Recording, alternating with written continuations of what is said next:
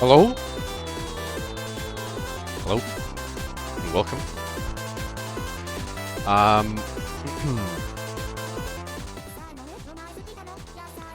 I am not I'm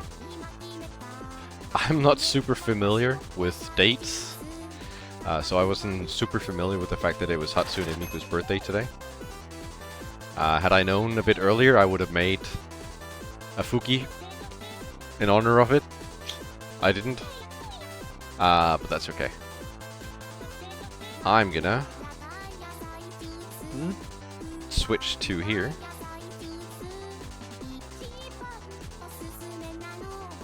And I'm gonna do this. Do this. Do this. And I think we're ready. Welcome everyone. Welcome Shinjuk. You are the first person to send a chat message.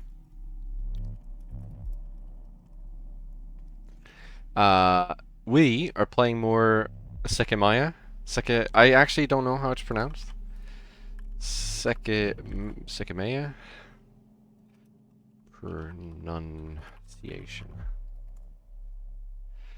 Pronunciation. An AI overview is not available for this search. Well, that's good. No one knows how to pronounce it. The Spun Glass game, we're playing more of this. It was pretty fun. It was very taxing on my throat, on my talking module. However, I will hopefully let that settle. I will hopefully deal with it. Let's go.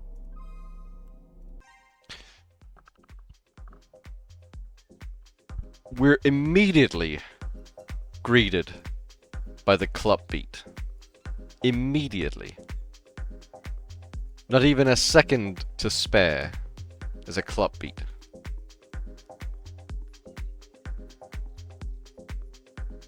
That's how you know. That's how you freaking know. It's Sekimeiya. You heard that in your nightmares? Did you dream you were stuck in a Minecraft building while the club beat was busting? What's this? I don't remember where we were. Oh, right. We stepped into hallway C for the first time. So we have now gone through all of hallway A. All the things here. We found out this room specifically... What the hell? Well, this room specifically was a bit special. And now we're going into hallway C, which is apparently also special because we're starting off with, what's this? Something immediately caught our attention. It's a suitcase, Katai. Yes. What is it doing here? We all approached it. Just like he said, a small and conspicuous black suitcase was lying in the middle of the hallway next to the wall. Let's see, there might be something inside. Cyan went ahead and unclasped it. He opened it up on the floor and exposed its interior. Nothing? That's disappointing. But I suppose otherwise they wouldn't have left it here. Did you see this when you looked through the security cameras? I'm not sure that's gonna happen. They do look sort of similar though, thinking about it. Wait, they have the same color eyes. Maybe you're onto something. But that's a very unique color as well. It's not brown, it's yellow. They have the same hair color, they have the same color eye. Maybe they're okay, hold on. Maybe he's not his. Okay, this is not a situation. This is a situation. This is a time situation. Katai is Sai from the future. That's what's happening here. Erina looked at Katai. The cameras in the hallway C hadn't been touched, so Katai should have been able to look through them. He didn't. Right, I would have told you if I had. I see. Does that mean it was left after we woke up? No, of course not. Did you not hear anything I said? He never looked through the cameras. You're still going with that? I guess you'll never change your mind. I understand you can't say that you saw this suitcase, since it'd be suspicious you hadn't told us. But you should give up on the lie. It's kind of pathetic. If you really didn't see this, it would mean that someone was here after or right before we woke up. It's not impossible, but I don't find it more likely than you lying. Katai looked at us. He was asking if we all thought the same, and no replies were heard. Look at where the cameras are positioned. A bit of smoke covered them, but not enough to block the image completely.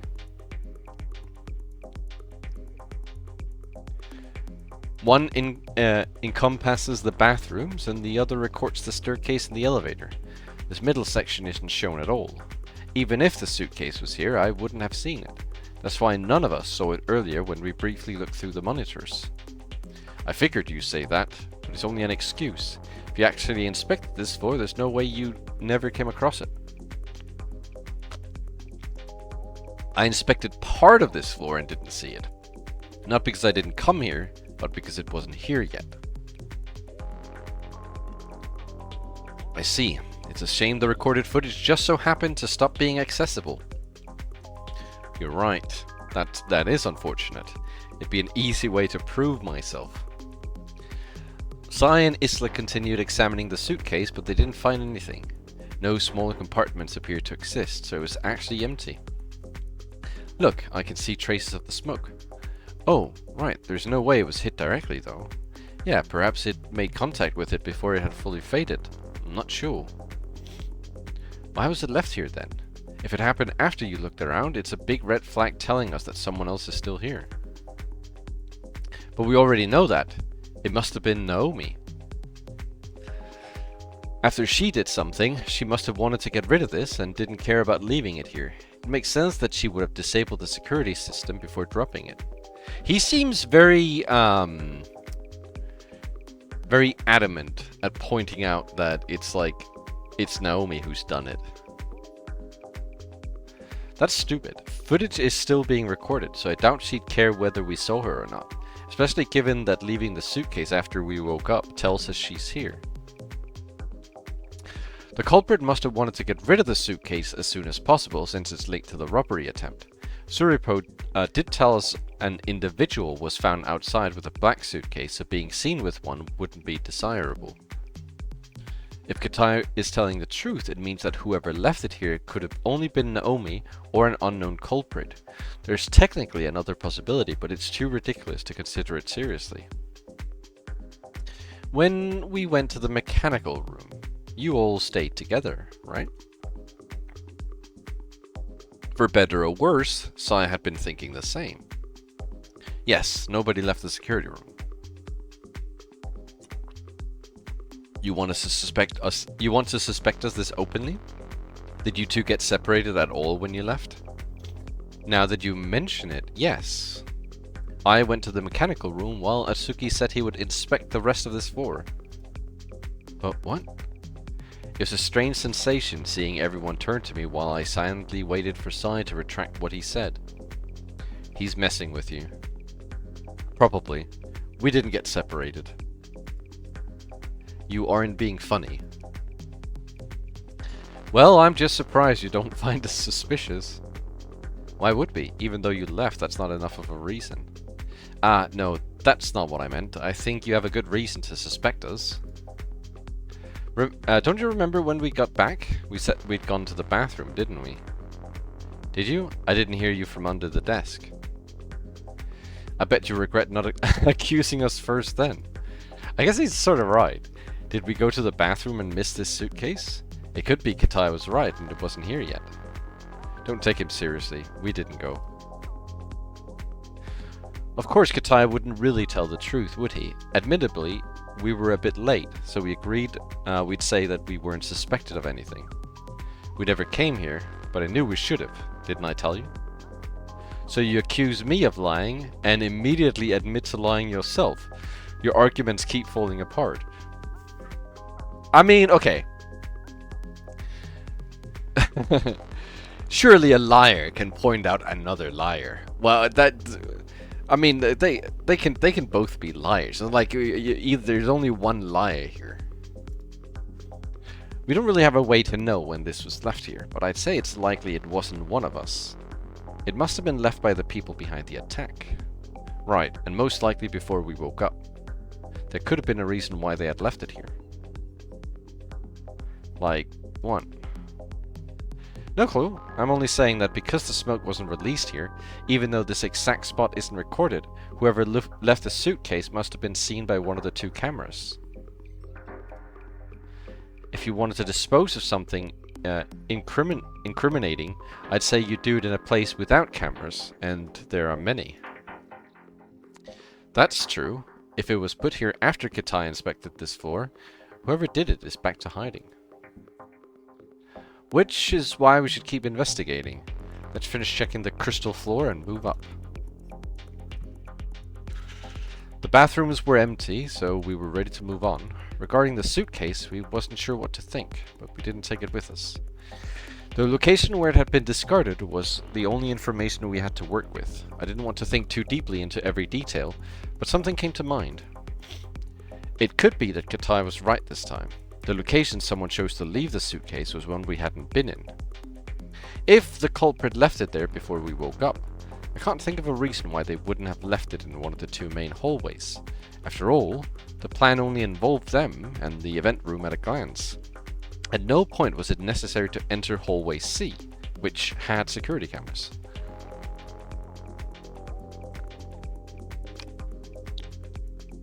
I felt someone might have been nearby and had known we hadn't yet been in hallway C.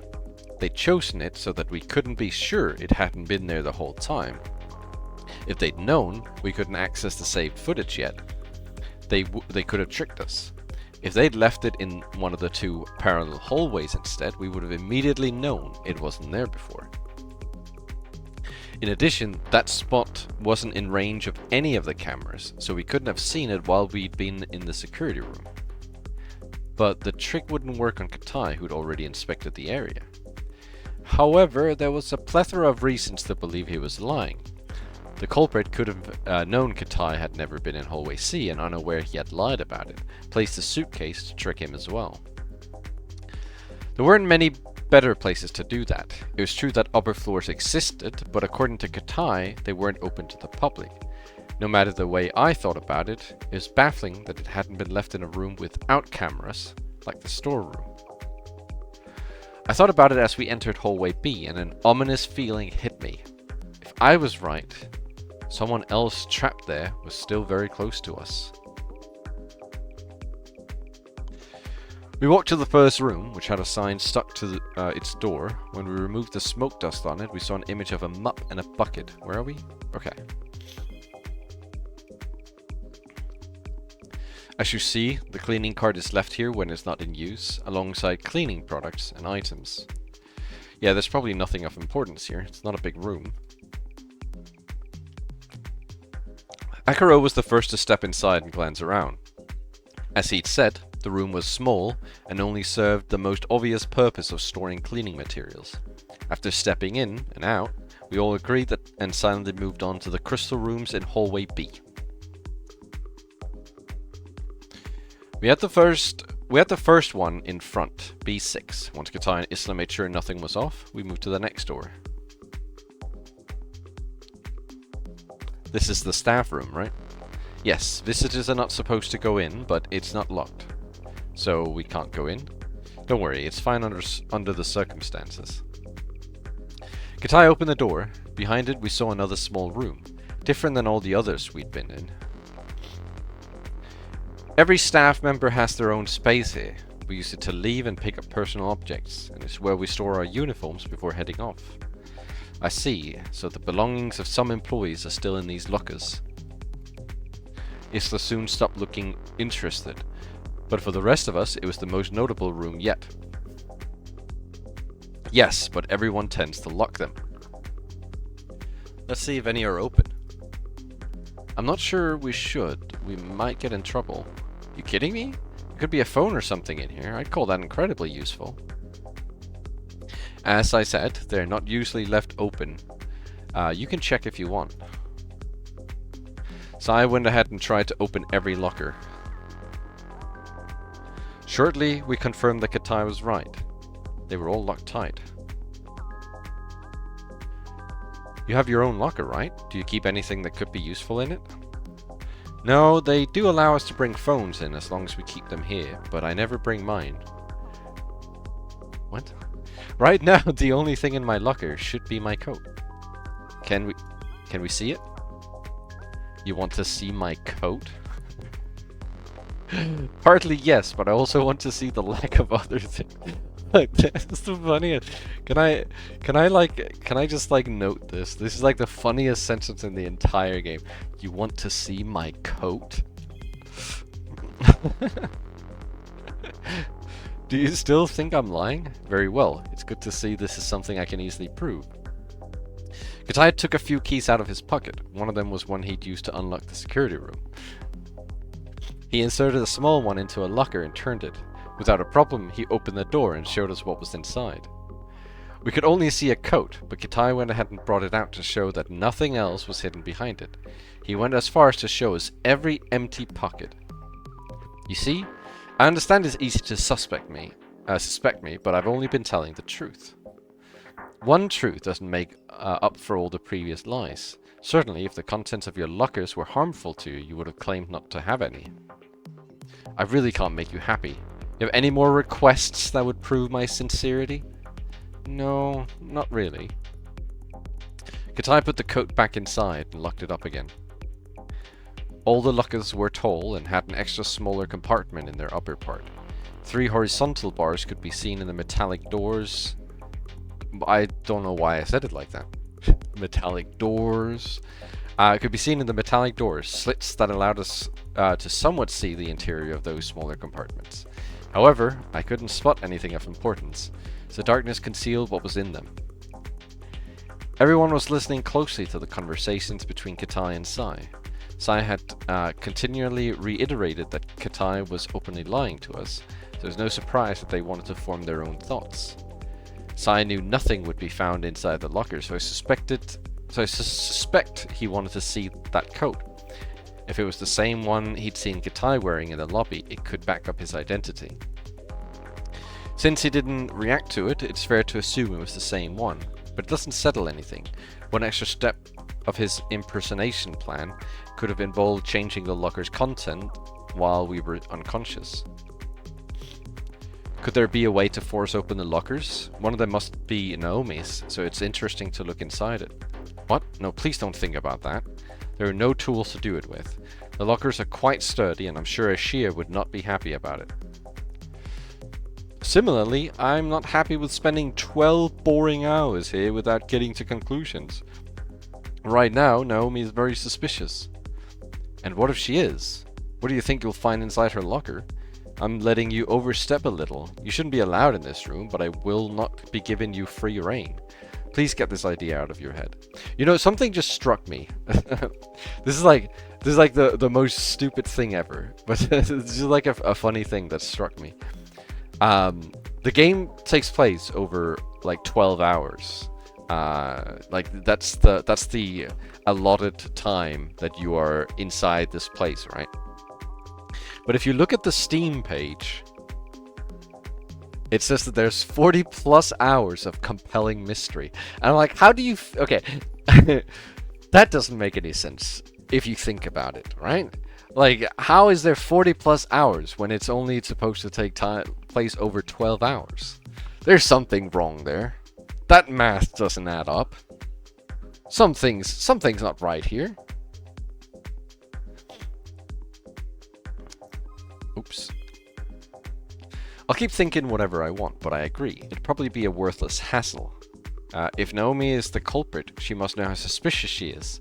So she wouldn't have left anything relevant in her locker. Characters, yeah. No, but like... Okay. I'm reading this out loud. So, what I'm reading is how long it should take. So if it's like 40 hours and I'm reading it, like I'm reading as if I'm having the conversation, right? It's not like the conversation is somehow taking longer. Like where does that other 28 hours come from? There's something wrong here. Something's amiss. This is gonna be time travel, isn't it? They're gonna go through this day like 8 times. But they can't even do that because it's 12 hours.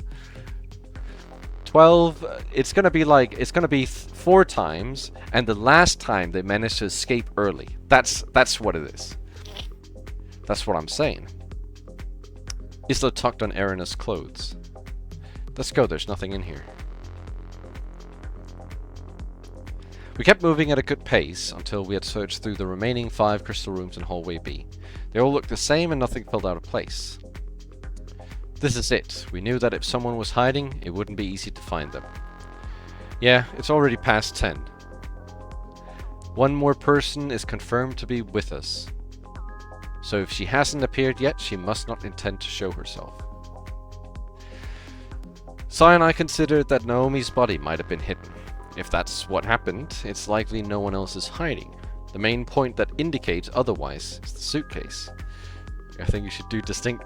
No, Peps, I did that for Raging Loop. I did that for the first, like, 3 streams of Raging Loop. And I actually had to stop because it was, like, it was killing my voice. Like, I'm not even kidding. The day after each of those days, my throat was, like, actually murdering me. Like, it was that bad. I had to stop. I guess maybe it doesn't... Hold on. Maybe it doesn't help that...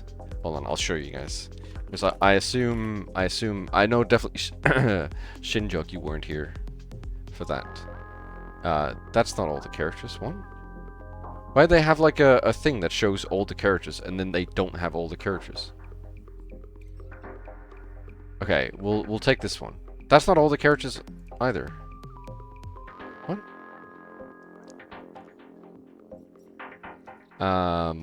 Okay, well, I know what I do.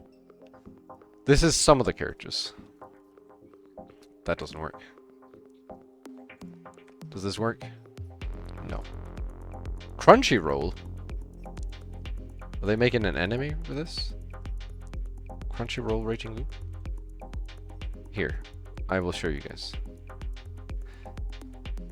So, these are some of the characters.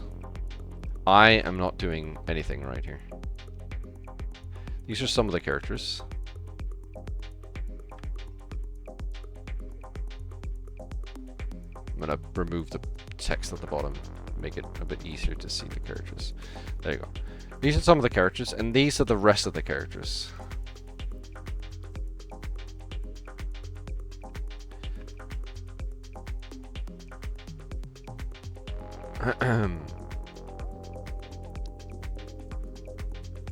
Okay, this is not great. What the hell? We don't need to see the werewolf. That's not like a character. So if we make this a bit smaller. Okay. I can make it a bit bigger. We don't need the names of the characters. These are all the characters.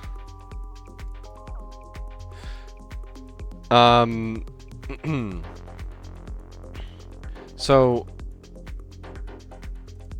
when is it showing up on stream? Oh, there we go. So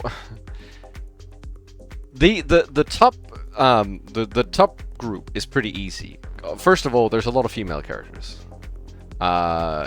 Specifically, there's 4 that are like, I guess, just normal female characters. Then there's a female kid, which is going to be very hard for me to make a voice for. Like a kid, right? First of all, a kid, but also a female. I guess if it was like a boy, I guess I could sort of justify it. But like a girl makes it really hard. But then there's also 3. Wait, how many? 4? 1, 2, 3, 4. No, sorry, 5. Like female voices I need to make that have to be unique. Then there's an old woman, like an elderly woman, that I also need to make a voice for. And I'll have you know, if I have to make a voice for an elderly woman, it's gonna sound like Marge from fucking CV's Tanjabot thing. And then there's all the million fucking male characters. 1, 2, 3, 4, 5, 6, 7, 8. 8 male characters that probably have like somewhat normal voice, and then the old man who cried wolf, who's like he's insane. And I have to like I'm not like, when I say insane, I mean like literally he's insane, and I have to I have to make a voice for him. That's fucked up. I had to do that for like, how many streams was Raging Loop? There was a lot of streams. It was so much. I guess I did. I didn't do it for every single stream. I had to stop. Like, I actually had to stop doing it in the end, because it was actually literally killing me. It was like basically, it's basically halfway through the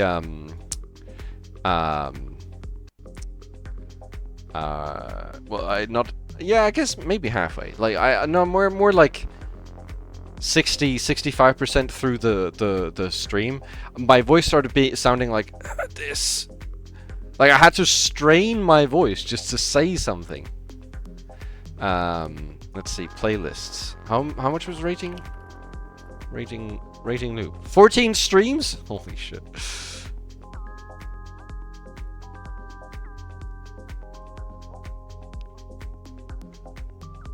Yeah. Oh, actually, not 14. 13. 13 streams. So I guess like 3 or 4 streams I did voices. That was a mess. It was so bad. Actually, that was like one of the worst things I did, was doing the voice.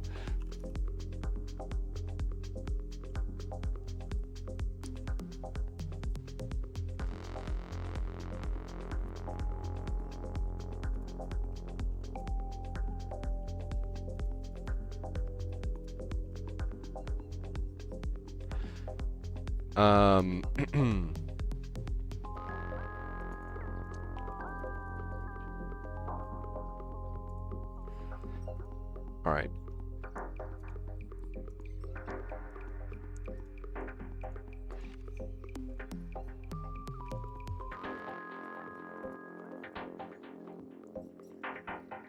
Hold on 1 second.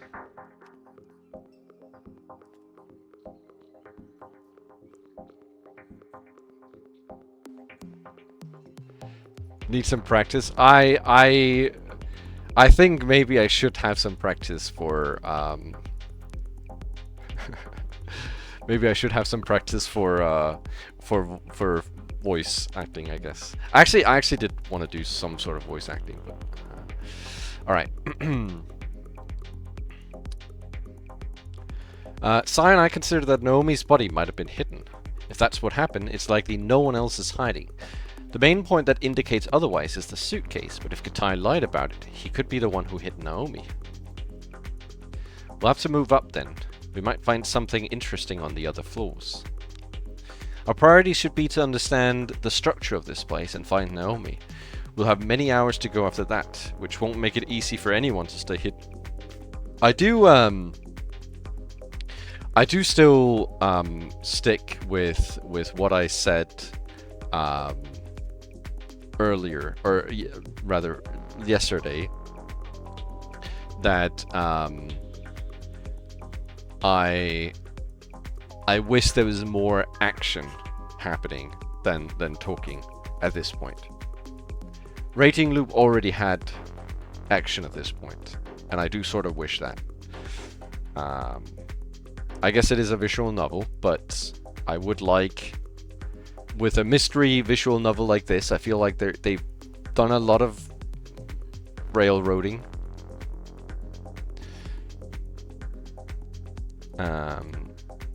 We approach the hallway C staircase. Yeah. Only employees ever go only employees ever go to the other floors. The structure of this building is like this. Right now, we're on the crystal floor. The 5 floors above us are offices, and they were empty during the attack. Why are there so many offices? When the structure of the building was first expanded, it served the purpose of containing many offices that worked for Ashia. This was before they thought of using the lowest floor as a sort of museum. That was the case for a while, until the perception people had of this place. I read perception people. I was like, holy shit, what people? The perception people. Holy fuck, they've got perception people? The perception people had of this place shifted to what it is now. The single remaining entity of Ashia in Yushibana and a tourist attraction point. Nowadays, not many people who work in the offices remain, and they closed entirely just this December. Ashia doesn't make much use of them anymore, so they might disappear and be reworked eventually. The 7th floor is the Ashia floor, also called the attic.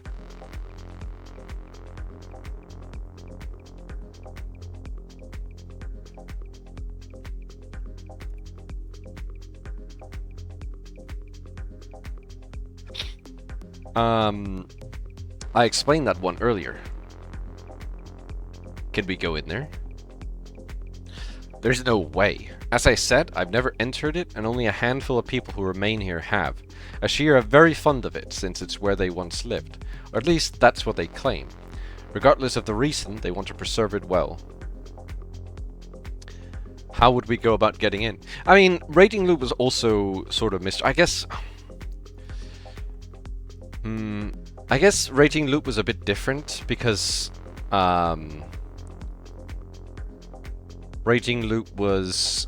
I don't know if you actually know Rating Loop, Shinjuk, but Rating Loop is like a... what do you call it? A deduction game. And I guess this is not really a deduction game. This is more like a... Well, it might end up being, but right now it's definitely not a deduction game. It's entirely... not deduction.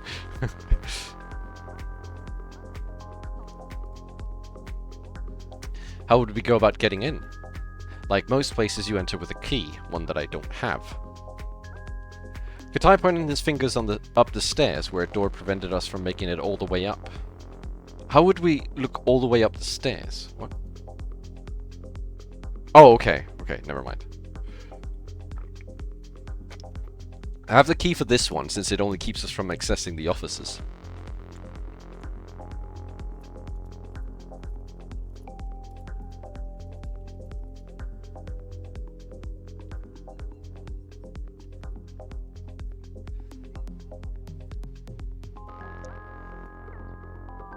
He walked up and inserted another key of his in the keyhole, as he'd already done twice. Yeah, there's usually... So, for example, in Rating Loop...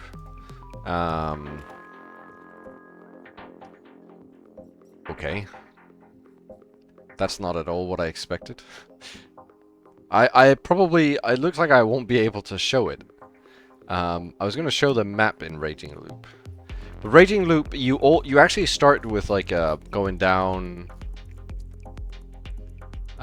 paths immediately. Now, I have played other... The way I'm talking about Rating Loop makes it sound like it's the only visual novel I've ever played. But it's the only visual novel I played on stream other than this one. That's why I'm bringing it up. I have played other visual novels. It's just that I picked this one, and the other ones I picked as well. I've picked specifically because I was hoping they had similar action levels.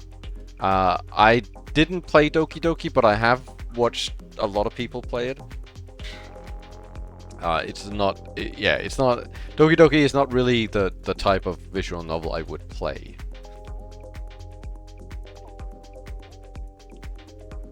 But it is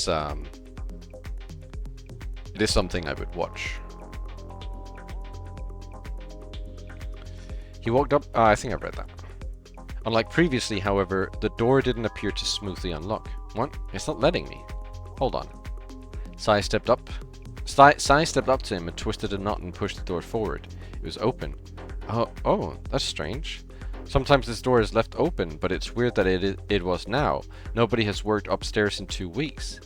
It's not really strange. Naomi also had the key, right? It just means that she probably opened it, or someone did with her key. If it was you, you're not very good at remembering whether you locked a door. I'll ask one more time so you guys understand it better. Katai, you did not see anyone when you looked through the security cameras, right? Correct. Then once again, that's strange. It's very likely someone unlocked this door and went through it. If they wanted to hide from us, they wouldn't have done so on this floor, meaning that it's likely they went up some floors before we woke up, and while you were allegedly in the security room. You won't stop trying to find ways to frame me, will you? You're wrong. They would have known I was inside the security room and must have only gone up when they saw I'd left it. Katai was right. Sai's thoughts operated under the assumption that Katai hadn't been in the room, so he hadn't considered that simple angle. Well, let's go up. I bet the person we're searching for is currently above us. We began to climb the stairs. Can't we take the elevator? There's a lot of stairs to get to the top, right? The elevator? I'm not sure that'd be appropriate. I'm actually surprised. Yeah, okay. I was about to say, I'm actually surprised they haven't even, like, just looked inside the elevator. Like, what if someone's hiding inside the elevator? Isn't that, like, a pretty decent hiding spot? Like, because you're not gonna take the elevator in a fucking situation like this anyway. There shouldn't be an issue. The elevator was fully metallic, so we weren't able to see inside without opening it. Next to it was a button to call it with, and nowhere did it indicate whether it was being used or on which floor it was situated. Katai called it quietly. Many seconds later, the button lit up for a second, indicating that the elevator had arrived. Then Katai opened the door, exposing an empty and narrow interior. It wasn't on this floor. It took a while, so it must have been pretty high up. Yeah, called it quietly. I'm not. Can you call it loudly? Like, how do you call an elevator loudly? Elevator! Elevator! Can you... Elevator! We need you! That doesn't mean anything, does it? It could have been up before today's event even started. You're right. Katai, do you happen to know where the elevator should have been? Not at all. I didn't have the night shift. I didn't see it being used. It'd be good to know when it last moved. Doesn't this elevator bypass the door in the middle of the staircase? Yes, it does. Then what's the point of locking it? I just said that it's not unusual for it to be left unlocked. In the past, when the offices were actively used, measures were stricter. Since nothing ever happened, everyone started to be more lenient, often leaving the door unlocked. A similar change occurred to the elevator. Look inside. We all picked in. What Katai was referring to was above the floor buttons. Keyholes. Need a key to make the elevator move? In the past, you needed the same key that opens the door to reach floor 2 to 6 from here. That regulation was removed since the door was continuously left open and there were some complaints about it being pointless. However, this other keyhole is still mandatory. To reach floor 7, the attic, a special key is needed. The same key that opens the door that leads up to it. So that's the only floor we can't get to at all? Right. Is there a button to... Skipping? No, don't skip. Is there a button to... Yeah, look at how much she smiles. She's so happy. What the hell? Like, she's incredibly happy. Unimaginably happy being in this elevator. Never been happier in her life. Isla hopped into the elevator by herself, causing Aaron to gasp slightly. This is interesting, actually. What is? Well, whoever went up to hide from us used the door instead of the elevator. You're right, they wouldn't have needed to. I don't think so, at least. If it's true that it should have been locked by leaving it unlocked, they're telling us they possess a key. Naomi wouldn't do that purposely, because it makes her suspicious. It's possible someone who's not a staff member unlocked the door. I see what you mean. There could be a reason why they didn't use the elevator instead. For example, well, if the elevator wasn't on this floor and the culprit knew it while they were in a hurry, they would have gone through the door instead of waiting for the elevator to arrive. I suppose so. It's a bit strange they didn't lock the door behind them, but there's any number of reasons for that. No? This should help us visualize this person's movements a bit more. Are we going to go up? Don't be impatient. We can't all go up at once. With Katai keeping the door open, I was able to see why he'd said that. Inside the elevator... Look at her now! Inside the elevator was a sign indicating the number of people that could board it before the wait could prove a problem. Only 4 of us can be inside at once. It's a fairly old elevator. So the stairs really aren't so bad, so let's walk up.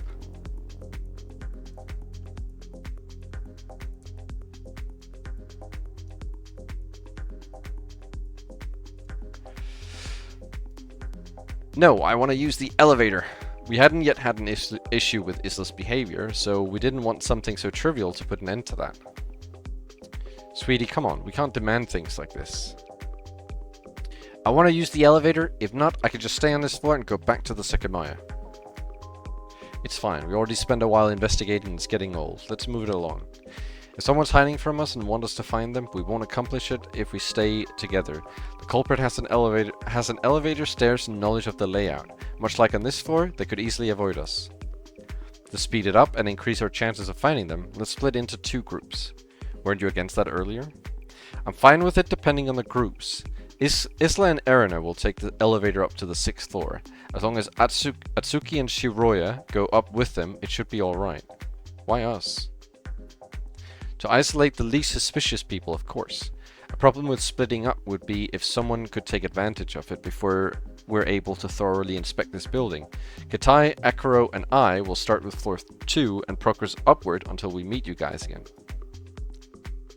Okay. Is that a good idea? Any reason why it's a bad one? It's fine by me, but we don't have to do it like this. We could use the elevator twice or simply take it to the 2nd floor. I looked at everyone else and their reactions indicated indifference toward size arrangement.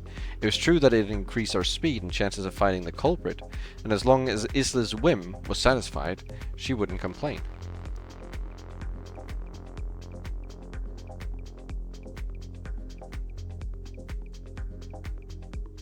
Alright, let's go. Sai went up the stairs and music disappearing. Sai went up the stairs and quickly disappeared from my field of vision. Akuro and Katai followed him, and I held the door.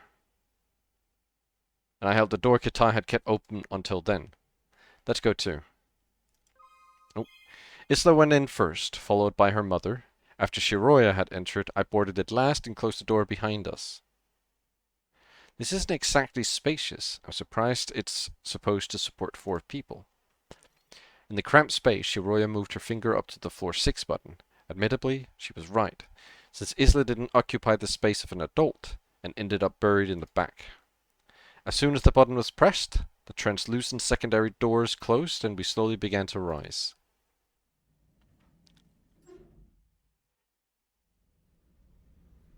What? Oh, the elevator didn't shake at all, so we only knew we were moving because of the screeching noise the ropes above us were making.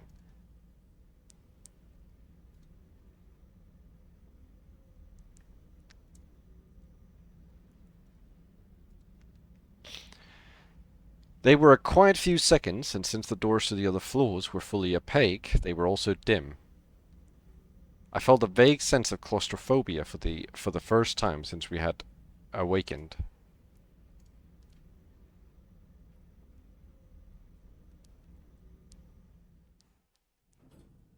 This is very strange. There's like no sound, no noise, nothing. Once the elevator slowed down and we were allowed to leave, I opened the door that would lead us to an unknown place.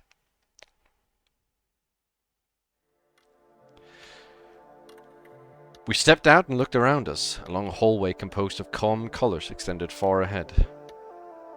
Is this really the same building? Compared to what we'd seen downstairs, it was far more pleasant. We even felt a slight cold breeze that alleviated some of the tension we'd been accumulating. More bathrooms? Since people used to work here, there might be 2 on every floor. Outside the elevator, we found ourselves in a wide corridor that only contained a few potted plants. At our right were the bathrooms and the staircase that led to floor 5. I suppose we should look around. The other 3 entered their bathroom, while I stepped into the men's by myself. Like the one on the crystal floor, it was spacious, but only contained a sink with a mirror, a garbage bin, and a toilet.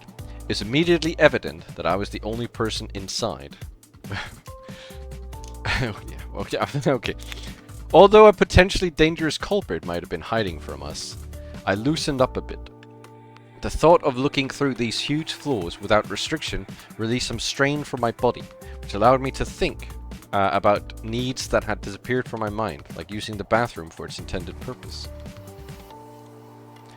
Outside, I found the others waiting for me behind the door, and we went ahead to see if anything of importance awaited us nearby. We turned left past the large hallway, and were met with a narrower path whose left wall was made of glass. What's this?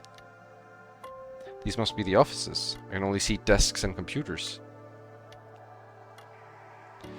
Shiroya felt the handle and realized the door wasn't locked. She easily pushed it open without making a sound and let us pass.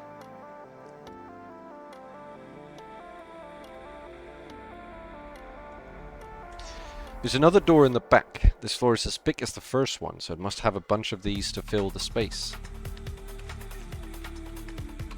Ista walked up to the far door and opened it. It looks the same. We glanced through it and saw a replica of the room. It looked identical down to the last object, with the same arrangement of desks and computers. There's another door here. We approached it.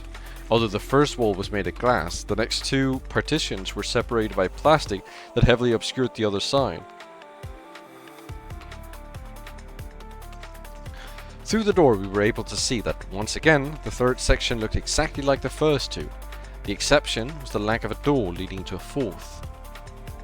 Even though the initial concept of inspecting a huge building had sounded somewhat involved, the layout made it a trivial task. There's nothing here either. Let's look around for a bit. I doubt it, but we might find something. Yeah, let's see. We dispersed ourselves throughout the 3 large partitions, and I was left with the 3rd one.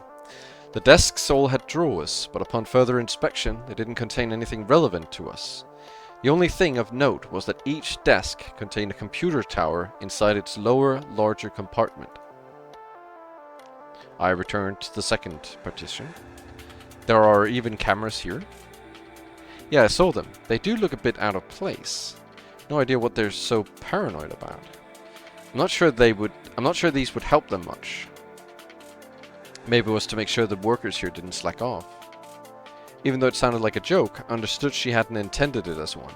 After all, in the 2nd and 3rd partitions, you couldn't be seen from the outside. The wall covered the partition's sides, and a cloudy white one kept them from seeing each other. It was a pretty cramped place, and I couldn't imagine myself working calmly with that camera pointed at me.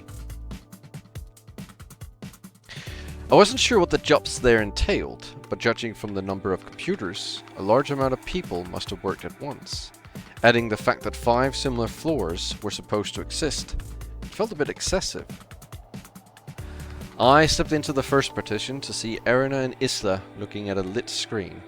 Upon noticing me, they were the first to speak. I powered on this computer, but it's taken a while to boot up. On the screen I could see a progress bar that was nearly finished. I was briefly worried that Ashia would review the footage of us using the computers. It wasn't like they were doing anything illicit.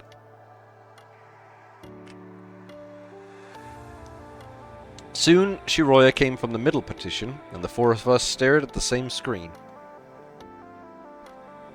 Found anything? No, and I don't imagine we will. I see. I haven't either. Isla was mimicking what she'd seen Shiroya do, opening and closing the drawers. She appeared visibly sad when the last one still contained only pens and paper. Visibly sad? What the hell? Oh look, I doubt we'll be able to access anything. On the screen were 2 text boxes demanding a username and a password. Without them, we wouldn't be able to look at anything. That's unfortunate. Just in case, I tried inputting common default information, but nothing yielded a positive result. Yeah, these won't be of any use. I gave up and straightened myself. Let's keep going. The lower floors will probably be the same, so we'll go through them faster. The stairs leading to floor 5 were next to the elevator, but let's see what's on the other side first.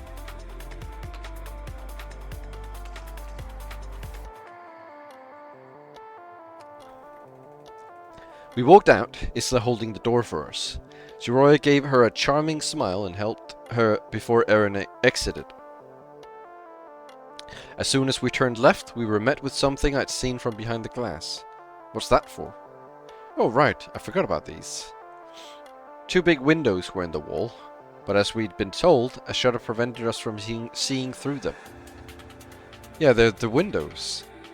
These are the same kind of shutters as the one in the lobby. Isla made a thinking sound. A thinking sound? What? I also hadn't thought of the windows.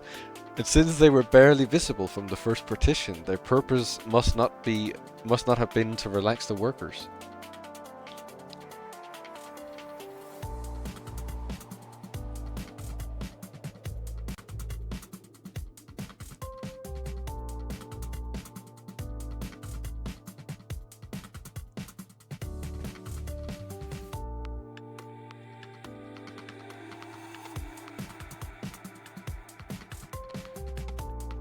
Impressive. Yes. I remember seeing them from outside. Yes, they should be facing the front of the tower. We'd normally be able to see most of your Shibana from here.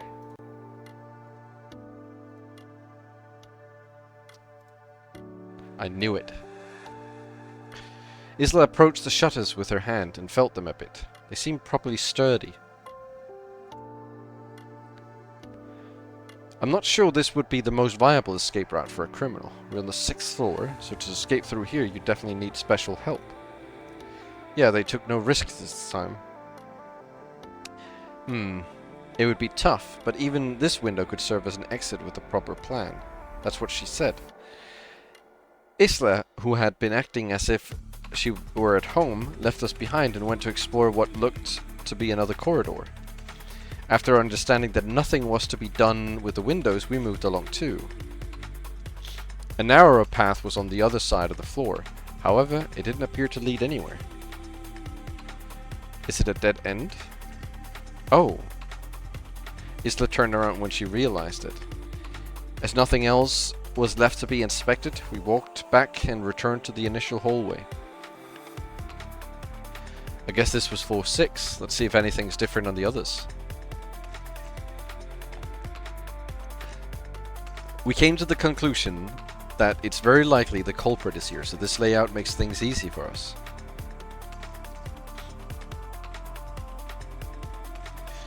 We arrived on floor 5 in silence. It looked very similar to the 6th and had the same bathrooms at our right. We looked at them while making sure nobody could sneak past us and go a floor up.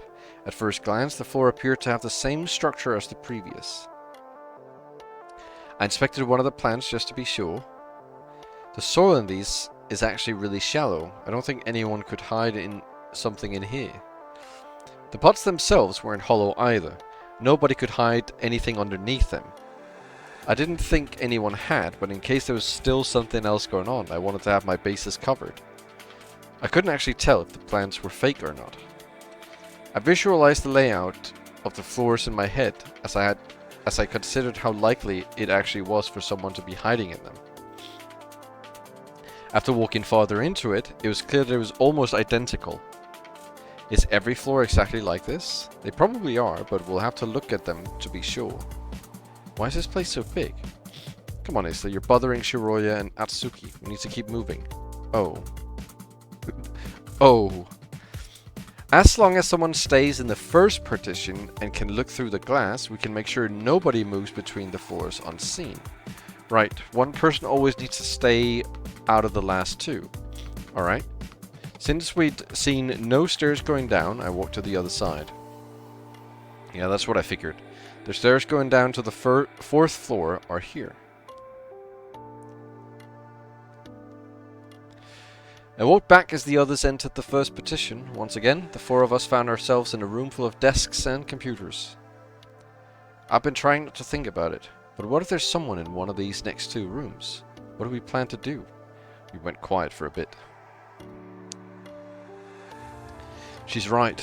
We've been going about this with a light-hearted attitude, but things can change drastically in an instant. We don't know what we're up against, but the truth of the matter is we're in a dangerous situation. Maybe we should just stay put? Without Sai around, that sounded a lot smarter. Erina had been playing along with us, but she was almost definitely afraid something could happen to Isla. I doubt they'd want to hurt us, but with Akuro, our only physical advantage is that there are four of us. Although, I guess if someone's hiding, nothing guarantees it's only one person. Well, well, well, if it isn't Ratty. I was hoping you wouldn't show up while I'm playing a visual novel.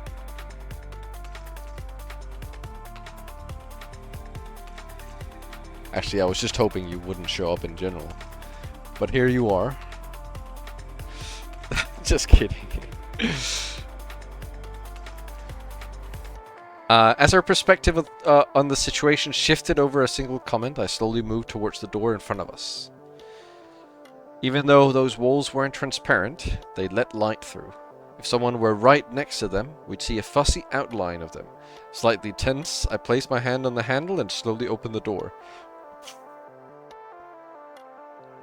I don't see anybody. I'll check the last one. Shiroya kept the door open so that my voice could still reach the first partition. I grabbed the next handle and pushed the door forward. It's empty too.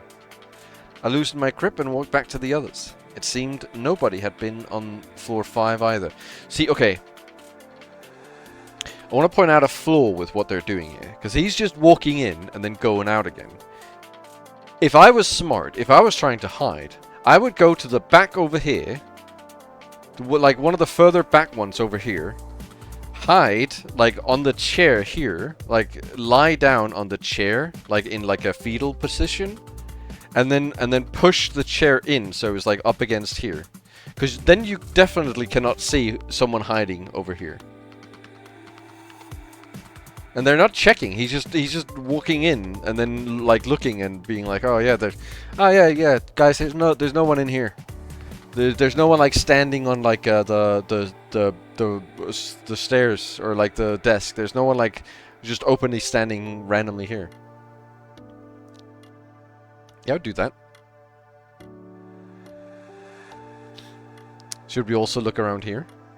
We probably won't find anything, but I think we should. Okay, never mind. Okay. She's smart. She's smart. I agree, we're not only looking for people. In the instance that the culprit wanted to get rid of something, like they probably did with the suitcase, they wouldn't have many places to do so. That's true, the Crystal 4 had a simple layout. But these are even worse. If you wanted to hide something here, you'd only have these drawers. That's what I mean. Someone was... well, you could hide something in similar fashion to what I mentioned. You could hide, like, something on a chair, like a bunch of things on the chair, or like in front of the screen. I don't know if it's like Umineko. I honestly, so far there's been basically no action, a lot of talking, and nothing's really happening. But I am very excited for when I hit the point where something actually starts happening. Because like there's a whole search system where you need to search for things you've seen. Like there's this whole system, right, where you can like search for things you've seen. Which is really cool, but there's been no use for it yet. There's been zero use for it. There's been literally no use for it so far. And there's like notes as well, but again, no use for this either. Yeah, if you're a fan of nothing happening, this is the game for you. I am excited for the notes to actually be important. But I haven't written any notes so far because the biggest note I had like the best note ever. I was ready to write it, so I went into the notes thing and I was ready to write it, and then I continued a bit, and then the guy was just like, he just brought up the thing that I wanted to write as a note. He was just like, oh yeah, and then blah blah blah blah blah blah blah. I was like, okay, well, that makes my note completely useless. You don't write notes about things they are already fucking talking about. That's what I mean. Someone was likely here since that door at the stairs was unlocked. So let's see if we can find something. Isla took that as her cue to start opening all the drawers. Again, I went to the third petition and Shiroya stayed in the middle one. Opening every drawer was all I could do. There wasn't anything under the desks that could hide something. Yes, there is. The chairs? What? And the floor had nothing on it but cables. In less than 2 minutes, I could be sure that nothing of importance existed in that section of floor 5. I left it to find Shiroya nearly done with hers. Nothing, I imagine? Yeah, I looked at some of these papers. I don't think they have anything to tell us. Some were financial reports, but others I didn't understand at all. That's about what I saw on the other floor. I tried not to look at them too much since the camera was right behind me. Oh yeah, they'll probably look through the footage to make sure nothing strange happened. She apologized, facing the camera, before opening the door to the first partition. She might have been doing better than I thought, gradually moving back to her usual persona. I smiled at her and went through the door she'd opened, calmed by the thought that my worries about her had been overblown. Are you done? We didn't find anything. Neither did we. We can move on then. If the other group went at the same pace, we should find them on the next floor. We were about to leave when a sound alerted me. A vanishingly faint but deep noise that lasted almost 2 seconds was very slightly audible from where we were. Two of us visibly reacted at the reminder that our situation was uncertain. And hearing it after moving, through 2 harmless floors amplified its effect. Isla, however, appeared unfazed. Perhaps ignorance was bliss, but it seemed like she had no concerns whatsoever. Finally, something is happening. Did the egg hatch yet? No, the egg has not hatched yet. You guys heard that, right? I didn't hear anything. I'm not sure I did. What was it? I don't know, but I heard it too. It was quiet, but I think it came from this floor. Shiroya and Erina looked a bit unnerved and focused their hearing in case something else made a noise. It must have been the others. I opened the door. I wanted the initial inspection to finally end, to permanently release the stress I've been building up at the concept of someone hiding. I realized Erina and Shiroya were coming along. We only had 2 directions to choose. I hadn't made out the origin of the sound. However, since the right path led to floor 6, it was fair to assume it had to come from the left. Erina quickly checked the right hallway and indicated that she hadn't seen anything. As I reached the end of the glass through which Isla was watching me, I peeked into the next corridor. I don't see anything. Shiroya looked too and saw the completely empty path. It might have come from floor 4. Possibly. I couldn't tell. We entered the first partition again, where Isla calmly sitting on a rotating chair and staring at our distressed faces. Do we keep going? Yes, and we need to ask the others what that sound was. All of us felt it appropriate to exhale. I have a feeling they're going to ask the others, and then the others are just like, oh yeah, that was just like this guy, he dropped like one of the monitors. It was nothing. Guys, nothing ever happens. Nothing ever happens. If this is literally 40 hours of nothing ever happened, I'm going to be fucking upset. All of us felt appropriate to exhale, however, Isla disagreed. You don't need to look so worried. Nothing bad will happen. I would always have imagined I'd be the one saying that in a time like this. Believe me, there's no reason to be scared. Any particular reason you're saying that? I know nothing will happen. We just need to wait until we can leave. Shiroya stared at us skeptically. She knew optimism was great when it hadn't failed you yet. You're probably right. We only got caught up in an inconvenient situation. Yeah, we'll be back home in just a few hours, so let's just back down already. If nothing else, her playful smile made it clear that she was aware she was being unreasonable with that last part. Her high spirits were genuinely impressive. She might be, honestly. Anyone fucking could be at this point. Everyone's fucking stupid. I hate everyone.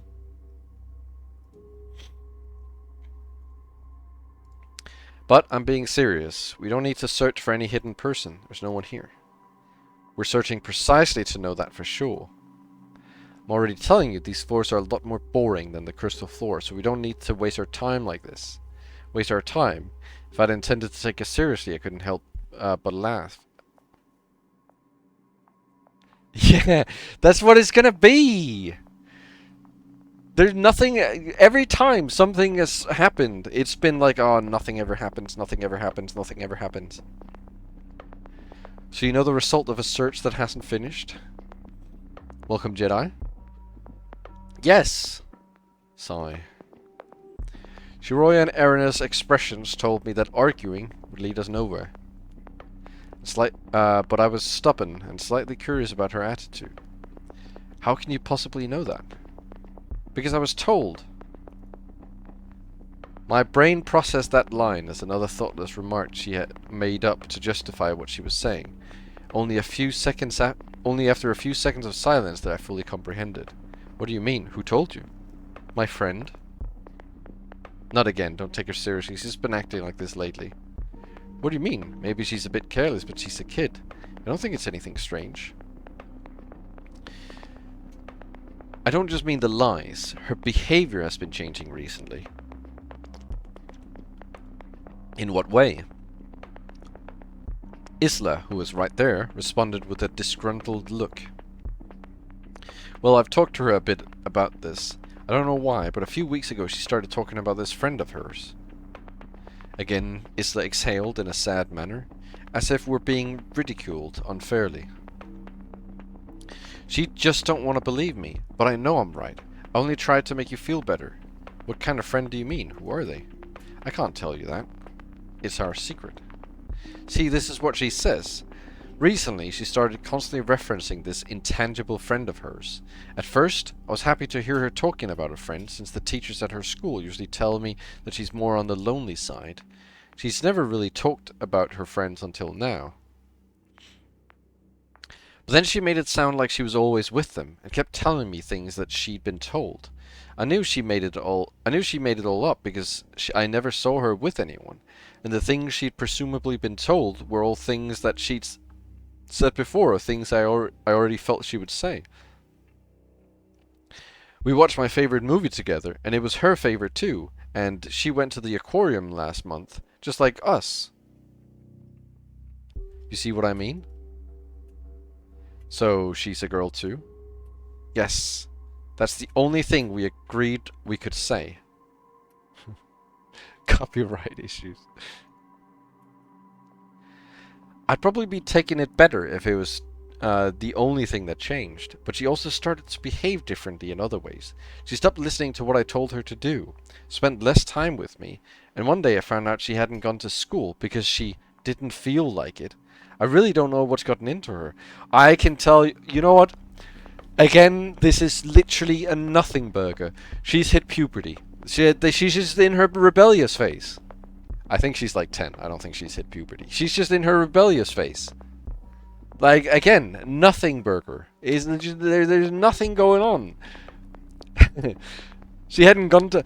Oh, this is... Oh, man. So, making such a big deal out of this because she doesn't want to go to school? That's it? That's what we're doing now, is it? We're really making a huge deal out of it. Because she didn't want to go to school. An imaginary friend at her age isn't too strange, but it makes me feel a bit uncomfortable, especially if it comes with so many more changes. Why won't you believe me? She's real, I keep telling you. I don't think you need to do anything about it, do you? Let her have fun with her friend. So she told you that everything would be fine and that we'd make it out safely, right? Yes. I believe you. There's nothing wrong with what you're saying. Thank you, Tanya. So how's she handling this? Did she like the Sekimeiya? Isla looked confused, as if she was betrayed by the first person who'd accepted her. No, of course not. She's not here, right? Oh, I suppose not. She told me that we'd make it out. She told me that we'd make it out safely before we came to the tower. What? I thought she was imagining. What are you trying to say? What exactly did she tell you? You shouldn't listen to her. Don't you see this isn't something to take seriously? I've tried it, but it's pointless. She told me that something would happen in the tower, but not to worry. She said that if we stayed calm in one place, nobody would be hurt. And she promised I'd be able to see and touch the Sekimeiya. So she was right, wasn't she?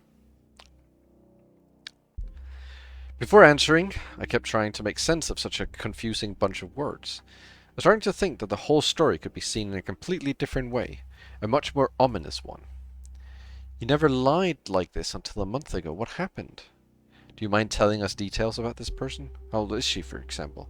I won't tell you anything. That's what we promised.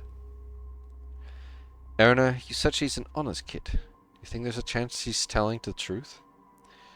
I understand you think that, but no. I'm sure that she's lying. She always makes it sound as if her friend lives with us, but of course I know that's not possible. We live alone. Isla, we're talking about a human person, right? Yes, animals can't talk. Right, you got me there. She was clearly unhappy with our reactions, but we had no other way to respond to what she was saying. Obviously, no friend would appear out of nowhere and start living with you. If that was what Isla claimed, then I agreed with Erina's conclusion. So what did she tell you about today's incident? Any more details? Why would I tell you if you won't believe me? She couldn't come, so she said that even though she didn't know how it would end or how long we'd stay here for, she'd wait for me at home.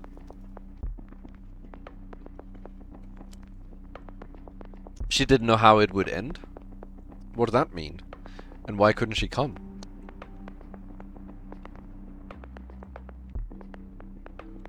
She can't see the future. She was right about a lot of stuff, so I trusted her, and today she couldn't come here because I was supposed to. Because I was supposed to. You were supposed to? What does that even mean? I was supposed to come here, right? We planned this thing since the Sekimeiya was announced, and I was really excited, so you even let me skip today's classes. If she had come, you would have seen her, so that's why she couldn't. Alright then, I apologize for putting a damper on your fun. Don't worry about that. What matters is that nobody else is here. We don't really need to keep searching. Is that something your friend mentioned? Did she tell you the people who would get trapped? Maybe. I'm not really sure if I should tell you, but she didn't say a lot about it. It might be helpful, so we'd appreciate it.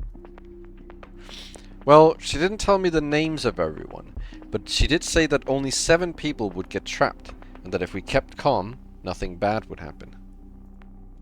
7 people, but Naomi must also be here. She wanted to be helpful, so she told me as much as she could. She said it'd be me, Mum, 3 boys and 2 girls, and that they wouldn't be bad people. Come on, Isla, how can you possibly explain her knowing that? She's very smart, a lot smarter than me, but she was wrong here, so I think so I think I might not be remembering right. Yeah, according to her, 3 men and 4 women would end up trapped. As things are right now, it's 4 men, 3 women, not counting Naomi.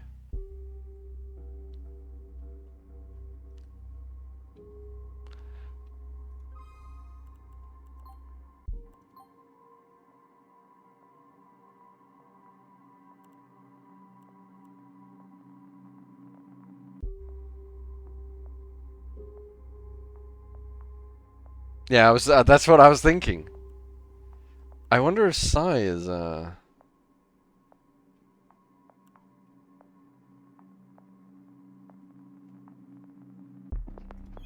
well, I guess we'll find out. That's true, see? If she was wrong about this, she might have been wrong when she said that nobody else would get trapped. But no, that's not right. I might be wrong about the number of boys and girls, but I'm sure she said that only 7 people would stay. Listen, we can't stop searching because of what someone told you before we came here. She couldn't have known anything, don't you get it? But she was right, we ended up trapped and it's 7 of us. She even said that all the windows would lock down. I'm very confused about this. Are you just making this up for fun? Because there's a very select number of people would have known about the alarm's existence. If she really said that, could it be that your friend works here? No, that's impossible. I won't say anything else, or it might put her in danger. You can believe what I said if you want. Standing up from the chair, Isla reached for the door and left. Despite all she'd said, we still saw her leaving her alone as dangerous, so we followed her toward the 4th floor. What the hell was all of that? There really are only 2 options. Either Isla is lying, or someone who knew the attack would happen had been in contact with her. I'm not sure I want to believe her, but I think it's much more likely that the first option is correct. Creating an imaginary friend and making up all sorts of lies and excuses to justify their existence isn't the most uncommon behavior. But some things she said are really strange. If she was trying to justify her friend's existence, why would she purposely list out the number of men and women incorrectly? And given how likely it is for Naomi to still be here, why would she claim otherwise? Wouldn't finding Naomi disprove her friend? If someone told Isla about the alarm, they had to work here. We've been told multiple times that very few people know about it. Overactive imagination. Probably. It's very likely. I guess another possibility is that Sin found out about the alarm and its features. Isla did say that her friend doesn't work here. Now the big question. Why would Sin make contact with Isla and tell her all that? What's there to gain? And why Isla? There's no way her friend lives with them, like she said. That would mean that Sin instructed her to lie about her friend's identity, so that the actual person couldn't be found. But why the hell would they let her speak about it all, instead of telling her to keep fully quiet? Isla told us that she promised her friend not to reveal information about her, but it doesn't seem like they agreed not to reveal information about today's incident. I have no idea what anyone would have to gain by telling Isla about any of this, but if their intention was to manipulate her actions in some way, there has to be a very important reason.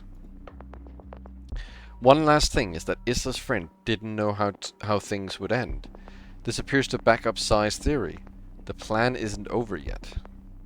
However, she also said that she didn't know how long we'd stay here for.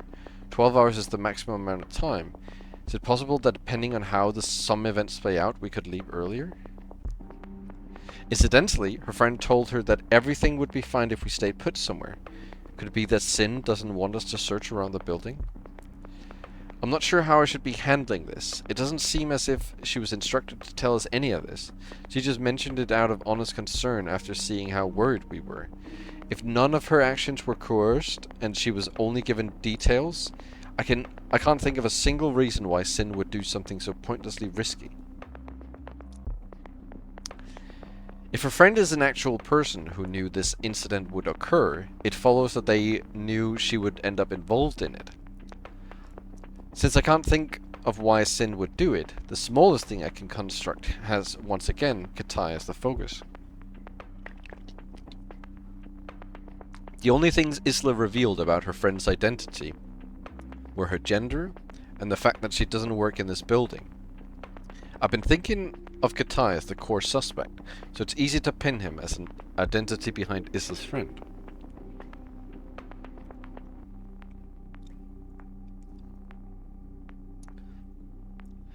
If he instructed Isla to make sure not to reveal his identity, she would have called her friend a girl, and the one thing she would have denied would have been them working in the tower.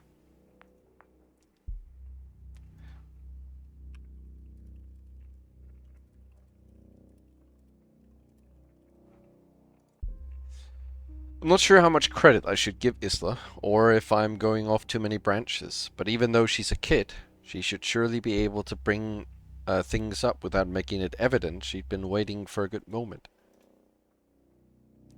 I have no idea what any of this accomplishes, but since only some Ashia workers should have known about the alarm's existence, only they, or an attacker with inside information, could have been in contact with Isla.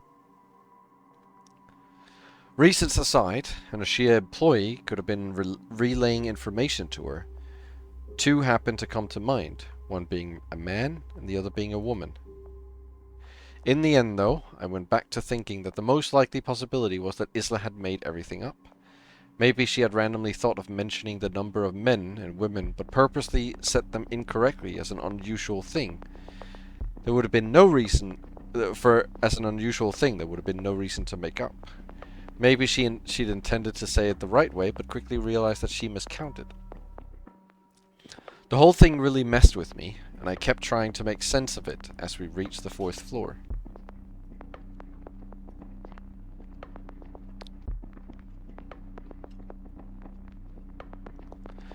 It appeared desolate as soon as we arrived. The chances of finding people increased with each floor, so with a bit of precaution, we moved toward the offices.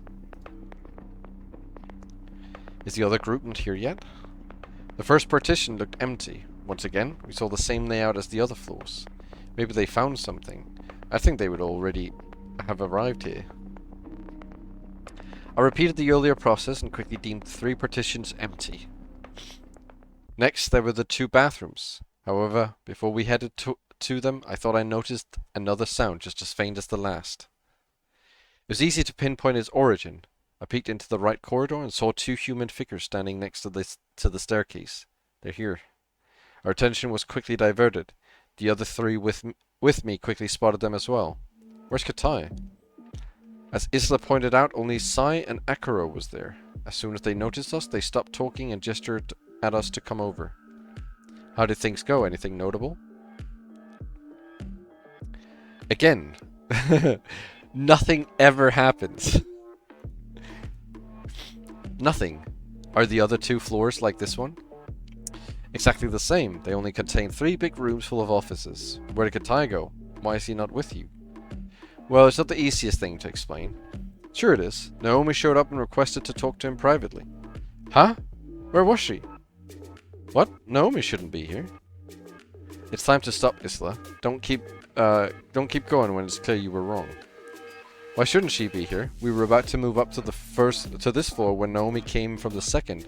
I'm positive she came from the stairs. From the stairs? Shouldn't you guys have inspected floor 2? We did. It's very possible she was on the crystal floor since there was no place to hide on the 2nd one. And she voluntarily appeared to talk to Katai? Pretty much. It looked like she wanted to talk to Akuro first, but as soon as she saw Katai, she forgot about him. Well, she approached me first because I was closer to the stairs. Then they went down to talk. Yeah, we finished up floor 3 and have been waiting here since we looked at the 2 bathrooms. They left about 15 minutes ago. Did you not try to follow them? What do they want to talk about? Naomi went ahead and asked us not to follow them, so unfortunately I had to abandon my plan of tacking along. Realistically, if they had made sure they were alone, we couldn't have done anything to eavesdrop without being noticed. The quarters here are pretty tight. Yeah, I mean, that makes sense. It sounded like they wanted to talk about confidential matters. When I first saw Naomi, I got really surprised, but she must have been even more than me. She looked preoccupied and determined at the same time, and that's how she was when she insisted that Katai talk with her privately. I see. We were debating the contents of their discussion just now. I gave Akira the rundown regarding Katai, and he really hadn't considered anything. I still think you're overthinking a few things, but I can't deny that they're the two most suspicious people. Sai really thinks they're up to no good.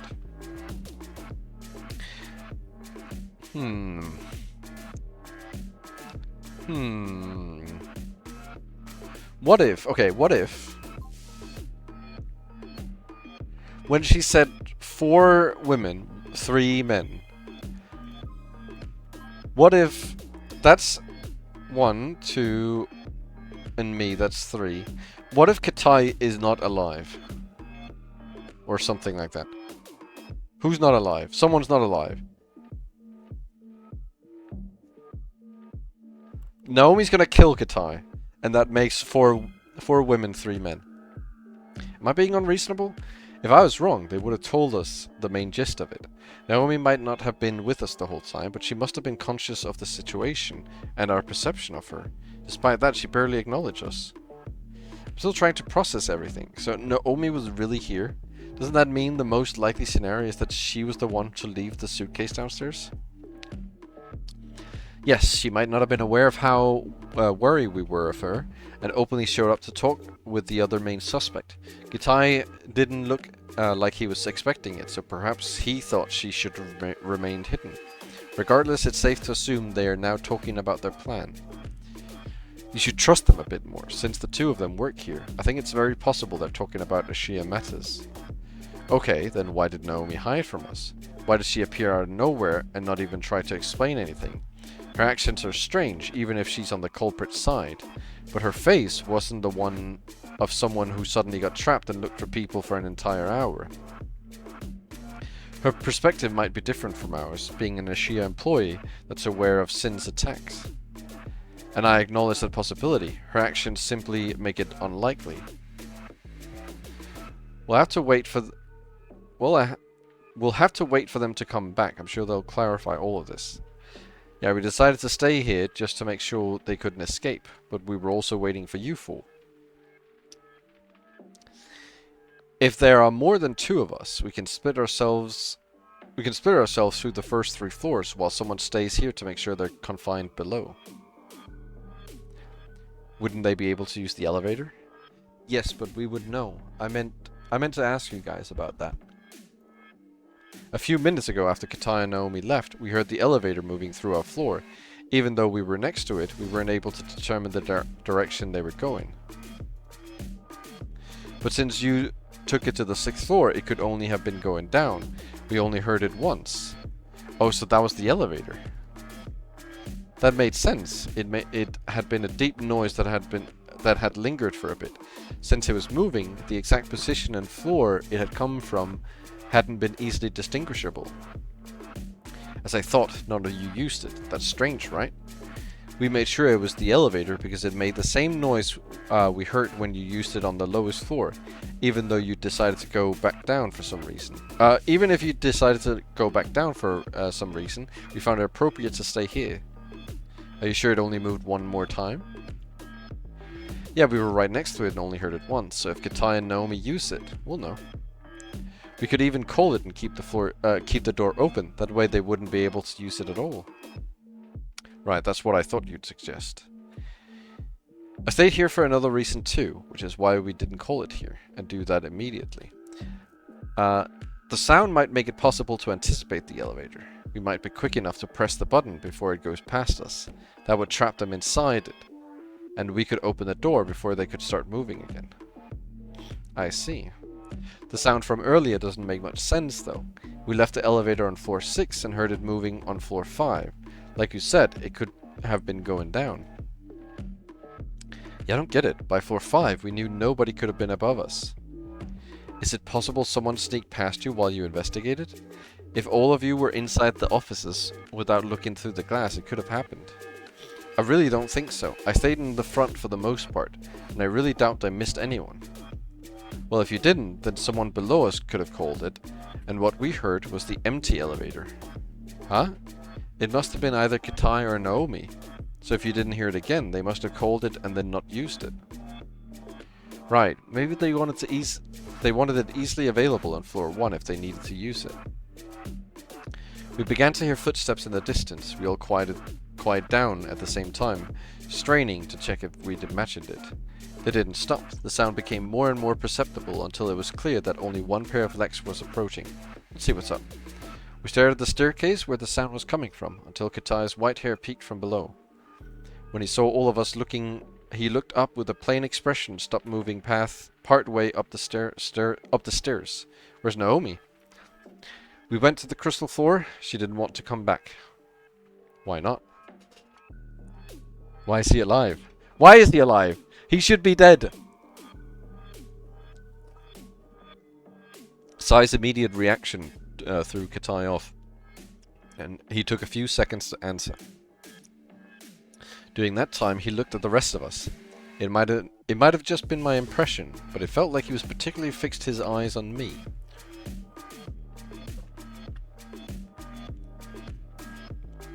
She didn't explain it. I asked her to come since I knew I'd be suspicious otherwise, but she refused. She left the room where we were, and I stayed there a few more minutes, sorting my thoughts out before returning here. What did you talk about? About the incident, of course. It surprised me a bit, but her intention was to clear her name. She told me she hadn't done anything. That was what she wanted to talk to you about privately? Yes, I didn't believe her though. You didn't? No, her words sounded forced, as if she was trying to cover herself up with lies. I know you've been suspecting me, but I know I'm innocent. My main suspicions were directed to Naomi from the beginning. She saw her explanations weren't working and refused to appear before you all. She must have tried her luck with me, because we've worked together for a long time. So you're the only one she wanted to convince? Yes, I don't know why though. Even if she'd achieved that, it's not like she could have convinced the police. Hearing her justifications made me even more convinced that she's involved in some way.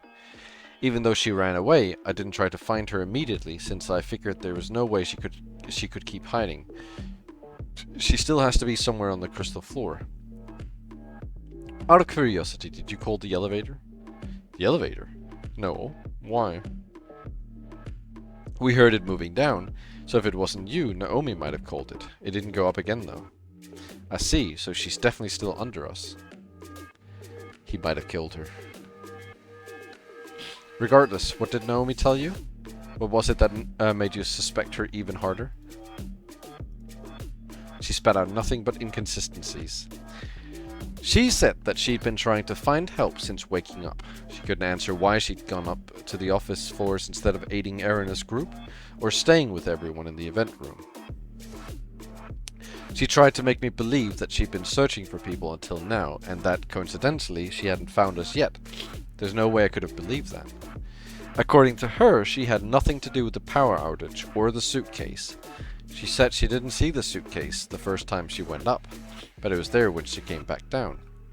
I assume you didn't find anyone, naturally. Right. Then that has to settle it. If nobody else is here, only she could have left the suitcase in hallway C. She almost broke down as she thought of more ways to explain herself. You'll see when we find her. By the way, when the elevator moved, could it have been the higher group? Couldn't it have been the higher group? Us? No, we didn't use it again. Is that so, and you didn't get separated? Again, he said that while looking directly at me. No, we stayed together until now. Are you sure? Why are you being so insistent? Do you have a reason to think we split up? Oh no, I don't think so. Forgive me, Atsuki. What the hell was up with him? That had sounded like a taunt without feeling like one. His behavior toward me had changed in some way. I didn't know the reason, but it felt like he was trying to incite me to say something. I'm sure they didn't split up. The four of them came from floor 5, and nobody could have gone past us while we were investigating floor 2 and 3. Welcome, Pumpful. There's someone who's familiar with the visual novel streams aka, I guess it's just been one stream, but you get the idea. The visual novel stream.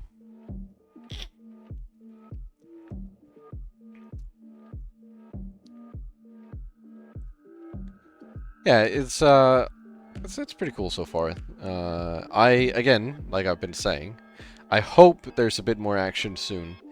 It's a bit bothersome that it's just like this. As if we're all conspiring against him, he turned around and stopped moving.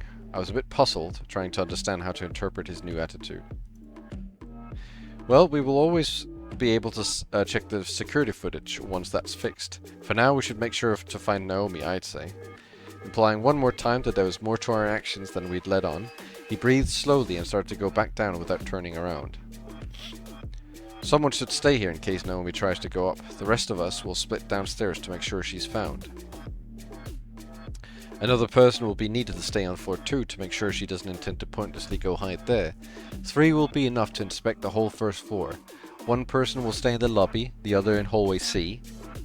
The last person will check every room in both hallways. She will not escape.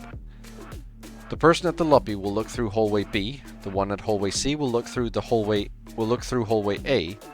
This time, Naomi won't be able to cross between hallways. Let's go. I'll stay in the lobby and check the mechanical room. Alright, that doesn't sound bad to me. I'll look through the rooms. I think I should be the one to do that. Isla and I will stay here since only 4 people are needed. We'll keep watch at the elevator. No! I'll look through the rooms too. Be a bit cooperative, Isla. I think staying here would be better for everyone. As if she hadn't heard her mother, Isla ran down the stairs. Instead of trying to convince her, the others thought it'd be better to follow behind. Shiroya, Sai, and I were the ones without an assigned position, which left us unaware of what to do. It's not ideal, but I'll quickly check through floors 3 and 2 with Akaro's help, then stay in hallway C. You two make sure the elevator doesn't let Naomi escape. Without waiting for a reply, Sai left both of us on the 4th floor, all by ourselves. Music dying down. Is it about to happen? Alright then, here we are. Hopefully they can find her and clear everything up. I can't imagine Naomi hiding from them unless she knows about some secret spot. Yeah, it won't take very long either. I'm curious to see what'll happen. It's unfortunate she showed up while we were in there. But it's very likely she actually did appear, since the 3 of them would have no reason to lie together. Were you thinking that maybe Naomi was never there at all?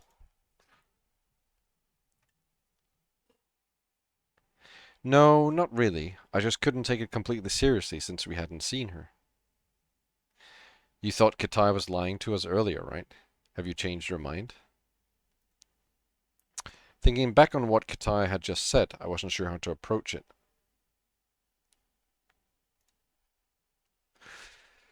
I don't know. Honestly, everything Kitai said regarding Naomi just now was pretty questionable. But it seemed like he really wanted us to find her. You heard how determined he sounded. I'm not sure he'd lie about what Naomi told him only to turn around and make us find her. So it's likely it was all the truth. I'm really not sure. Anyway, how are you holding up? Sorry, I've just been trying to think about... We were both startled. Though louder and clearer, the same sound we'd heard earlier repeated. She took the elevator.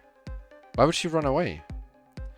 I recalled what Sai had said too late. We weren't close enough to stop it on the 4th floor. Trying to avoid wasting time, we ran toward the other side to arrive at her destination before we missed her. Club beat.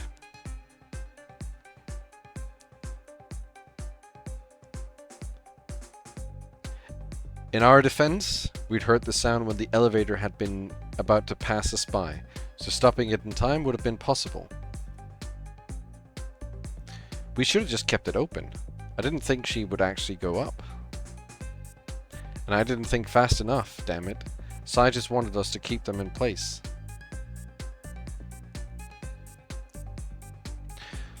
Shiroya ran behind me. I wanted to tell her to slow down and let me go by myself, but it would have been inconsiderate.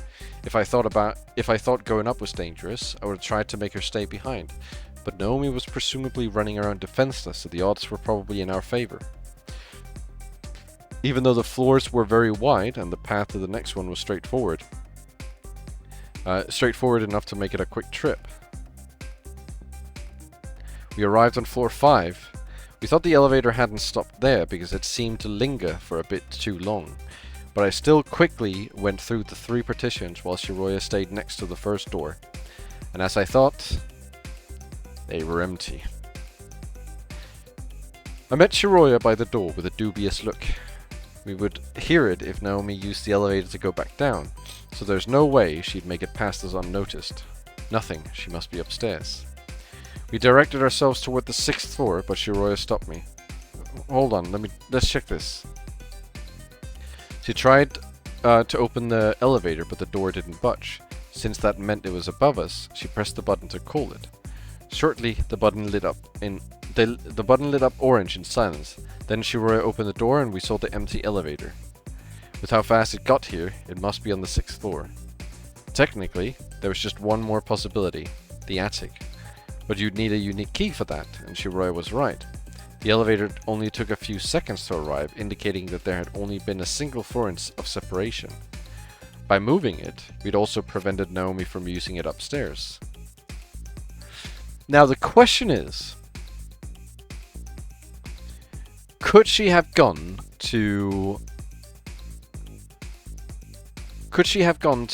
floor 6 and then travel up to the attic with a key or something to make it harder to find her or something? I don't fucking know.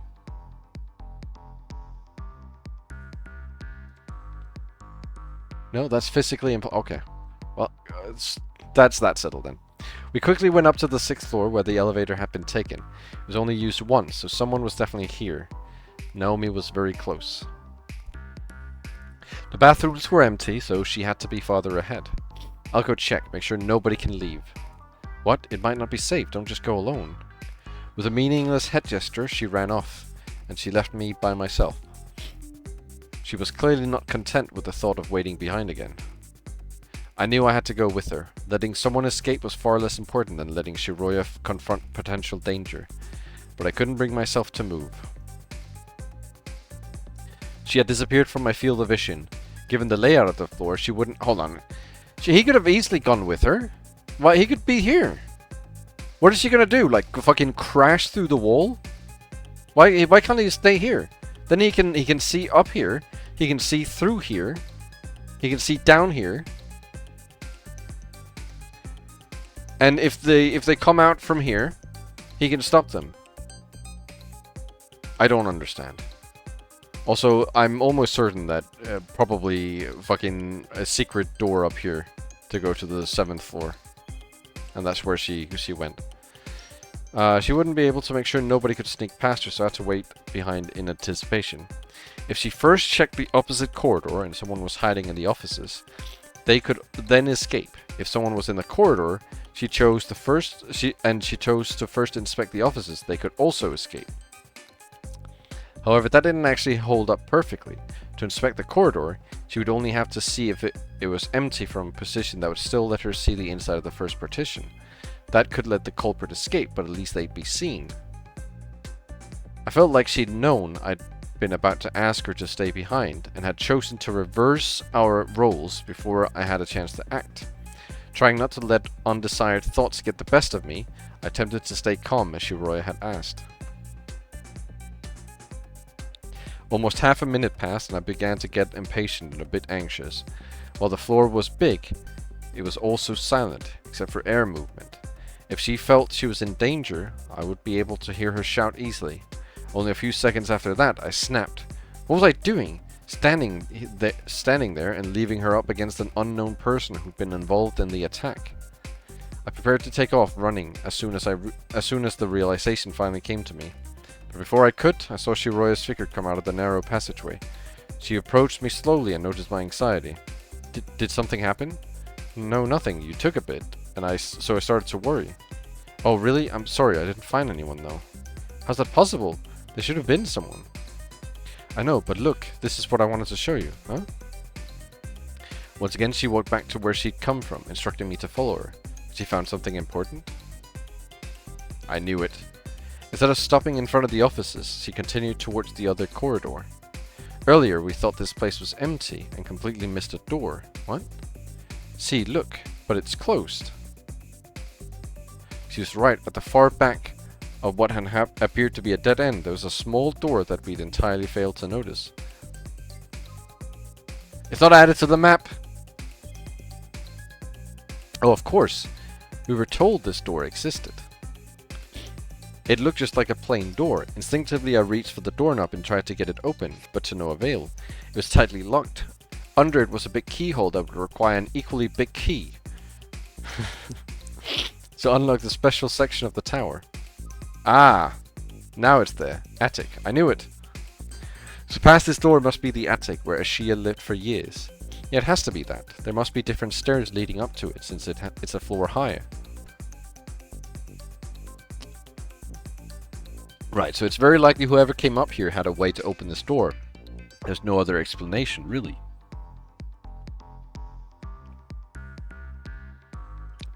I thought about it a little, and that doesn't make sense to me.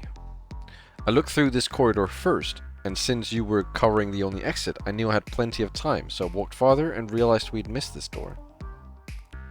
I tried to open it, but it was already locked.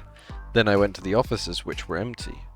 Since nobody could have left this floor, the only explanation is that they went through here. What doesn't make sense to me is that they got off on this floor with the elevator. You're right, we determined it was here, so if whoever used it was able to open this door, they could have just taken the elevator all the way up. Yeah, Katai specifically said that the key works for both the door and the elevator. I tried to look through the keyhole and under the door, but nothing could be seen. Was there someone behind it, possibly listening to us?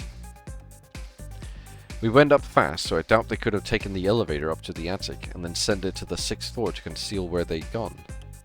Yeah, we experienced how slow it was. There wouldn't have been time for that. Maybe this door was already unlocked, or that they had the key hidden somewhere on this floor. I doubt that the door was unlocked. We could have easily found it earlier, so they wouldn't have let us enter like that. Also, it's locked now. If it was actually open, unless it can be manually locked from the inside, they must have had the key. I stayed quiet for a bit. Were we on the right line of thinking? If the culprit had access to the attic, a few things we considered would be invalidated. What if the elevator was empty? And someone sent it here from the crystal floor? I'm not sure what the intention would be, but it's possible whoever sent it was hoping to lure us out of where we were.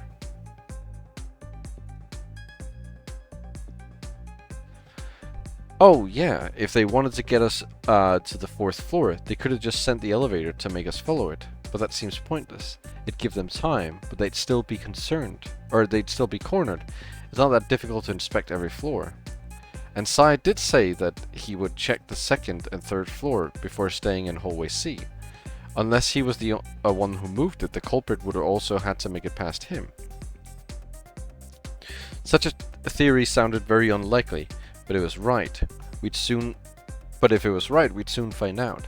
We could know if the elevator had moved before the others reached the crystal floor. I was also thinking that if the person we're searching for has access to the attic, they might have been responsible for the first time we heard the elevator.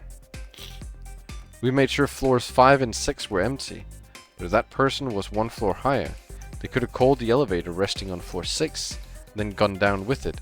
That would explain why it didn't immediately go back up. Then the same person must have been the one who used it just now. It's possible they got off on floor 6 instead of the attic because they knew it would be empty and could easily reach this door. If we noticed the elevator and followed it, it would look like it was empty, but if they went directly to the attic instead, we might have noticed it. We might have noticed it went there if we called it fast enough. I see. Something along these lines might make most sense. We should go see if the others found Naomi. We slowly walked back I'd always seen Shiroya as intelligent, and as she had just shown that sharing my thoughts with her was a good idea despite her recent state of mind. Perhaps she had been silently thinking by herself until then. Regardless, that was the longest conversation we had had in many days. It already felt like we were many steps closer to normalcy. I knew things wouldn't feel quite right for a much longer time, but if we went back to being our normal selves around each other, we could get there much quicker. I've been thinking about it non-stop. I didn't know if wishing to go back to how things used to be meant I was a bad person, but I couldn't change the way I felt. Before we reached the staircase, we noticed that fast but quiet footsteps were approaching. We stopped awkwardly and waited to see who they belonged to. It was Akuro. He came running from floor 5. What are you doing here? We need you two to come to the crystal floor. Did you find Naomi? No, quite the opposite. Sai said that all of us should be there to discuss what happened. Alright, let's go then. Akuro, out of breath, turn around without wasting time. I didn't think you'd be on the highest floor. Weren't you supposed to wait on the 4th? We began to go downstairs. Meanwhile, we told Akuro that we determined the elevator stopped on the 6th floor and there was no one there.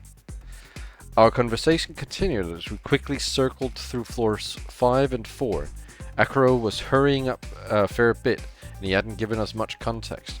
Oh right, we heard the elevator going up too, but Sai told us not to chase it since you two would take care of it, and could have been sent as bait. I suppose he gave us too much credit. We didn't react immediately, but I doubt we could have intercepted it. Those were the last words we heard during the way down, as neither of them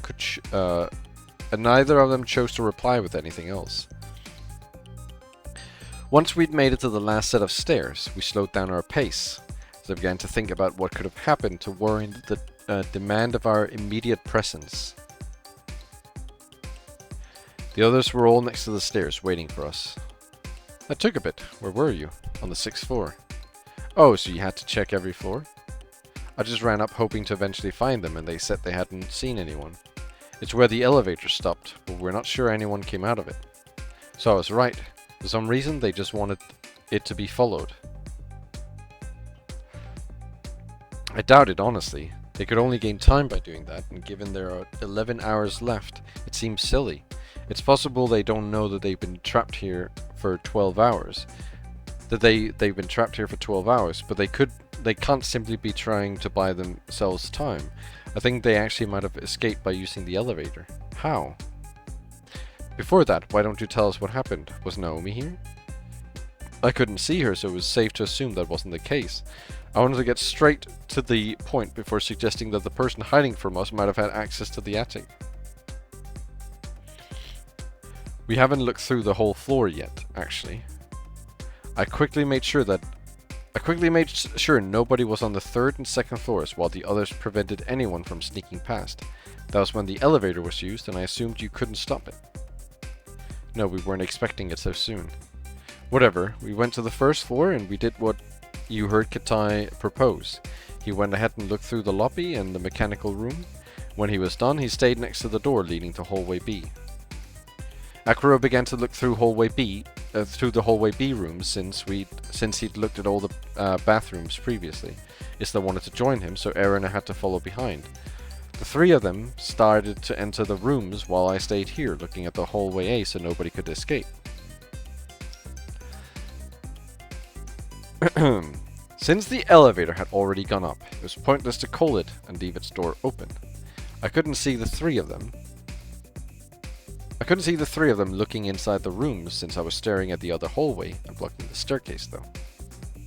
Anyway, apparently when they entered the event room, Isla went ahead and raised the curtain on the cabinet. The "It's gone" shout I heard from there conveyed her surprise pretty well. What? The Sekimeiya's gone? Yes, it should have still been there, but I didn't see it anywhere. Kadai abandoned his post after hearing Isla's shout, but I didn't want to rush inside and leave an easy escape route. When they came and told me what had happened, I thought you two had to get down here. Since we're dealing with this situation, I found it appropriate to join up and make sure nothing slipped away. I told Akuro to go find you, and I took that time to check if it really had disappeared while the others waited here. It's gone. I stayed there a while, thinking about what could have happened, and expecting the two when I came back. Anyway, many of these rooms haven't been investigated yet. We stayed here until you came back to secure the only exit. Okay. Here's what happened. The last people on the first floor was Naomi and the security guard, Katai. They went down, they stole it. Then, what's her name? Naomi was hiding in the elevator until Katai came down and signaled her to take the elevator up. And she went through the attic using the key that Katai had or something. I don't. They worked together. That's what I'm saying. That's what happened. I know. I've already solved it. I've already solved it. They don't even. You know what? The rest of this. Don't even need it. Don't even need the rest of this game. I've solved it. I've solved the mystery. I've solved the mystery of this Sekimeiya. Understand, it's good that the stairs and the elevator are next to each other. Can I go see it? If you're looking forward to seeing an empty cabinet, go ahead. As long as someone stays here, we can move through this floor. Everyone else had been looking at us without uttering a word. Shiroya and I slowly walked towards hallway A, and as we saw that nobody was stopping us, we sped up to the event room. It's really not here. I suppose he was right. There wasn't much of a point in checking. Not really. We left through the same door and approached the others as I thought about it. What had happened? Were there really that many possibilities? Was it gone or did we all lie? Apparently not. The Sekimeiya had been stolen this early, which is surprising. Anyone have a suggestion regarding what could have happened before we resume our search? It could only have been Naomi, right? No, it could only have been Naomi, Katai, or an unknown person. Are you going to suspect me forever? It seems so. When we split up in two groups, it's possible either Naomi or an unknown person had already stolen the Sekimeiya. That's very easy to conclude. When we were in hallway B, Naomi could have entered the event room from hallway A, for example. The group that took the elevator, Atsuki, Shiroya, and Erina and Isla couldn't have gotten to this floor. Are you sure? It's possible they went past us and we didn't notice. You already tried to say this earlier, didn't you? They couldn't have done that. The way we looked through the other floors would have made it impossible, and they couldn't have used the elevator since we only heard it once.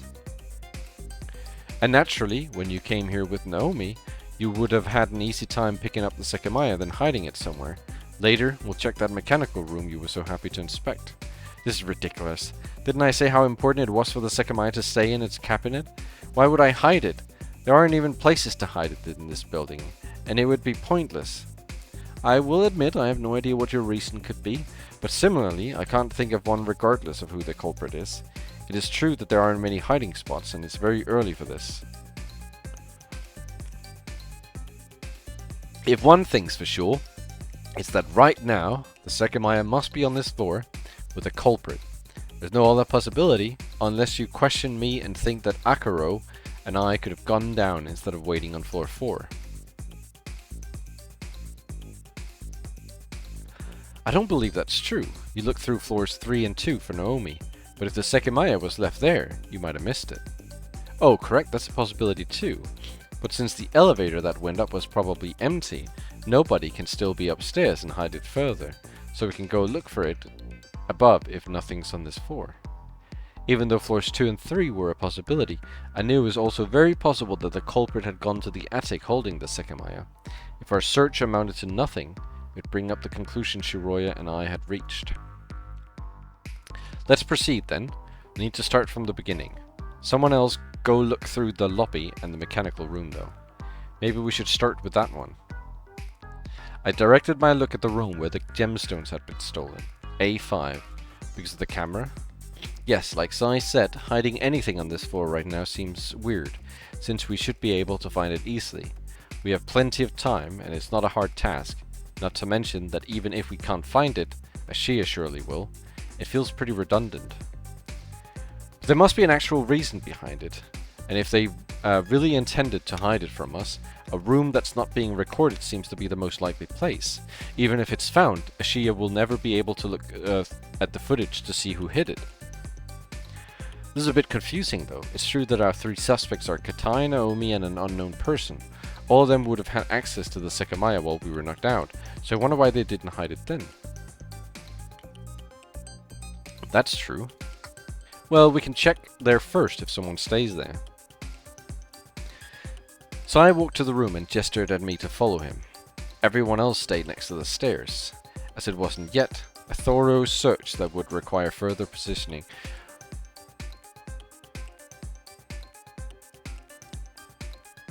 Let's see, we should keep the door open. Otherwise, we won't see anything. At first glance, there wasn't anything odd in the room. It all looked as it had when we'd last been there. Even though the cabinets were the only thing inside, Sai started slowly examining them. I began looking through the opposite side of the room. There were plenty of places to hide a small object. Behind the cabinets, under the pillows that normally held gemstones, a cabinet even had empty drawers. As I looked at Sai, I realized that even though their appearances were nearly identical, not every cabinet was the same.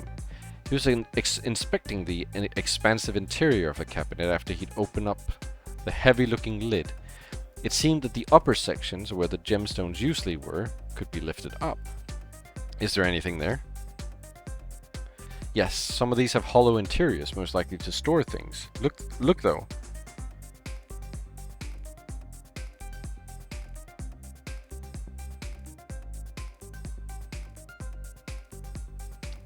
I had to get close to him, as the lack of illumination made it impossible to see what he was holding.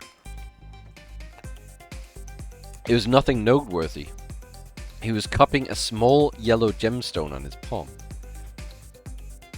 They must keep some of these inside the cabinets to swap out the displayed ones. Apparently not all of the room's valuables were stolen. I see. I guess this could make for a decent hiding spot. Sort of. The others were taken a while earlier, so they probably open up some of the cabinets too. It's still an obvious spot if you're trying to find something. I went ahead and opened up the cabinet that looked like the one Sai was next to. It was a lot easier than it looked, and a wide but commonly empty compartment appeared before me. As all the displays were usually attached to the surface below the glass, when the lid was opened up like a chest, they wouldn't roll. There's nothing in this one. Yeah, the first one I looked at was empty as well. Not many more cabinets were left. Shortly after that, we had looked through all of them. It seems you were wrong. It's not here. I started to go over the cabinets Sai had looked through to be confident. Do you doubt my searching abilities, or do you think I hid it here and ignored it? Neither. I just want to make sure we don't miss anything. I answered without looking at him. It didn't take me long to come to the same conclusion. Sekimeiya was not in this room. Are you done? It'll take forever if every room takes us this long. We should probably look for anyone on this floor and then do a slower search for the Sekimeiya. The chances of someone and the Sekimeiya being here are pretty much the same. That could be a good idea. Let's go back. When he turned around, I fixed my eyes on Sai's back, specifically at the hip pack going around his waist. He stopped when he noticed I was still staring at him. Are you looking at this? He turned it around and showed me its contents. I could only see the wallet and a lip balm appropriate for the cold. Don't be stupid. It might fit in here, but it'd be more than noticeable. Did you think I'd find and masterfully put it in here without your notice? Oh no, I was just looking at it. I quite like it too. One of those birthday presents I first struck off and then ended up using frequently. Once again, he turned around and quickly left the room. I sighed and followed his steps. Outside, he was already next to the others. Anything? Nothing. I tried to think of places where the Sekimeiya could have been hidden, but I couldn't come up with any good ones. If it was still on the crystal floor, we should have been able to find it. In a locker, maybe. That's the only safe place I can think of. Oh, how about there? The suitcase was still on the floor in hallway C. They banged on us not checking it again. As I got closer to it, my confidence in that theory decreased. Surely they hadn't relied on such a simple trick. It was still empty. Let's start then. I suppose checking the bathrooms again is pointless since nobody could have entered them. Without waiting, Akuro stood up and headed towards hallway B. Isla followed behind, which obligated Erina to go with them. Let's continue with hallway A actually. It's about time we find out if someone else is here. So let's first check for that. Akuro, before you move on to hallway B, look through the mechanical room too. Mind checking the one in the lobby this time, Atsuki? Katai and I will stay here to watch the hallway B.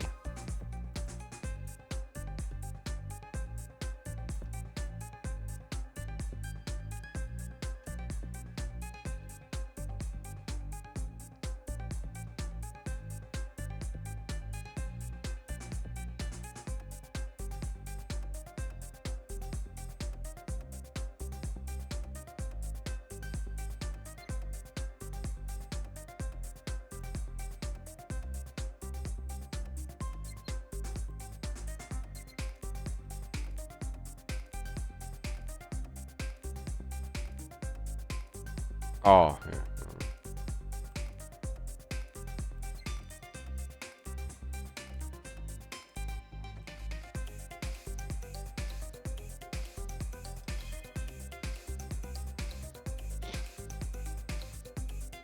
yeah. Let's continue with hallway A. Actually, it's about time we found... I think I read that already.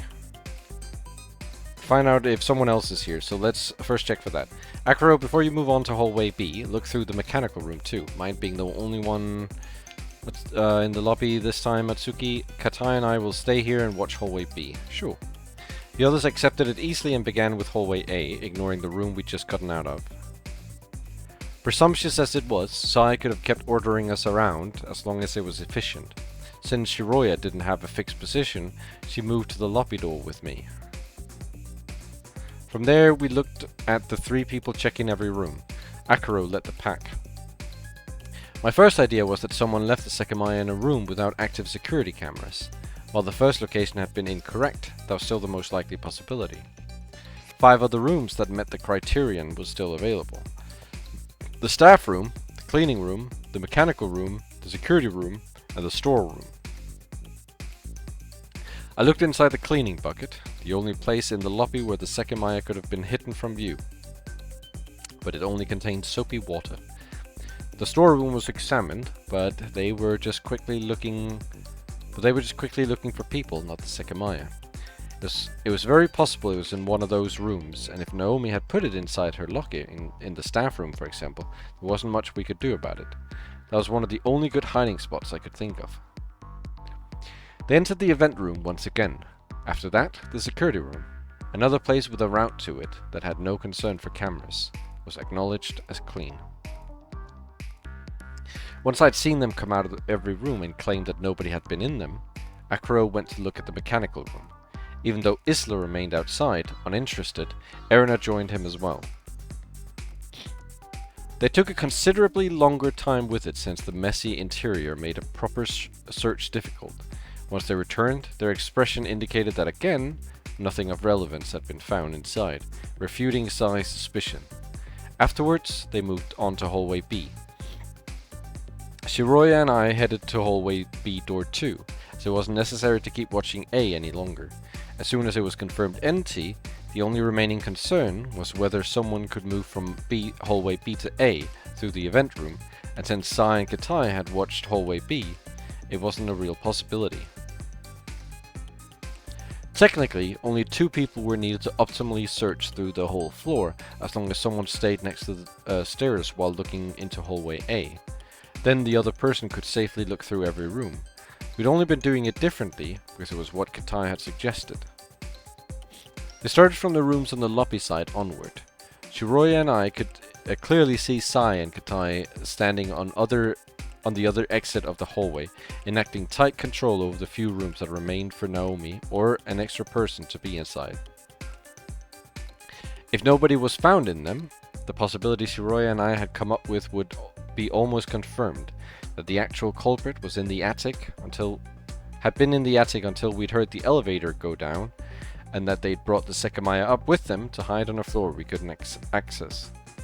As that theory grew more likely, I thought further on it and quickly picked up on an important inconsistency. Akuro and Sai said that when they'd heard the elevator sound, Naomi had already shown up and left with Kitai. If that was the case, Naomi could not have been in the attic the way I'd thought about things. To make it work, I had to slightly change it. Nothing was out of place if we'd missed Naomi when we'd inspected the crystal floor together. She went up to the 3rd floor to talk with Kitai, and she'd then called the elevator to keep it on the 1st floor. Later, she'd used it to move to the attic, and as soon as she'd obtained the Sekimeiya, probably she'd realized that she couldn't convince Kitai. The first 3 rooms were handled with ease. The others kept going and looked through the event room once again, despite the fact that it was impossible anything in it had changed. Nonchalantly, almost forgetting what could have been resting in any of the rooms, Akuro opened the door in front of it. He looked inside and his body froze. From afar I was able to... Music stopping. From afar I was able to see his expression shifting to a blank and pale one. Naomi's dead. With his hand on the doorknob, he turned around frantically, trying to meet someone else's gaze. What's wrong? Anything inside? The silent corridors allowed us to make out their words. On the other side, Sai and Kitai had also realized that something unusual was inside that room. What? Isla, stop! Erina, after peeking over Akuro's shoulder, immediately pushed aside Isla, who'd been about to glance into the room. Let me see. Guys, come here. It seems we weren't wrong. With an altered voice, Akuro instructed we could abandon our positions as the search had finished. Unnerved, we went to see what caused those reactions. Sai brushed past Akuro to see what he'd found. Despite his constant effort at appearing unfazed and composed, the moment he set his eyes inside, he was visibly startled. Seriously? The room B4 was in the middle of the hallway. B4, that's a strange room. Kitai, Shiroya and I arrived at the same time, silently glancing at each other. Erina was still tightly holding Isla, and both of them moved back to let us see through the door. Oh god, no. It took us not even a second to understand it. On the floor lay the body of Naomi over a pool of blood. On the wall, close to the door, were traces of more blood. Not only that, but a strange odor became noticeable as soon as I stepped inside. I couldn't associate it to anything, but it wasn't prominent enough to be aggravating. Kitai, if you're gonna kill somebody, don't make it so obvious. It was far from the first time Sai had said something careless, but it was far over the line for all of us that time. Especially Erina, who had been trying to keep Isla unaware of what had happened. You must be joking. Don't even think about accusing me. Sai moved over to the body. With 2 fingers, he confirmed its status. She's definitely dead. She probably already was when we got back to this floor. This room wasn't searched earlier, right? No, we stopped at the event room. This one was next, so you could be right. No, that's... Wait. Isla, who hadn't yet put up any resistance, was able to escape from Erina's grip. Her shock escalated when she understood that we were telling the truth. But that's impossible. Why did... It's clearly possible. Just look at her. And I'll sure think about it, Kitai. You are the only person who could have done this. While they were audibly reacting, I found myself silently aghast. Which I hadn't been... yeah, look at her, kid. Which I hadn't been prepared for. I'd been carelessly going over the entire incident, but as soon as the image of the dead Naomi met my eyes, any focus on reality departed from my body. Shiroya at my side looked identical to me. The concept of death and loss had been recently changed for us. And I hadn't experienced experienced it until 2 weeks ago, when the world we'd created together crumbled down without warning. Naomi's lifeless body was an immediate reminder, one that came as soon as I started having hope for the future again. I fixed my eyes on Shiroya's face as the others kept up their arguing. They wouldn't have noticed the sheer panic she was experiencing, but I knew her better. Her effort at moving on was denied by reality. We'd been put back in our place. I never knew how to respond. Thoughtless reassurance wouldn't achieve anything. However, even though it might not have been any help, I tried to put everything I wanted to say into a hand and placed it on her shoulder, as a way to distance myself from the insentient and inanimate support I had been until then.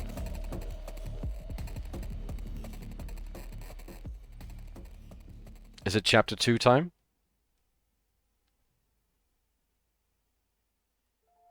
Or is it just black screen? What is it? Okay. This is a good time for me to take a break.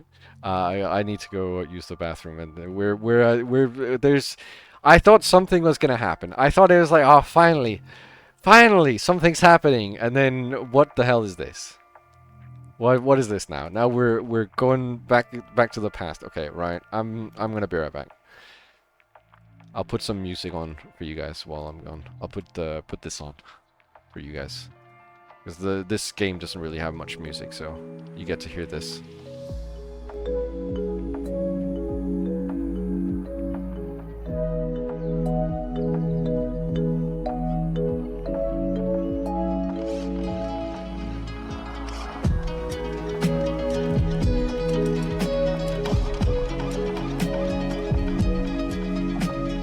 Good day in my mind, safe to take a step out, get some air now, let your edge out. To some iceberg, you'll be heavy in my mind. Can you get the heck out?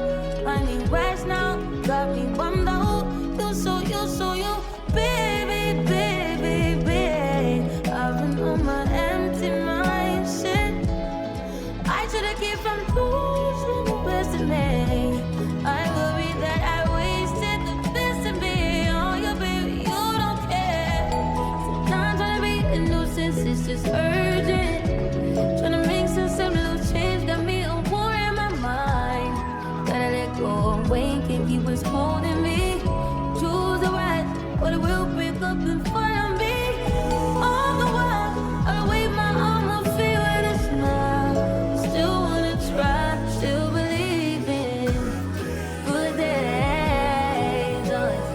Always inside, good that never in my mind. Help me on my fears, my limitations. I disappear if you let me. Feeling like Jericho, feeling like Joe when he lost his shit. Gotta hold my own, my cross to bear alone night. Ooh, way to dip, way to kill the mood. No, you like that shit, can't do it, baby, baby. Heavy on my empty mind, shit. I gotta keep from losing the rest of me. Still worried that I wasted the best of me. Oh, you baby, you don't care. Sometimes trying to be the nuisance is just urgent. Trying to make sense of little change got me a war in my mind. Gotta let go away, can't keep what's holding me. Choose the right, but it will pick up in front of me. All the while, I wait my arm, I feel it is now. Still wanna try, still believe in good days. Oh, sunny inside, good that never in my mind. Gotta get right, tryna free my mind before the end of the world. I don't miss no ex, I don't miss no text. They choose not to respond. I don't regret, just pretend shit never happened. Half of us laying waste to our youth, just in the present. Half of us chasing fountains of youth, and it's in the present now.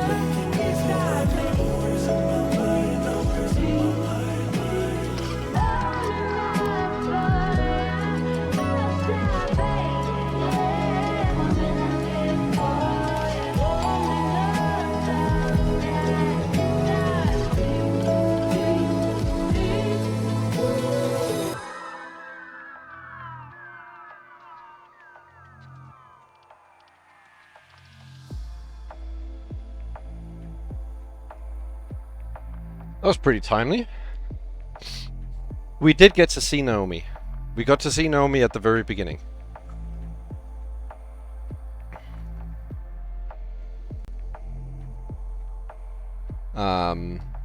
One thing I wish this game had, which Rating Loop had, is that you can see the characters in the settings. You could control the audio for each of the characters. So each character, because they had voice acting, but that was like a good way to see the characters when you wanted to show them off. I wish this game had something like that, so you could just like see the characters. I don't think I can.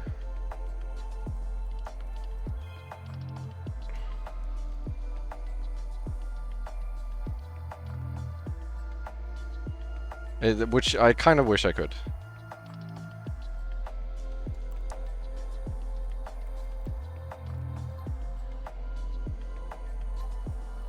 But you can see here, Naomi. That she was there.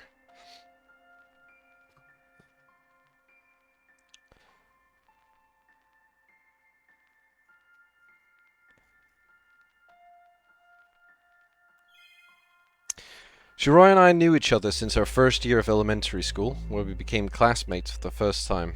Our parents were friends, which quickly tied us together. We could see one another doing school and our parents' meetings, so we rapidly grew close. Before becoming classmates, we'd already met a few times, but we'd never really spoken. Our parents worked for Yoshibana's hospital, but their work involved securing deals with entities outside the town, which made them travel very often. We've been told that the four of them were a group of friends since long before we were born, and that they all met when they were lower down on the workplace's ladder. The hell is this music going crazy now? A bit more than a year prior, they accepted a job offer overseas. Despite their insistent attempts at making us accompany them, we were strongly against it, as we'd lived in Yoshibana our whole lives. The idea of traveling to another continent wasn't a pleasant one. Unlike them, we didn't even know the language there.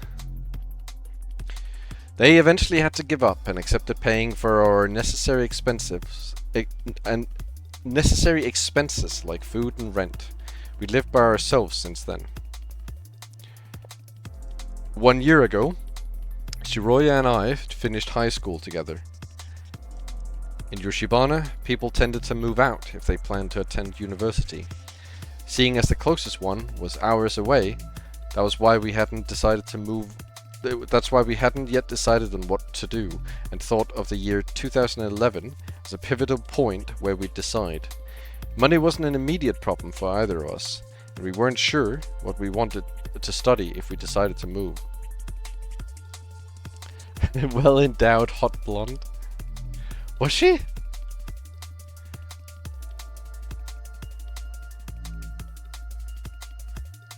Oh, she was!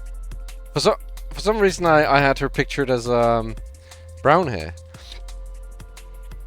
The last important factor that influenced our decision first made an appearance in our lives when we started middle school. Most of us were the same people who had attended elementary school together, but a new classmate named Mia moved to Yoshibana that year. At first, Shiroya and I didn't talk to her much, and neither did our usual group of friends. Mia quickly became comfortable with other people in our class, which kept some distance between us. That changed 3 years later, the day she approached me when I was alone. She was curious about us and wanted to hang out. I never really understood what drove her to do that, but we spent an entire afternoon together, and following that day, she would spend some time with me every so often. A few months later, she appeared when Shiroya and I were together, and they introduced themselves in more depth. Since then, the three of us started to become more comfortable around each other after school. It was out of the ordinary for us since we were used to being alone, but we quickly took a liking to Mia. She was a blunt and sincere girl, one who didn't seem to have many worries in life, or think too hard about things. Even though she'd made her way into our lives out of the blue, we became accustomed to her presence. Initially, she passed the time with us sporadically and acted as another link between Shiroya and me. But the frequency increased to the point where the three of us would spend almost every afternoon together. Last year, the end of high school became somewhat of an obstacle for what had grown to be our daily lives. Mia was different from us in the sense that she knew she didn't want to continue studying. She instead started searching for a job in Yushibana while living with her parents. The previous summer was not an easy one for us. Shiroya and I wasn't sure what to do with our futures, and we knew that if our decisions differed, we might stop seeing each other. Behind everything else, that was also my biggest worry, and at the same time, Mia was only focused on searching for a job that wanted her. I felt like I was stuck in the past, wishing that our school days could continue as always. Meanwhile, the uncertainty of the future prevented Shiroya from resting easy. That made it hard for us to keep up with each other, and even though the circumstances were perfect for a summer together, the three of us spent it alone. It all started to shift back to normal when Shiroya and I decided that neither of us wanted to move out for the time being.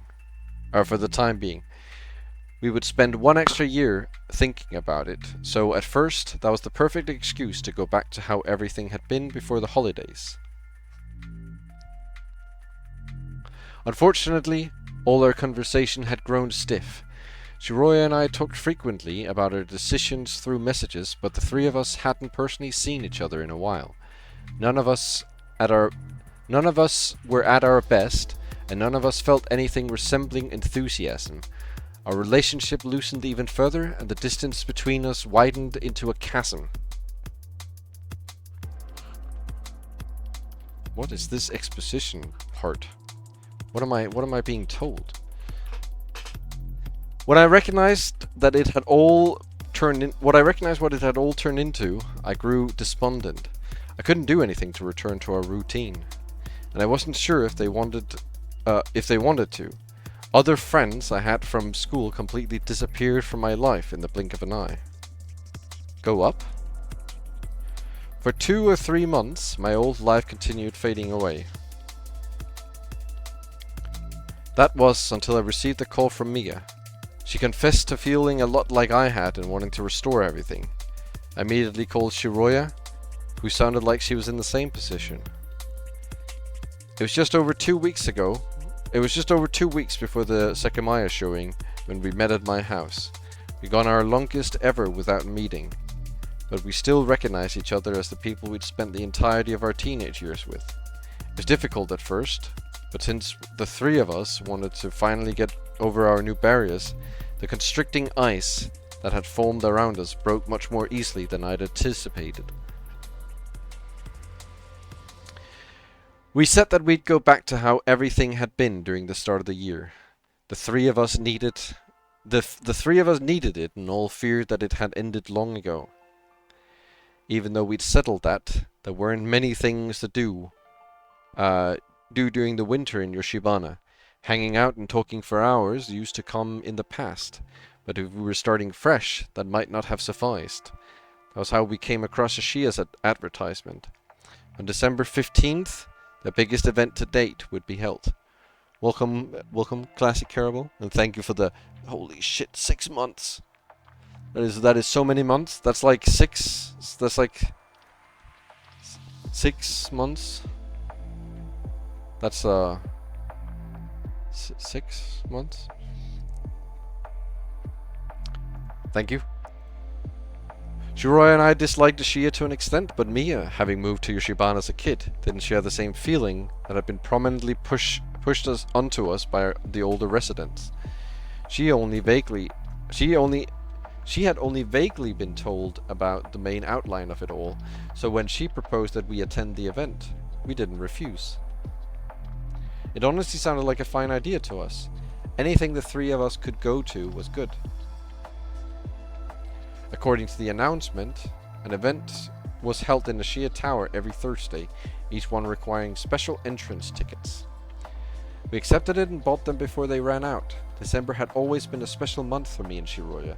My birthday was on the 21st, while hers was on the 19th. We were happy we reunited just in time for them.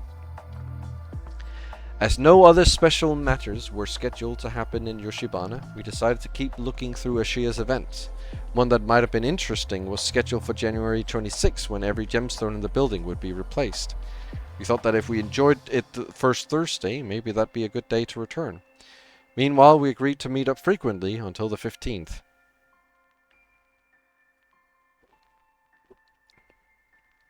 However, just the next day, Mia died. We found ourselves in an incident that took her life, and Shiroya had to be hospitalized.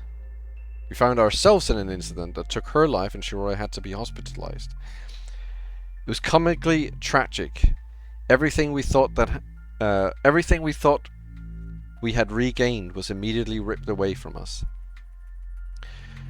Shiroya was in a coma for a few days, but she ultimately didn't suffer from anything major. The days during which I wondered, still thinking that I might have lost the last two people remaining from my normal life, were harder than anything I ever thought I'd have to suffer. To add unnecessary cruelty, neither my parents nor Shiroya's were able to show up, and they only talked to police officers and doctors over the phone. My parents even used the opportunity to tell me, once again, that I should go live with them. They'd been very insistent about that in the past, and the incident gave them the chance to force it even further. Secret agent Michael Hunt. Welcome, Shu. Welcome in. Not quite a secret agent. I guess I'm kind of, well, I don't know if I'm an agent. Definitely some sort of mystery solver, but so far I am not solving much mystery. More like I'm reading. I had almost never talked to Mia's parents, but when I saw them talking to the agent in charge of things, it was holy. How did you guess that it was going to be agent? What the hell? That's insane. Okay, hold on a second. Now I'm curious. Is the only time agent's been mentioned in the entire game, and it happens right as you come in and say secret agent. What are the chances? What the fuck? Yeah, hell, even if fuck's been said 7 times, shit 2 times, and the one time agent gets said, you appear in before it, literally 1 sentence before it, and you go, is that the secret agent? It was clear that they were devastated. Everything in their lives had collapsed in the span of a single day. When Shiroya woke up, I was in her hospital room and told her about what happened. She couldn't even cry. She must have despised everything that led to that outcome. After the doctors told her that she wouldn't have to spend more time in the hospital, I offered to let her stay at my house. Having each other as company would be more beneficial for the both of us, and my parents' house was big enough. Yeah, maybe Shu's the criminal. What fucking emote names, what the hell? I forget that I add those emotes. How did you even find that emote? Like, how did you think, I need a good emote for this? Because it's not like you type the whole thing. You were like, I know exactly which emote fits this situation right here. This one. My moment has finally come. Oh, jeez, finally, I can use this emote I've been wanting to use the entire time. She almost accepted immediately, but she ended up saying she'd think about it. I insisted, saying that she wouldn't be a bother, and accompanied her to her apartment. The next day, she accepted and came over for a temporary stay. Despite all my efforts at being helpful, I spent the days closed up physically and mentally, hating myself for that too. I remained shut in my room, sleeping during the day and glancing through the window at night. Why at night? What is there to look out the window at night for? The life we'd lived for years had met with an abrupt end, immediately after resuming itself. It wasn't something anyone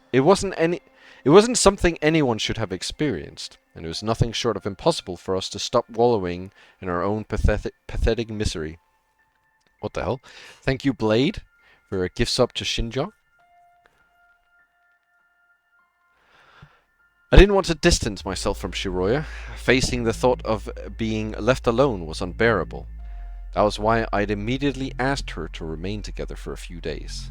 At home, we briefly saw each other every day, but no conversation aside from simple words to coordinate ourselves came from either of us. What is the time in the game? It is... okay. There's...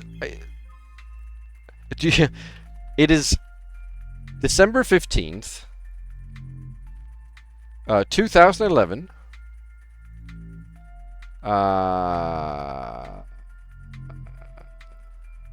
10 a.m. It's sort of slightly past 10 a.m. If you want the very specifics, that's the very specific. December 15th, 2011, slightly past 10 a.m. We're listening to some wild breakcore.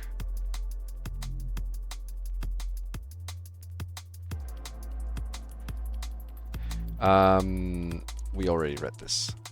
At least he spent the days with Maxi and Umi, a dog and a cat that had lived with me for years, which I hoped made her feel less lonely.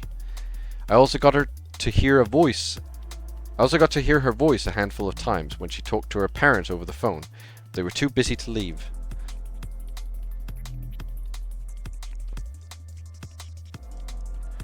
On the 14th, the day before the event, we met in the living room and saw the 3 tickets we'd bought for it. I can't read. On the 14th, the day before the event, we met in the living room and saw the 3 tickets we'd bought for it inside the brown purse Mia would sometimes carry. Only an hour into being trapped. Yeah, I guess that's true. An hour and an hour. And someone's already dead. Maybe someone's gonna die every hour.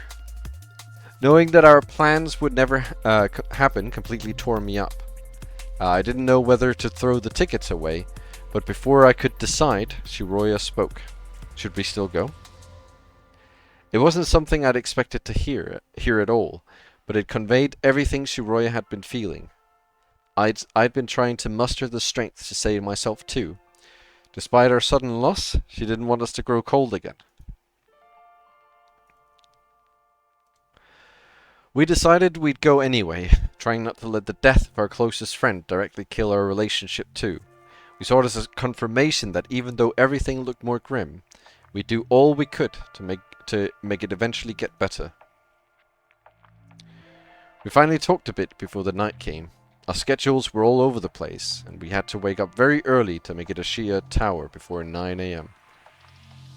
As the night went on, it was clear that neither of us would be able to sleep. Painfully conscious of our surroundings, we both stayed awake, unable to rest in any way. Once it was clear that it would persist, Shiroya suggested leaving early, as a relieving thought, one I'd also considered. I agreed immediately. I needed to move and feel the cold night air. Shiroya took 2 of the 3 tickets from Mia's purse and put them in hers, along with our identification to validate them and the keys to my house. As we stepped outside, a calm and pleasant night welcomed us back to our town. We walked through the desolate streets without an objective in mind. What? No, you didn't. You had an objective. Your objective was going to the event. What a lie! They're leaving to go to the event. What do you mean without an objective in mind?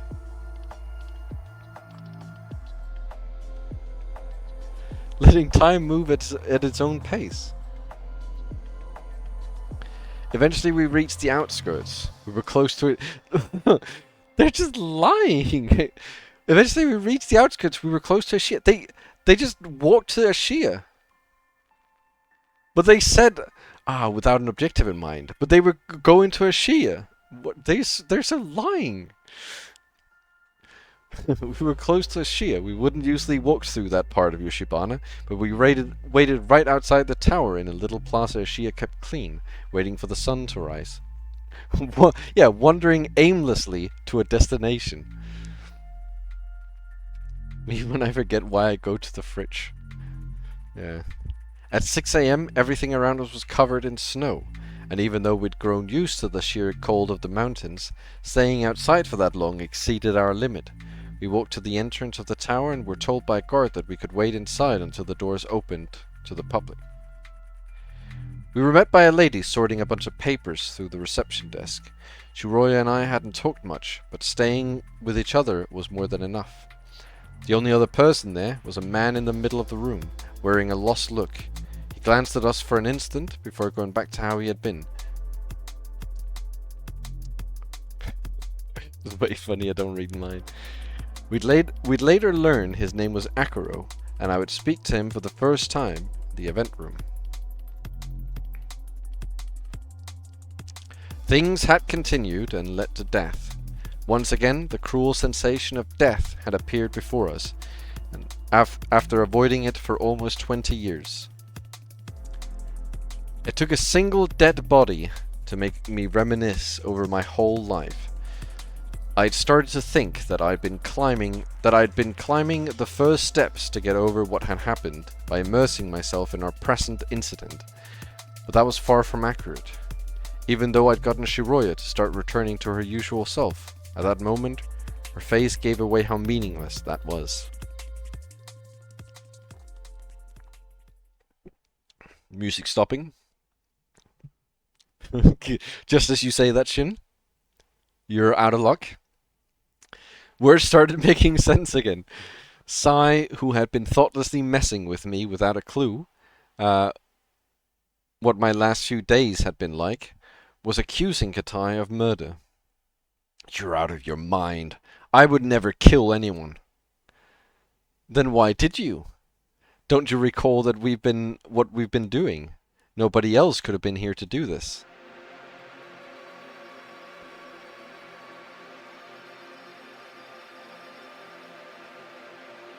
What is this music? What the hell?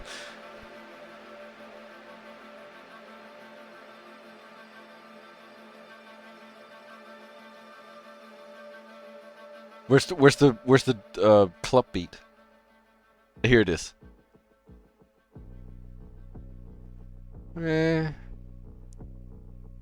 Not quite a club beat, as the other club beats have been. They spend more time talking about the layout of the floor. They have gone very in depth about the layout of the entire floor.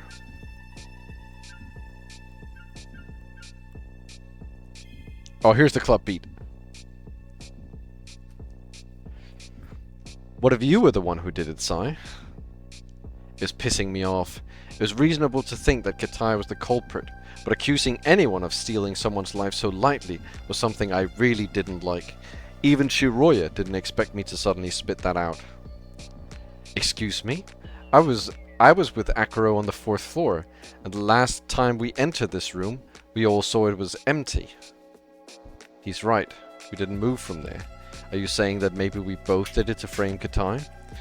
No. Sure, that might also be a possibility that lets Katai not be a murderer, but Sai had an easier way all by himself. He said it earlier, right? That he went to check if the Sekimeiya had truly disappeared while you all waited next to the stairs. He even admitted to spending a while thinking about what had happened. The event room connects both hallways, and from the stairs, you wouldn't have seen what was happening in hallway B. You saw Naomi and chased her over to this room. You definitely could have done this. I couldn't let out the words kill easily since I didn't believe that Sai being responsible was the most likely thing, but I didn't want to let him forcibly label Katai as a murderer if other possibilities existed. You're not being serious, are you? Don't you think Naomi would have yelled? There's blood on the wall, so since blood was coming from the back of her head, she was probably pushed into it. It follows that she was seeing her killer as it happened, so she would have yelled. We would only have missed a yell. We would only have missed a yell like that if Katai and Naomi were the only ones present on the floor at the time. But what if she didn't yell? You can't possibly be saying that blood on the wall means that she had to. Maybe it happened too fast for her to react, or maybe her mouth was covered. Atsuki, don't be stupid. You must also be aware that Katai has to be the one who did this. The blood on the wall next to the door. Naomi's body is perpendicular to the wall. If you're going to push someone against the wall, you'll need to be farther from it than your victim, right? Meaning that the culprit was farther from the door than Naomi. You could infer from there that they either entered the room before Naomi, or that they entered the room at the same time. That makes sense if Katai was the culprit, but if I changed Naomi here, I wouldn't have had an easy time pushing her into the wall. She would have been farther into the room than me, so I would have to push her against one of the other 3 walls. Ignoring, obviously, that she would not have run into a room and cornered herself. She would have escaped from the hallway. Or, maybe, you entered the room first, and the noise lured her in. Maybe you chased her down when she was in the middle of the room. And since she headed to the exit, you pushed her against this wall. Welcome, Ulk. I'm not trying to accuse you, but stop acting like as if Katai must be responsible. Also, what the hell is this smell? Does anyone recognize it? Everyone denied it with nearly imperceptible movements. They all noticed it, but seeing so much blood under a body must have forced them to ignore it. We had to continue for 11 hours bearing the thought of being trapped with someone who had killed a person. I have no idea what it is. Me neither, but fine, Atsuki. Do you honestly believe I killed Naomi? No, I just said! I'm not trying to accuse you. There's a working security camera here, for fuck's sake. Another fuck. Do you think I'd ruin my life to kill someone I didn't even know a couple of hours ago? I don't really think you're responsible. Then you're accusing a Katai too. Sure, I could have had the chance to do it, but there's no other possibility. If you're saying you think I didn't do it, you're also saying you think Katai did. I would never kill a person. This has gone too far, Sai. Oh, shut the fuck up. Oh my goodness gracious. You're wrong. There's at least one more possibility. What, did Naomi jump into the wall and break her head open? Remember when the elevator went up before you all reached this floor? It stopped on the 6th. Shiroya and I made sure nobody could have gone unnoticed. But there's a way around that. Right, through the door we can't open. The one leading to the attic. He's right, someone could have gone in before we got here. Shiroya was trying not to let the shock of despair consume her, and I was glad to be backed up. Even though Eren and Isla should have reacted to the mention of a door they hadn't seen, they didn't so much as twitch. Twitch? Twitch? The streaming platform? Welcome, Frosty. Looking good, Mr. Mike Hunt. Thank you.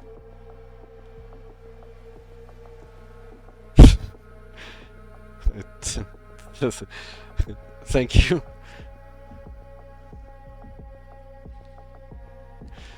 It was locked, right? Didn't Katai say that a unique key was required to enter the attic?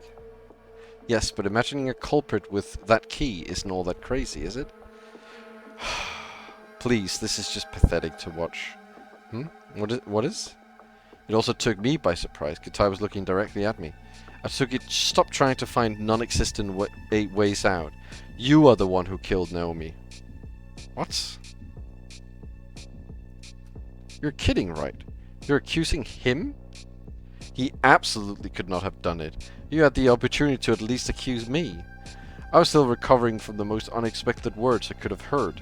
He had, without warning, accused me of killing Naomi. I'm sorry, but how do you think I did that? I was always with Shiroya, and the security cameras recorded every one of my actions on the upper floors. And not only that, he didn't have a chance to make it down without being spotted. That's why I have come to the conclusion that you're all lying to me. All of you. I'm sure of it. Atsuki was here when Naomi... I'm sure of it. Atsuki was here when Naomi and I were on this floor.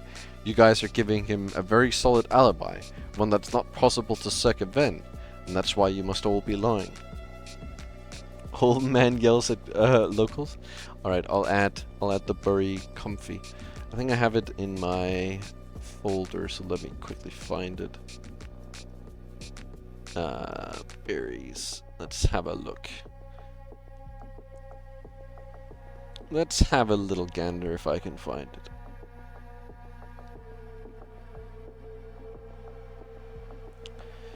Should be here somewhere.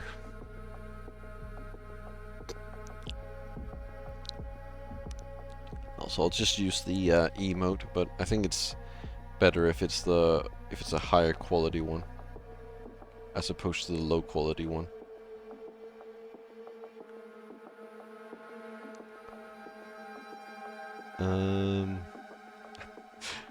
Visual novels are about being comfy, no matter the subject matter. I will admit, the music doesn't really put a lot of comfiness. You know what? I'll add some more. Other than that one, I'll add some free ones as well that are also comfy, so we're extra comfy. Here's one.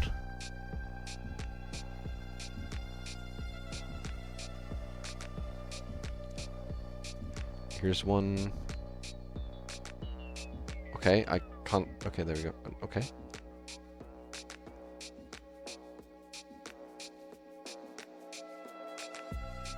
Okay, well, hold on a second. I forgot that one is where she travels through space.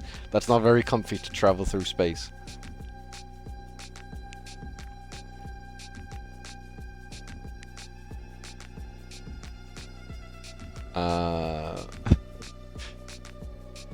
What else do I have? No boys allowed.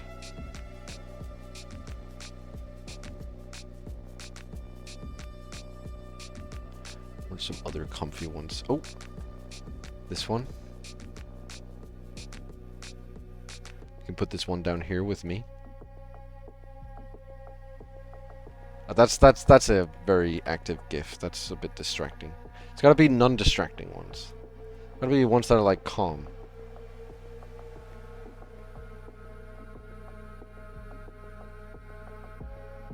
Have the fucking chicken one.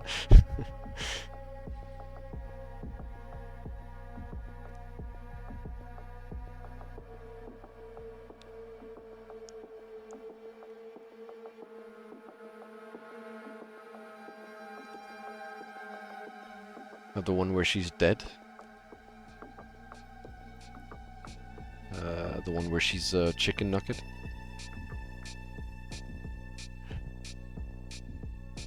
This one is that's not a GIF. It's a PNG. Although I guess she's not super comfy because she's just woken up, but she's getting out of bed. Here's one. Oh, she's really comfy here. Oh my god.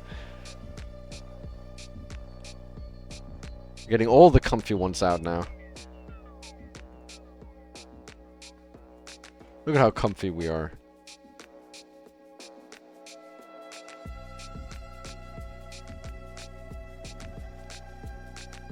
The one where she's an egg.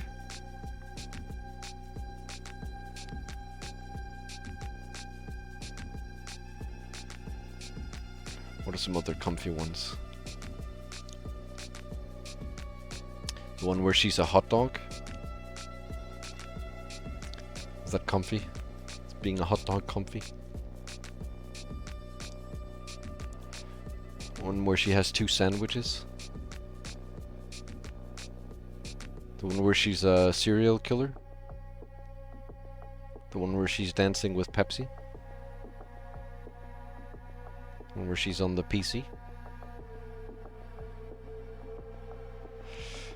The one where she's in in a cup of tea.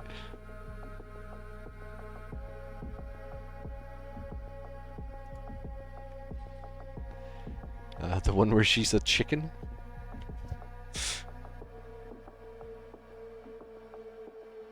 Oh, this one. That's gonna be distracting. I have the one that Shu used earlier. This one. I have this one as a as a picture too, but it's sort of distracting because of the flickering light.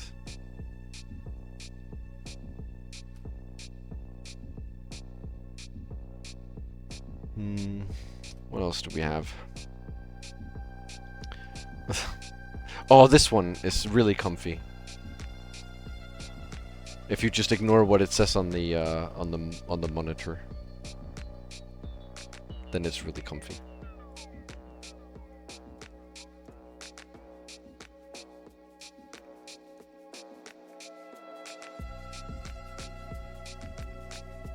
Where she's in a car. Where she's on a horse. This one is really, really cute. This one is going on.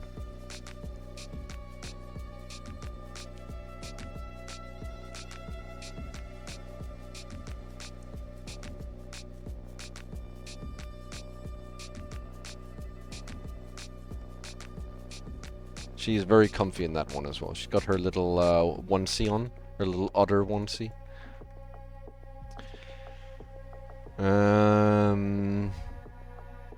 One where she's a train. One where she's robbing a house. One where she's singing. The one where she's out in the rain. One where she's an ice cream.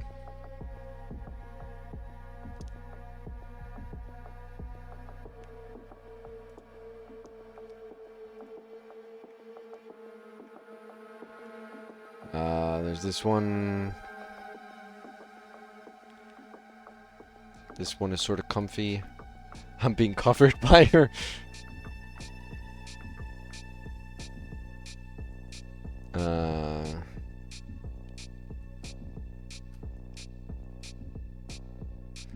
One where she's celebrating her birthday. One where she's nuking the planet. The one where she's... Oh, this is a good one. She's very sleepy in this one.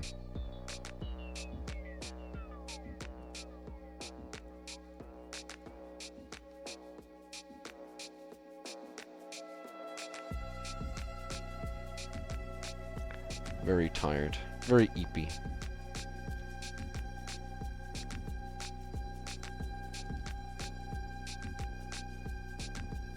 The one where she's sitting on a dog.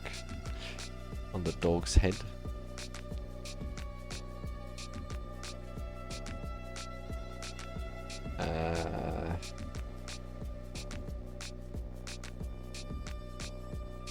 Where she's watching TV. I think we probably... No, it's not my OC.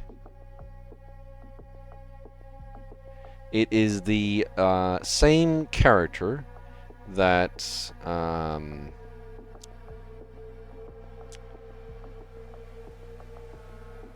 she's a DJ. It's the same character that what's her name? First Flower. Yeah, it's the same character that this person is VTubing as.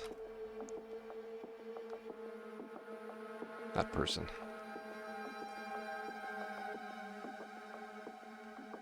Welcome, Arquick.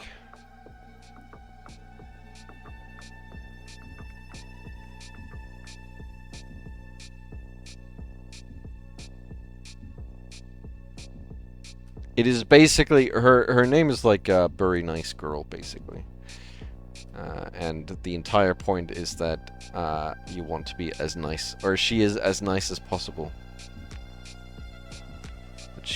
That she is a nice girl. She is not mean. Although there is an evil version of her as well, where the point is the opposite. Flower did not draw any of my emotes.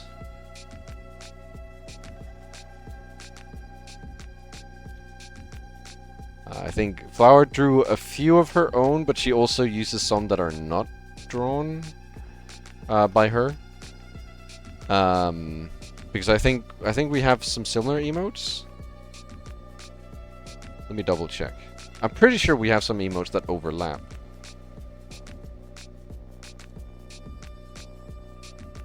Yeah. But I think most of them are her own. We have 2 emotes that overlap.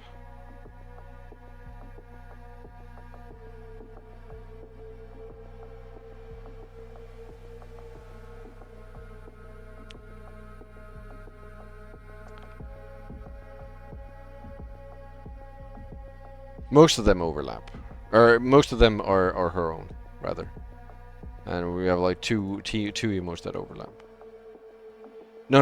It's not her design either. She just also likes the design. It is a design of a, I guess, like open or like free character, I guess, like a non-copyrighted character that's available for everyone.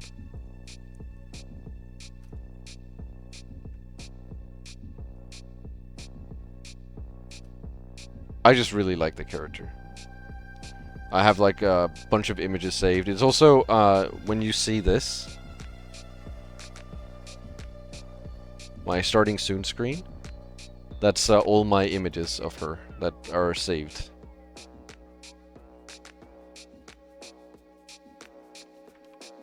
No, I do not know the original artist, because I think it's basically a character that was like, it's like a character that was like invented and then a bunch of people started drawing her. Yes, it's sort of like that. I think it's just like a bunch of different artists have just like made art of her.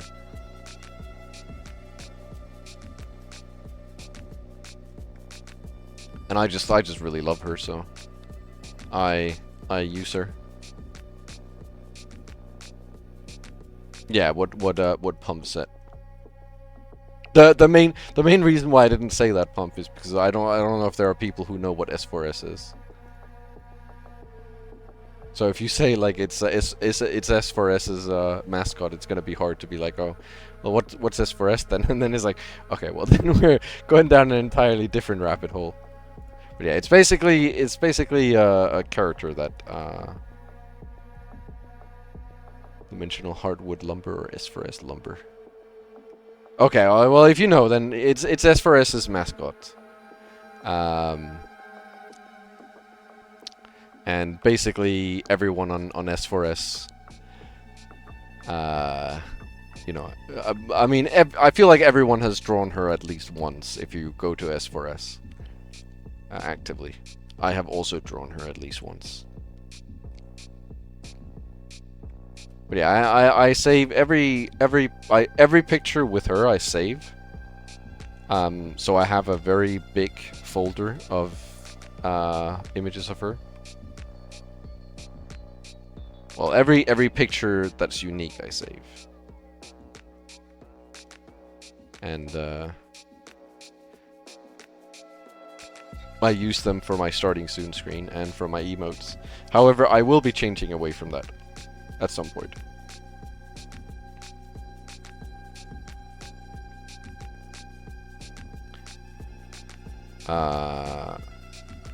And then the last one to add to the screen.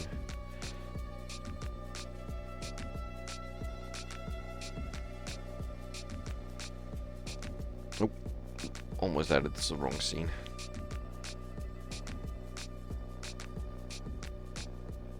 Add it up here.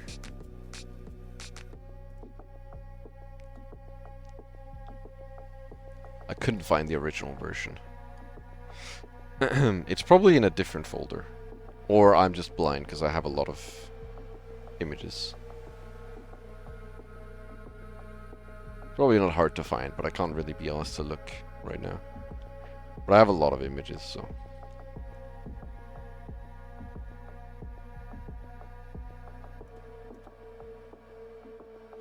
Yes, I actually have the I have the recolored version as well. I have the full version. Maybe, I don't know if everyone understands what I'm saying, but I have the full version as well. Here's the recolored. I pump might know what I'm saying when I say I have the full version. That's the recolored version. I have the full version of this image. Saved as well.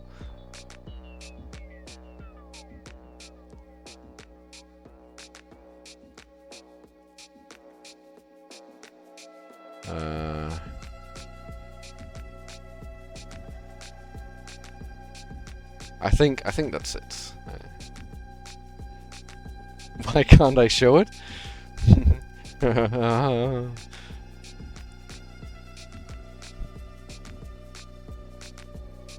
Yeah, it's too long. That's the issue.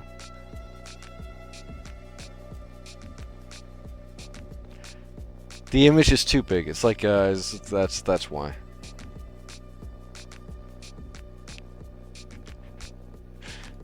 I have a censored version. I could probably show of it.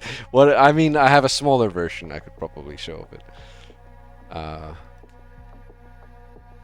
I'm not gonna do that because it's in my do not show on stream folder.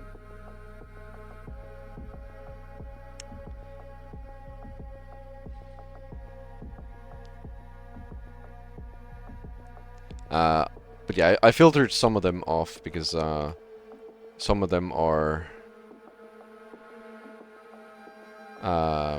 less than good. Can we see the folder? Preferably not. The problem, okay, the problem is, I'll just put this, I'll just say this as it is. Can we see your, my downloads folder is not that interesting. I'll just like explain it. I have the two most recent pictures that I showed on stream earlier, which was the raging loop pictures that we looked at. I have the image in the top right because I had to quickly save it. The very comfy. I have, what is this picture? Oh, the potato chips from yesterday's stream, and also Wote's picture from yesterday's stream, which I don't really know what is, but I have that. Then I have 3 sound effects that I downloaded for the sound redeem. I have a picture that someone redeemed for my stream, which is, I'll just show it. This one. I have a picture from my job. I have another picture that someone redeemed for my stream. I have another picture that someone redeemed for my stream. I have Last FM album quilts. I have a World of Warcraft GIF from my World of Warcraft stream that someone pinned. I have this that someone also pinned to my stream. Oops.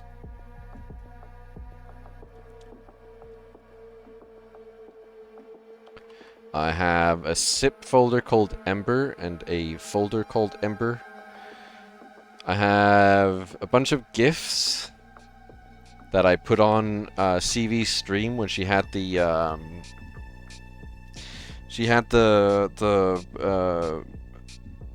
thing. What is it called? The pop-up for when people bought a plushie. And I was joking around with that. One of them was this.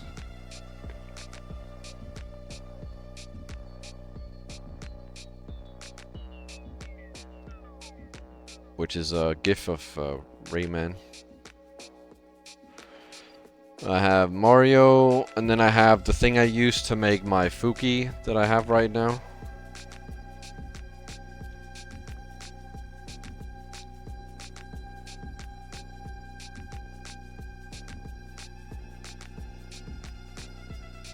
Yeah. I have, that's an MP4, I can't show that, but it's the video that I posted on Twitter. I have Ember's Fuki that I made for her, that she's using right now, the Steve one. I have Choco's reference sheet, my Fuki that I'm using right now, some assets for Ember's Fuki, more assets for Ember's Fuki, more sound effects for the sound redeems. I have this, which is sort of funny.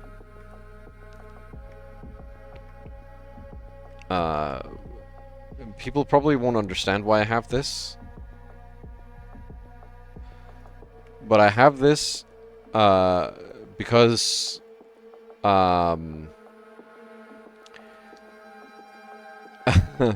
because in Windows Movie Maker, so the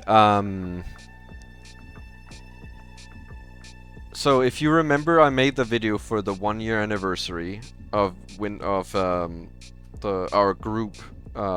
We played Roblox, and I made the video, and and when you insert text on Windows Movie Maker, it makes it by default it makes this background, but for some reason whenever I did it, it wouldn't add the background, it would do a black background, but I wanted the blue one specifically. So what I did was I made this in Paint. Now originally it looked like this. Originally it looked like this.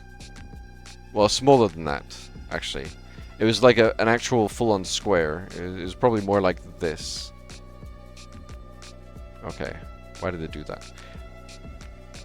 Oh my god, it is so annoying. OBS, you fucking...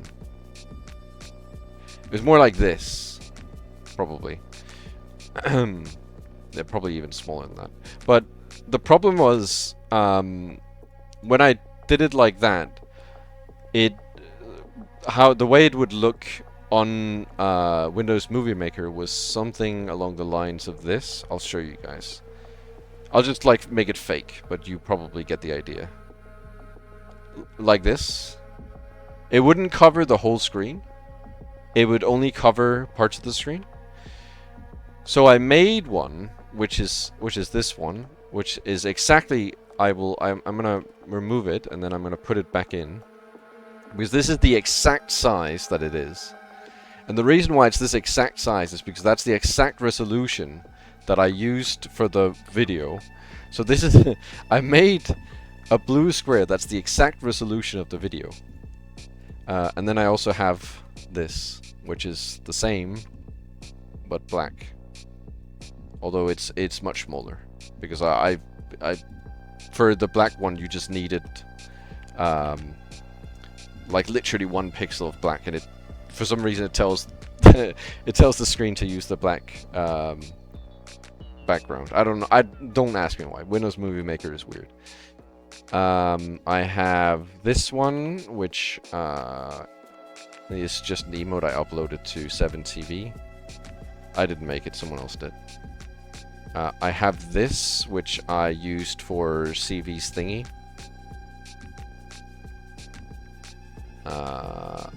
I have this, which is like... I need to delete this afterwards, because... Well, not the GIF itself, but I need to delete it from my OBS, because it's massive. It's like... 25 megabytes or something.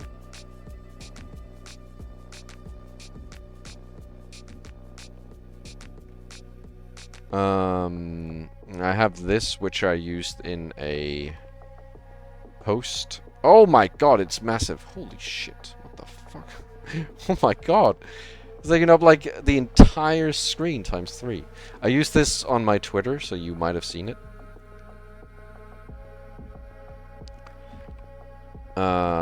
Here's the capybara rubbing its belly. I have a bunch of word clouds that I used in Blue Whale to show off what people's messages were. And I have this combination of GIFs.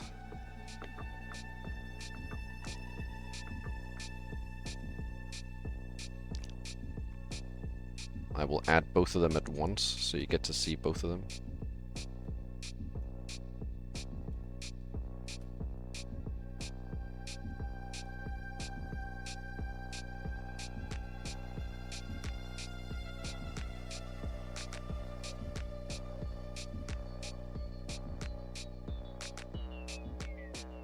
I have a picture that someone took of the Peak collab? I don't remember when this was. Honestly, I don't remember when this was, but someone took this picture and asked me to use it as a thing on the screen. I have a video of Family Guy. Have more redeems that people put on. I'm gonna try to ignore the redeems. I have a shoes reference sheet, another Choco reference sheet. I have this, which is from when I was doing the picture of CV and Ember. More things people have put on my screen. This because I used it on a tweet.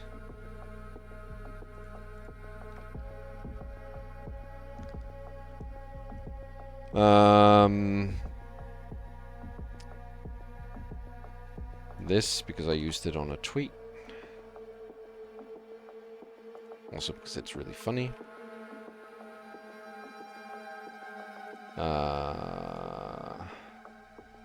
This because I really like it and I need to make a folder of art of my character.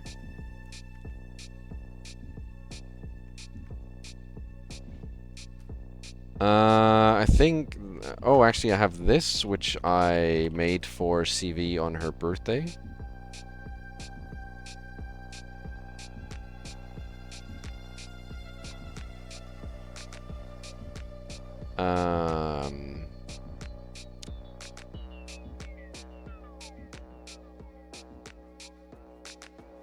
And then I have a picture of the flag of Italy.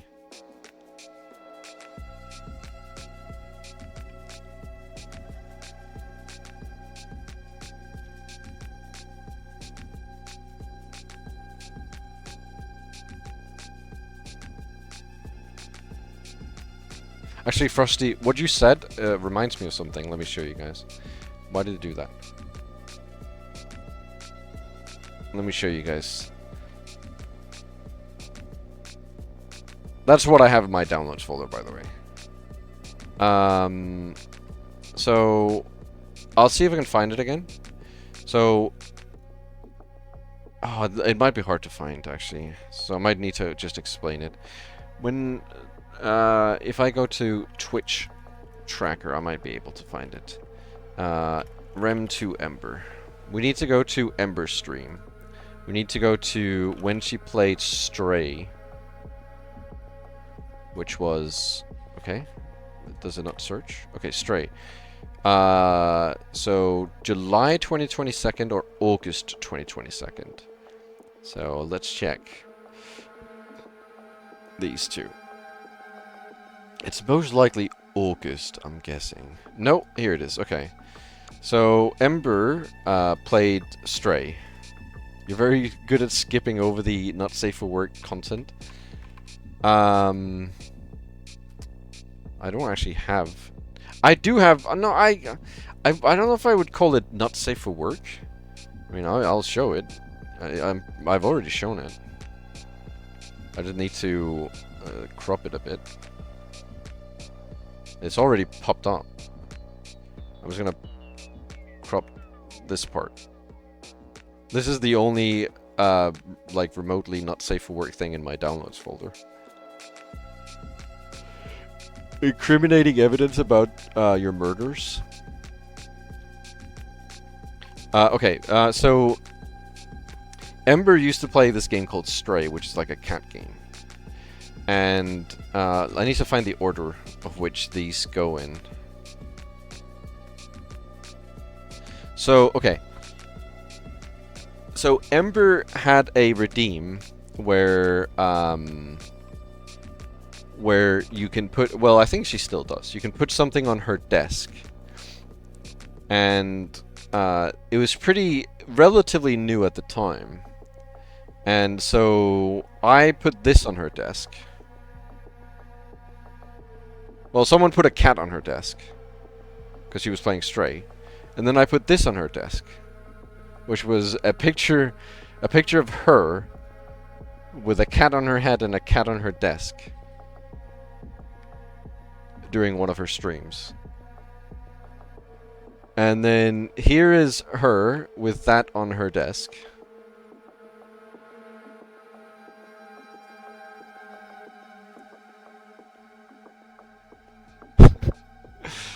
And then someone took... It wasn't that picture, but someone took a different picture that's similar to that and put on her desk. I didn't have the original picture, but someone did that. Here's that picture. So here's her. Here's her with a cat on her head, with a picture of her with a cat on her head, framed, with a picture of her with a cat on her head, framed on her desk, with a picture of a cat framed on her desk.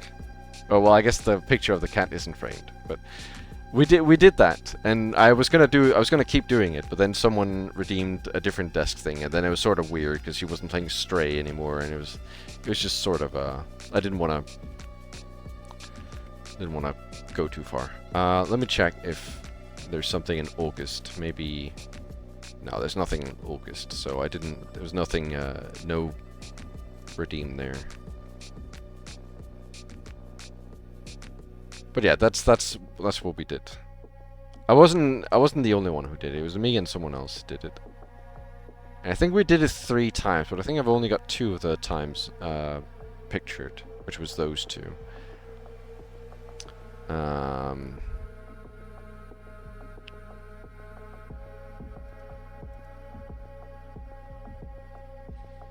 Yeah, Choco, I did a lot of funny things with Choco. This is one of my... I keep seeing this image, and it just makes me fucking laugh every time I see this. I put this on Choco once.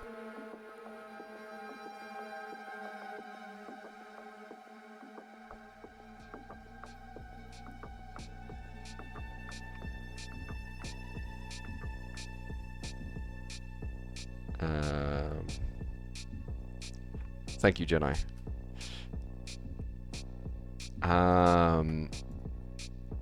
But yeah, I love putting funny pins and stuff. I have a lot of pictures. Whenever I put pins on people, I try to take pictures of them with the pins on. Because it's like it acts like a memorabilia. I'll show you a pin I did of CV. I put a pin on her with her face on her model on top of her face.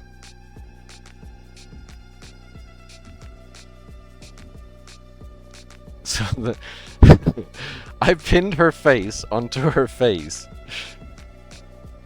which gave a really uncanny valley look of her model.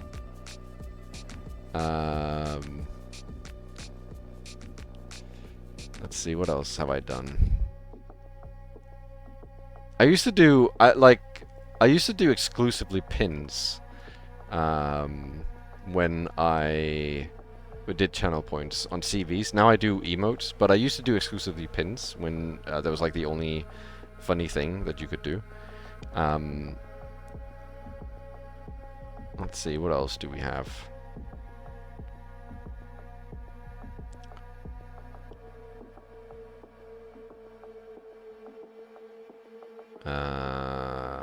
There's a few of Ember there, but nothing really interesting. I have the one where I put, where I gave her the pickle shoulder pads as well, the pickle Rick shoulder pads.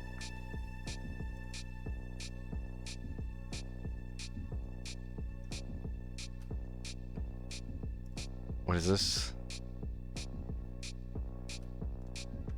What is this? This one is also really funny. This was the Ember ears stream where everyone put ears on her to add more ears. That was also a really funny bit. Just adding more and more ears. I'd hope she heard better with that many ears.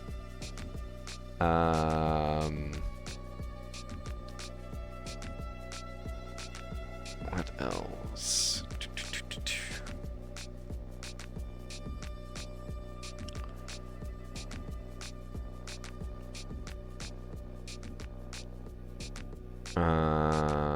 Not there. I think we're too far back now. What is this? Degath on CV.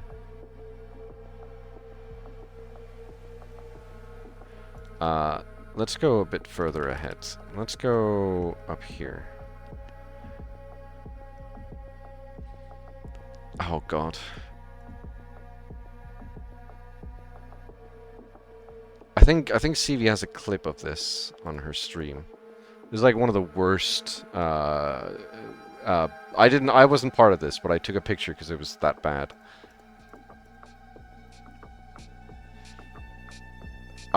Someone else did that. That was someone else's masterwork. The birthday pin? Let me check. Oh, hold on.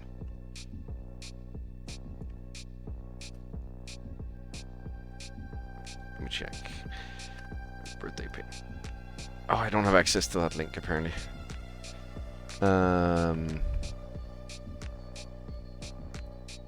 Oh, here's one where I gave her the... Ember gave her the hat, but also on the table, the bee, that's also mine.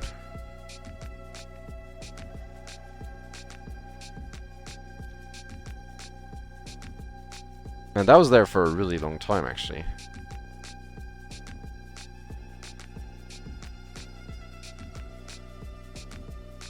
The bee.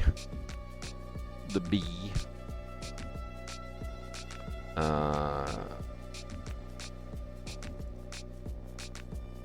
I still tend to try to take pictures when people pin funny stuff, but people actually don't really pin that much anymore. I think it's because there are as many channel points, but everything costs the same and there are more redeems. I think that's probably why people are not redeeming pins as often. I would also say that I also understand why people don't like doing pin redeems, because it takes up quite a lot of time to apply the pin and stuff. But I did want to... I actually was looking at automating it for my channel specifically, so that you would just like redeem a pin and then it would automatically pin it. The main reason why I never did that was because there's a lot of problems with that. I also considered doing alternative where I would have a web page. So basically, you know, you would redeem pin something on me, and then before it would just be applied to the screen, it would ask me like, oh, is this fine? It would show like a picture of it, and it would ask me like, oh, is this fine? Is this good? And then I would say, okay, yes, that's acceptable. You can pin that to me. Something like that I also thought about. I think that's a bit more fine. Oh, the umbrella on CV. Yeah, I mean, that's the problem. I don't think you should feel bad, because I feel like that's happened to everyone, you know, who's tried to pin something. You are not the first who that has happened to. I can assure you that. I have watched CV for a very long time, and it's something that happens, you know, actually pretty frequently, that, you know, you have like a really good idea of something to pin, but then it turns out to not really work that well in the situation that you're actually in. Like, it turns out to either be like too big or like take up way more space. I feel like one thing that people do often, for example, is like eye stuff, like, you know, glasses or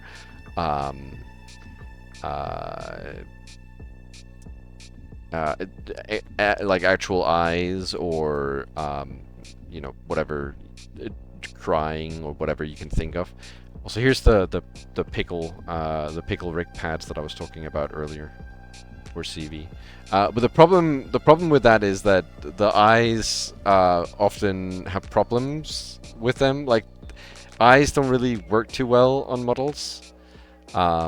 Because if you look to the right or to the left, it starts messing up how the eyes are like put on the face and stuff like that. Yeah, CV does put a lot of time into, like, CV actually genuinely cares about the pins, despite what people think. She wants you to get your money's worth.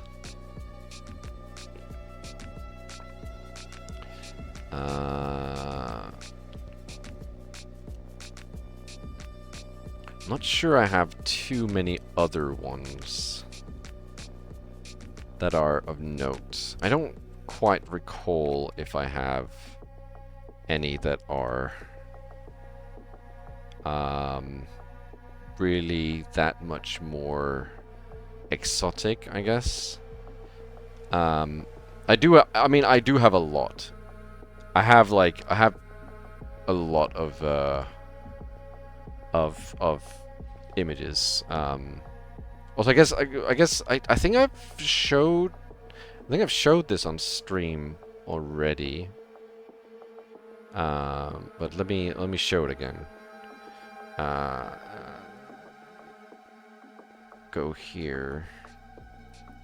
Where is it? Did I delete it? No, there it is. Okay. Let me delete all of these. We are quickly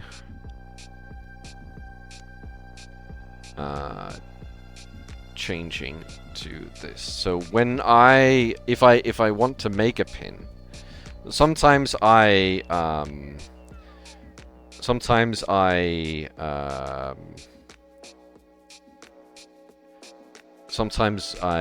don't just like find the pins, I make them, right? And if I want to make a pin, sometimes what I do is I do this to give an idea. Hopefully this works. Okay, there's like 4 million of these. That seems right. I do this. So this is one that I was making for Ember. I never finished it, but I was making it for Ember. Where, you know, I make her a witch. And then basically what I do is I just take a picture where she's front facing, like this. And then I draw it on top of her. And then you can hide her afterwards. Ignore the red line. That was just to demonstrate the curve on the hat for something else. But yeah, so I take like a front-facing picture, and then I draw the item, the pin,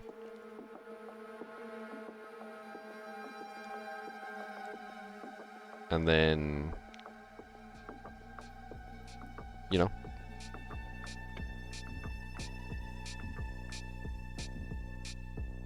that's something I do for when I make pins, which I don't do often, but when I do, that's how I do it. Front-facing picture, which is hard to get, but front-facing picture, and then draw it on, and that's it. Seems kind of ominous. What? How's that ominous?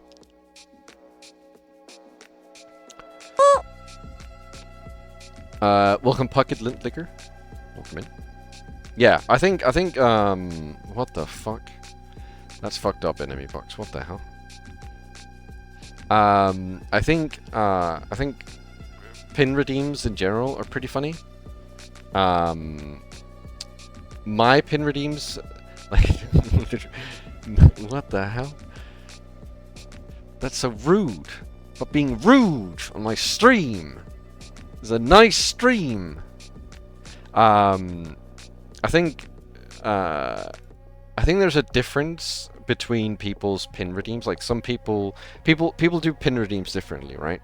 I do pin redeems. Stop being rude now. Some people do pin redeems by adding them to the screen, like I do. Some people do pin redeems by adding them to their model, like Ember and CV. Some people do both, actually. I think Nanodan does both. I know he definitely does the same style that I do, but I think he's also pinned on his model a few times, especially when he does this, he has like a live 2D model. When he does use that, I think he does both.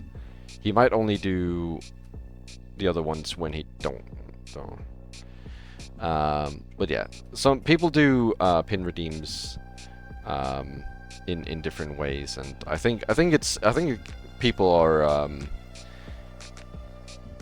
are very creative with pin redeems. I mean, even on my stream, people have been very creative. There was the one time where it might have been Shin. I don't remember exactly who did it. I think it might have been Shin, but someone decided that a pin like a pin method was to give me. I think it might actually. I wonder if it was this square. I wonder if it was this black square here. It might actually literally have been this black square. Give me this, and then tell me to pin it to my model, and then keep pinning that slowly but surely to my model until I'm just a black square.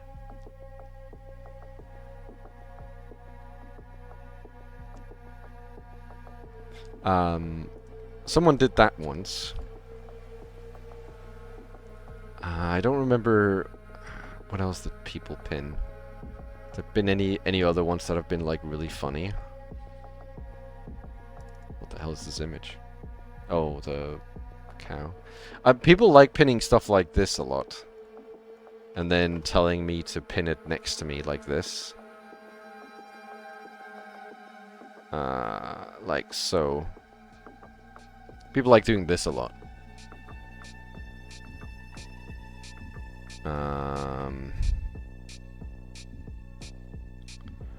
Or probably have more like that.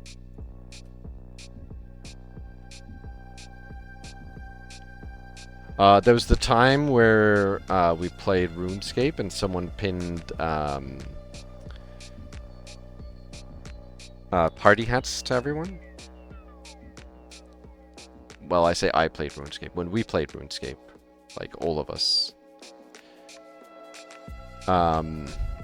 And someone pinned party hats to everyone. People like pinning, when I have people, like their Fukis on, people like pinning stuff to them as well. Which I accept, that is perfectly viable. If you want to pin something to other people, I am perfectly okay with that. Be my guest. What do you think they should do? What? What are you asking me?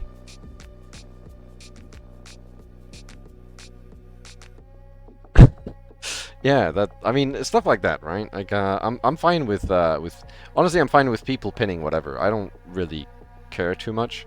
As long as it's, you know, acceptable on Twitch, I don't really care what people pin. I have said no to some pins. Some people like pinning things that are most likely going to get me banned. which I say no to.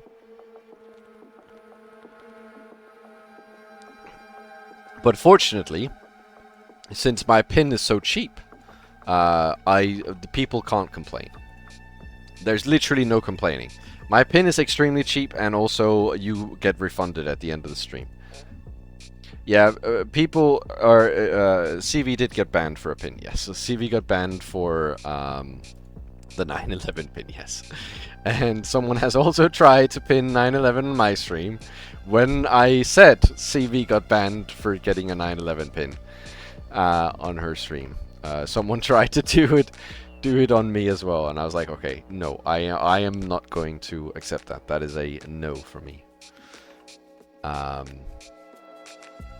That is where I have to set the line.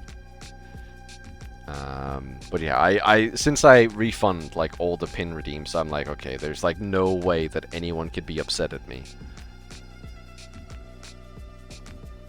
Yeah, it was a weak ban.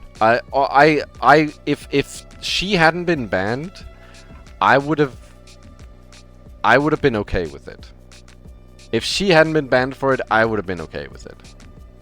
But the fact that she got banned for it means that I'm not gonna test the waters on it. Why do I have this? Well, I mean, I know why I have this, but I was just reminded. I was just reminded of this.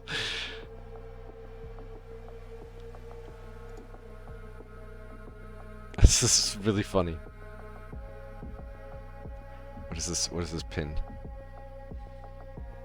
Freak? Freak on a leash? Sure, why not? You know, I didn't even check if this was like acceptable before I just straight up put it on stream, but I think there's nothing. I think there's nothing there that wouldn't be okay.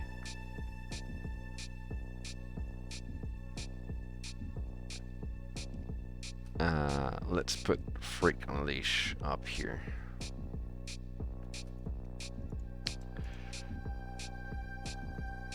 Is CV a big fan of flan? Nothing on this... Well, some of them are, but most things on this list are not what they seem like. I don't think CV cares much about the flan food.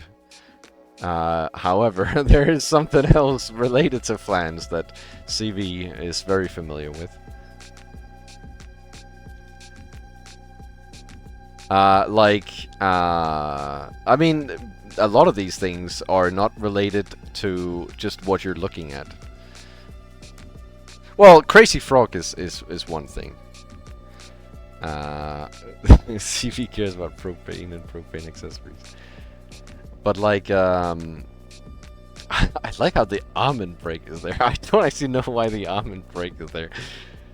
That one I don't actually... Oh, I guess that's because of brake core. I guess that's literally it. Like, literally because of brake core. That might be why. I made this. What do you mean, who even made this? I made this.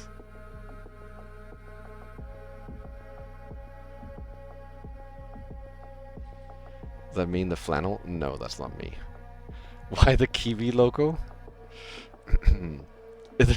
That's why the almond... No, the almond break is there because CV likes brake core. That's why. But yeah, there's a lot of things that... Is that Scylla in the bottom right? I think that might be Scylla in the bottom right. Right there.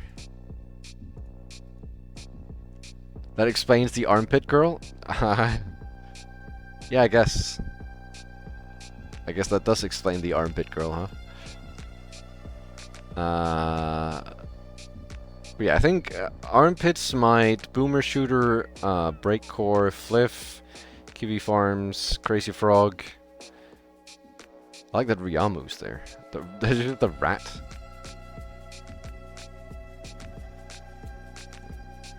So weird. It's also just like deep woken. I think that's deep woken. I'm not entirely sure, but I think that's Deep Woken. Hachi's there. Toga's there. Morocco's there. I think, is that Morocco? Is that I don't know what flag that is. Macedonia? Is that Macedonia? 3 Blue Whale servers? Only 3?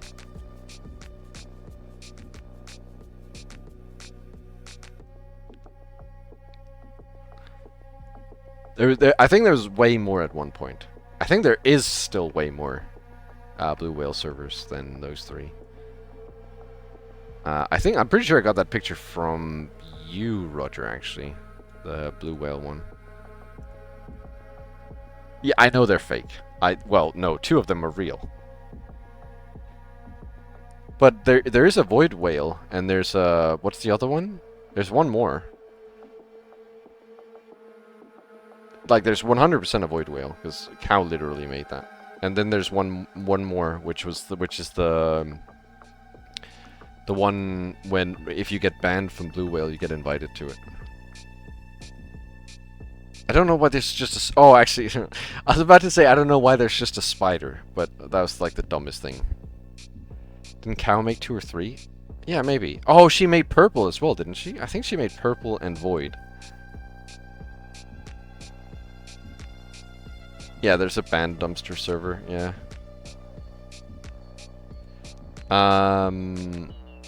Piety on the behind Ballistic NG from PoE. Lots of woozy ones. I think this one is the funniest one because I cannot talk about it. How do I zoom in most on this picture? This takes so long to zoom in on. This one. I'll put it right in the dead center. This one. Didn't CV utilize cheater island ban tech? Oh, didn't know. Okay. Yeah, when people get banned, they move on to the other server, which is really funny. How do I get rid of this picture? All right, delete. Yeah, I cannot speak about that one. I'm sorry. It is literally I cannot say anything about that one. Macadamia girl there. Oh, I don't know. I don't actually remember why I put that there. I don't know why. There's a bunch of. Oh, I mean, I think it's because I guess Toga's just because she likes her. Right? I think she just likes Toga. I don't think there's. I mean, she does have the Toga Tuesday thing, but I don't think there's like any deeper meaning other than the fact that she just likes Toga. I don't know why Riamu's there. I don't know why. I guess the horse is there because of the funny horse thing. Pussy Peso's there. I'm not entirely sure why the Necronomicon is there. I'm not entirely sure why there's a rat other than Emperor, but I'm not entirely sure why there's a tank there. What would I do as the police guy? Yes, I made this like 3 years ago, man. Let me check. When did I make this? Okay, 3 years was an exaggeration. I made it at the start of 2024. I made it in the literally the start of 2024. A lot has happened since 2024. Like the League drama isn't even on this. I think it doesn't even have League. Actually, it does. It has it has the 2 things. That wasn't that. That's more than a year ago. It doesn't even have the League drama.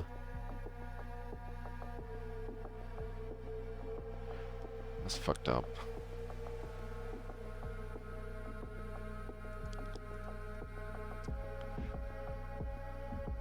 Yeah, the 2 League abilities. But the 2 League abilities are specific, because that's the build she was doing in League. That she got famous for or something?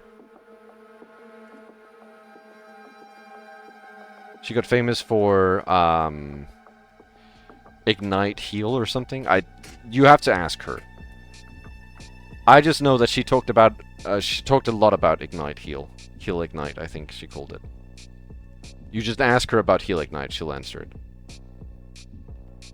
She doesn't care about Toka aside from her looks. Yeah, that sounds right. I don't know. Like I said, I just think she likes Toka. I don't know. Heal Ignite. Heal Ignite. All right. We haven't even played this game for like an hour now. We've just been sat on this screen. Okay, let's keep going. Well, I mean, if you still have questions, don't feel afraid to ask me. I do need to drink though. I've been talking a lot. Yes, that's the thing, Roger. You're right. You're right. Can you recap after the break what's going on? Yes, I can try. I can try. Let me just sip some more water, because I am so dry.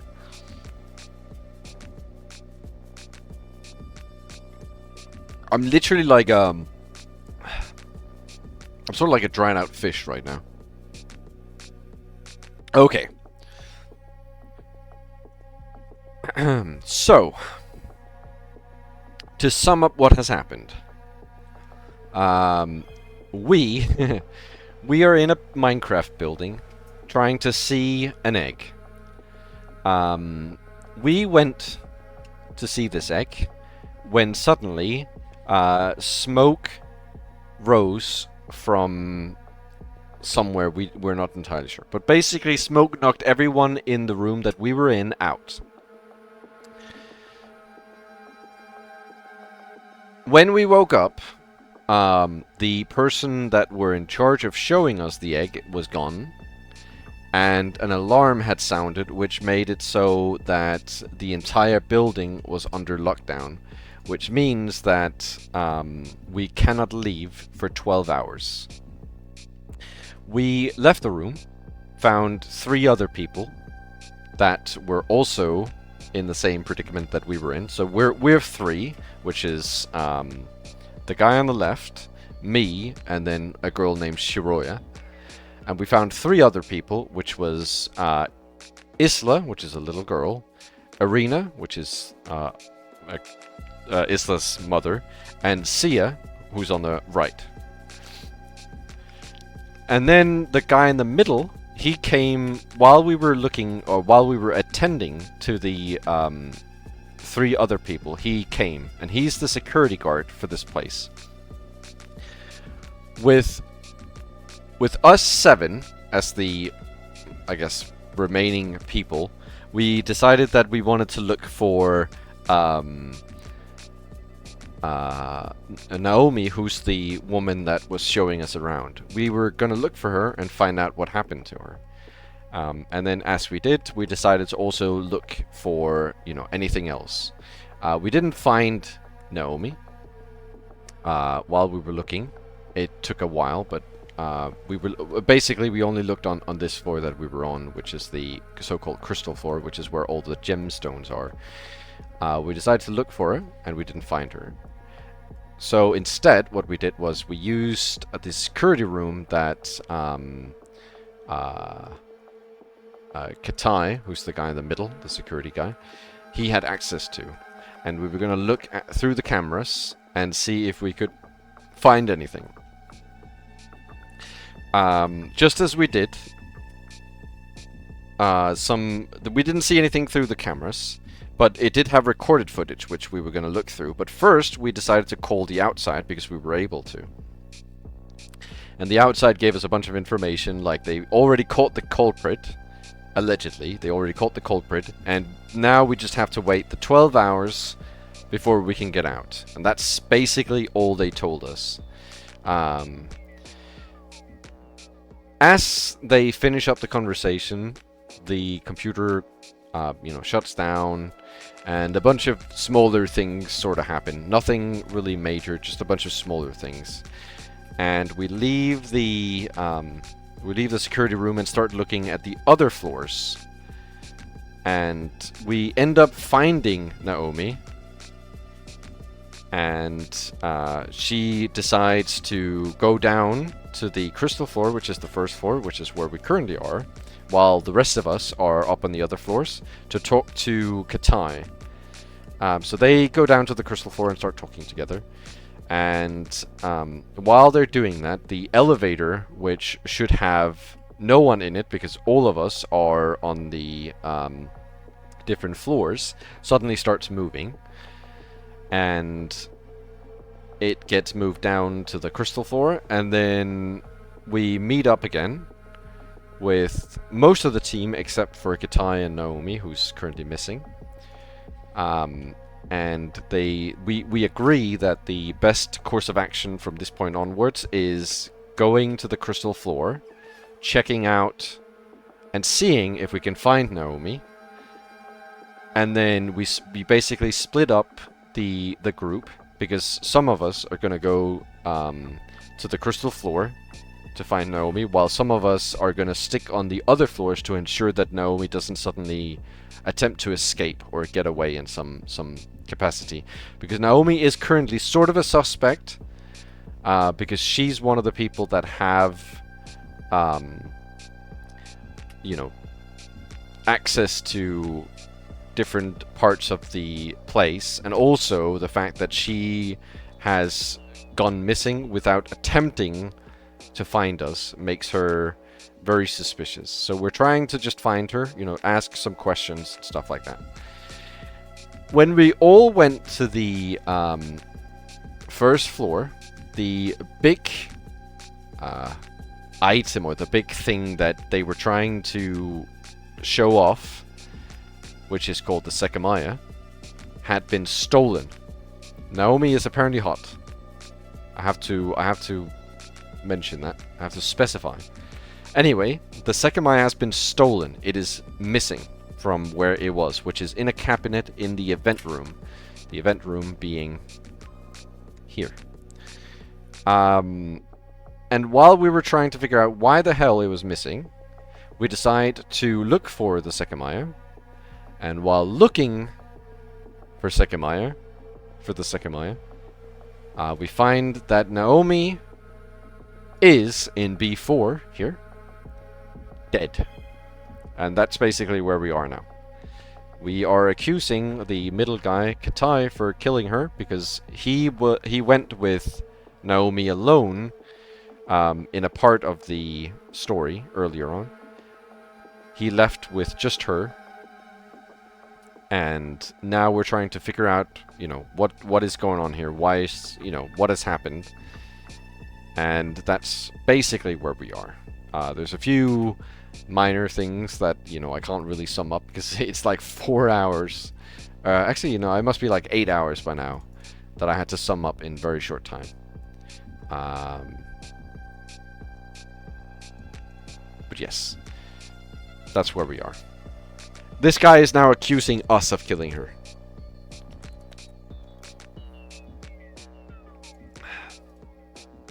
However, it is as you say, security cameras had to record what happened in this room, and on the office floors, your lie won't last long once the system is recovered. Oh yeah, so basically, the security cameras that recorded everything, he lost access to. He can no longer view the security cameras. And he also can no longer contact the outside. And we don't know why he suddenly lost access, but he did.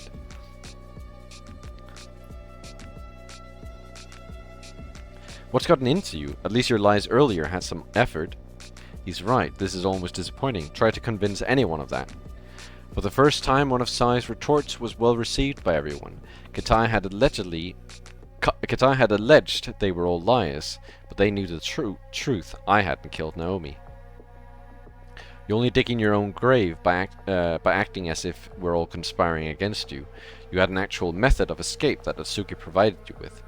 Taking it would have been a much smarter decision than accusing him. It's especially idiotic for even this guy. Why are you saying that Atsuki was on this floor?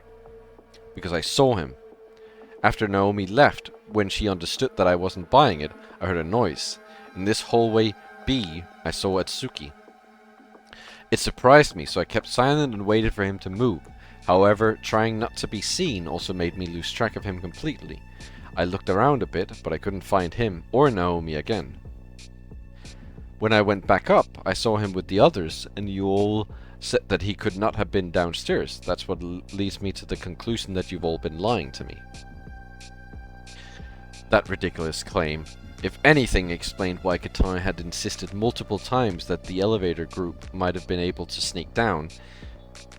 Blah blah blah blah. Naturally, though, it was met with silence and shared disapproval. At least this proves you're nothing but a lying machine. Your fuel must have ran out, and now you can only fabricate these limp little things. You think you sound smart, but I believe all of us here know that you are the one lying. Let me just tell you straight. In the 1 in a million chance that you're either telling the truth or hallucinating, what you saw could not have been Atsuki. If you actually saw someone, it wasn't him. Incorrect. I am certain it was him. His clothes could have been borrowed, but borrowing a face and the size of someone's body is much different. I don't know why you're all lying and aiding a criminal, but I'm certain of what I saw. Then we're left with a hallucination. You get your brain checked recently? I will refrain from saying anything else. When this is all thoroughly investigated by the police, the truth will be proven. As I knew I hadn't killed anyone, I hadn't been seriously considering any of it. I just ruled it as Katai's desperate, pathetic, and ineffective way of not being suspected. My attention had been drawn to one of the cabinets present with us in the room. At first glance, it looked like every other cabinet we'd seen, but there was something unusual about it. On its right side was what looked to be a small wheel. To get a closer look, I approached it, making sure not to step on any of the blood.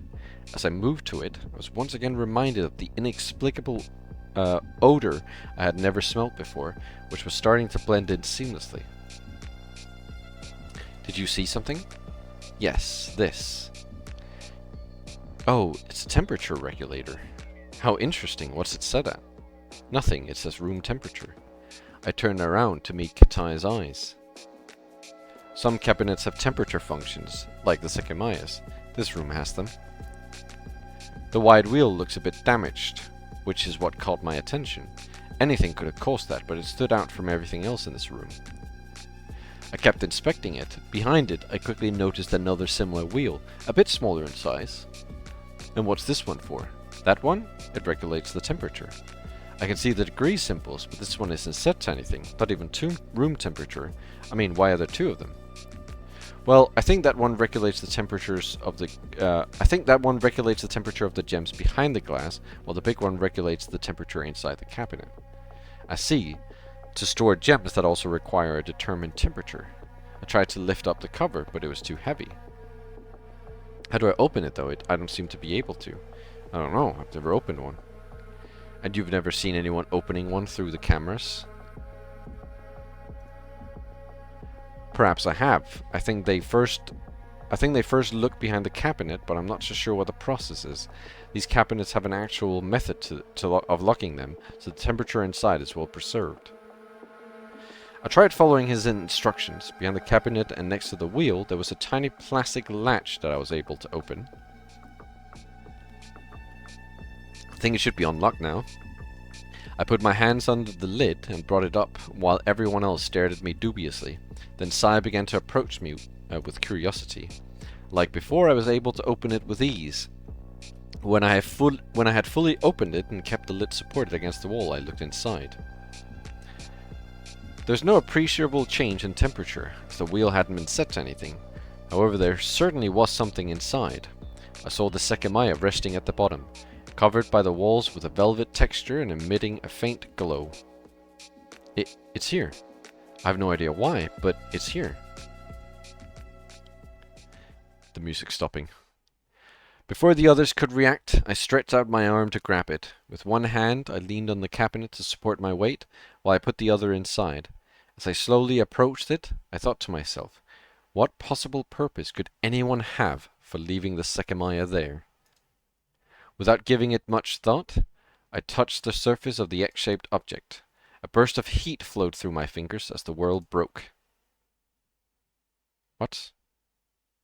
The burning sensation vanished, and I was no longer stretching out my arm. Before me was a long corridor that I'd seen before.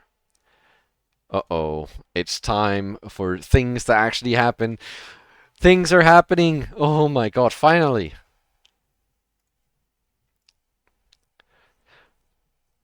My body froze, and I broke out in a cold sweat. A heavy cloak of confusion was cast on me as my heart took off like a rocket.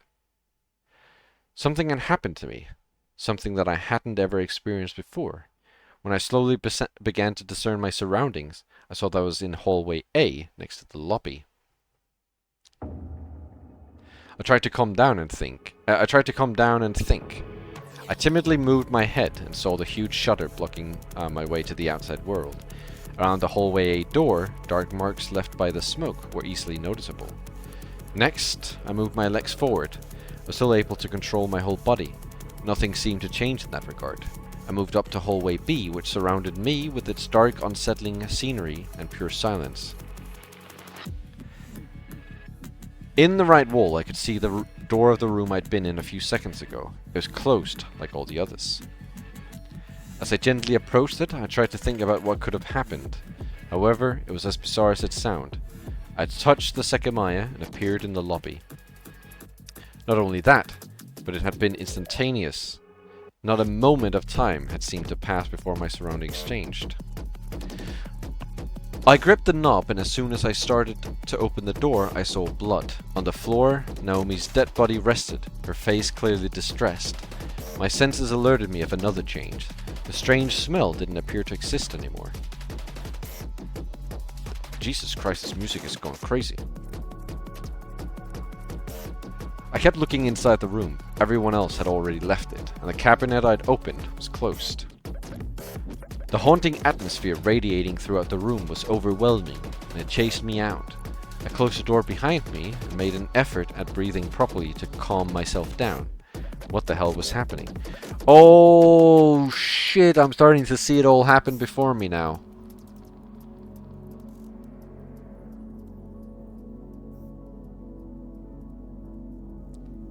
I'm starting to get it. I'm starting to solve the entire game in my head. I don't know exactly what the Sekimeiya does, but a lot of things are starting to make sense now. A lot of things are starting to make sense now. Just from the fact that he touched that thing, a lot of things are starting to make sense.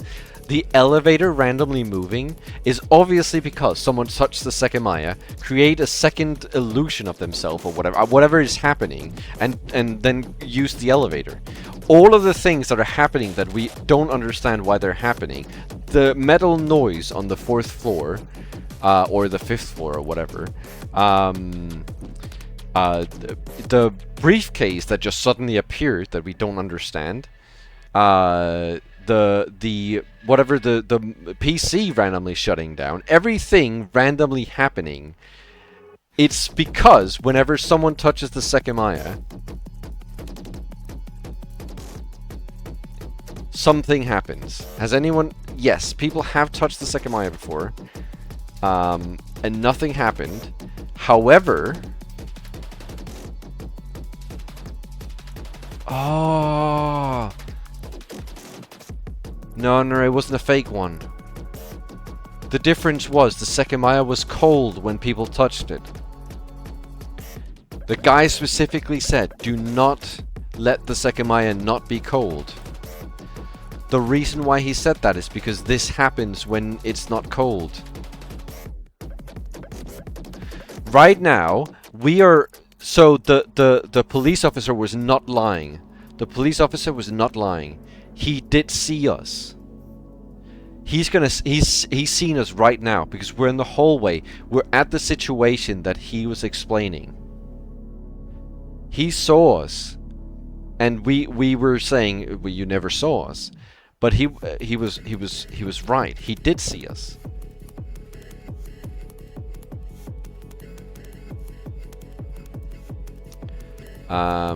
The haunting atmosphere radiating throughout the room was overwhelming and it chased me out. I closed the door behind me and made an effort at breathing properly to calm myself down. What the hell was happening?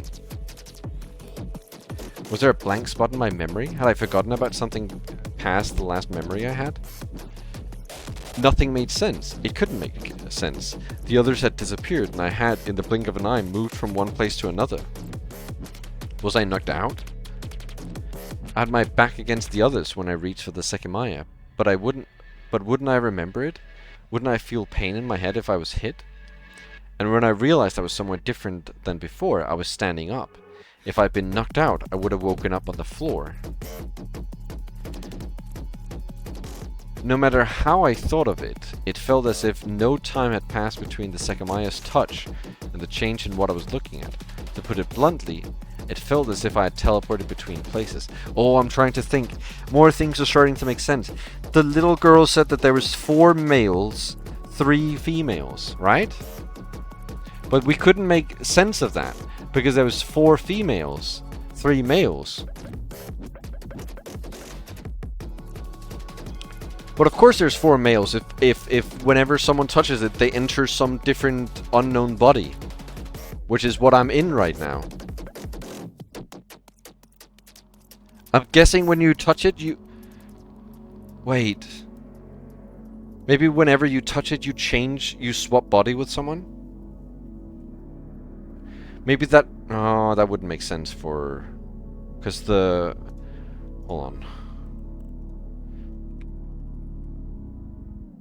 You never lied like this until a month ago. Yeah, never mind.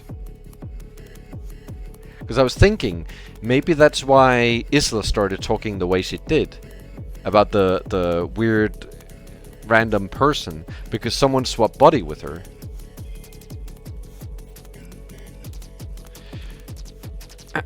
No matter how I thought of it, it felt as if no time had passed between the Sekimeiya's touch and the change in what I was looking at.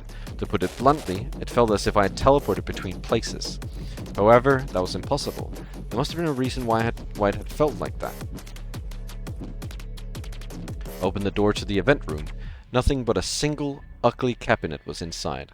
I couldn't see its contents, but I didn't care. I kept looking through every room in the hallway to find the people that should have been there, to confirm that I hadn't been left alone, and to understand what had happened to me.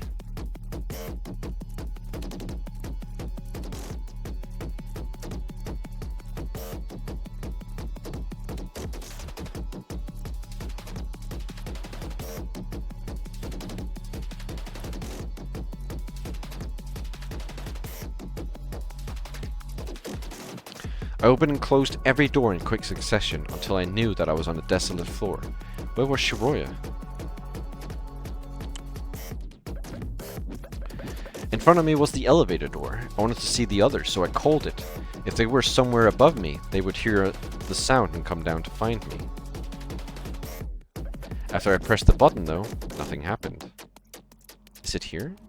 I grabbed the handle of the large metallic door. As I'd suspected, I was able to open it. Since I wouldn't be able to draw people down to me, I had to modify my idea. I boarded a tiny elevator and pressed the button for the 6th floor. If anyone could hear... This is what happened! This is why the elevator went up to the 6th floor. If anyone could hear it, I hoped they'd be lured. It was my second time taking a full 6th floor trip in that gloomy space, and being alone only made it worse. Just what had happened? I'd been accumulating questions since we'd gotten trapped, but the situation I was in surpassed all of them. Being alone let me look inside the elevator freely. I stared at the red button with the word STOP on it. They would usually stop it abruptly, mostly in case someone got stuck on a door. Other times they'd only play a loud alarm throughout the building. On the wall next to it there was a little paper with instructions detailing how it worked. I took the time to read it, trying to calm myself down. Pressing the stop button will instantly deactivate the elevator and contact an emergency line. It is strictly prohibited to press it without a good reason and to prevent ulterior uses. The elevator won't be enabled again until a staff member consents. Keep in mind that you are being recorded. I looked behind me and sure enough I saw a small camera in the upper corner with a green light on it. It seems it seemed Ashia was made sure the button would only be used during a real emergency. Regarding the contact line, it was likely it had been nullified by the alarm. The remaining seconds once again left me in awe at how unsettling that small and quiet elevator could get.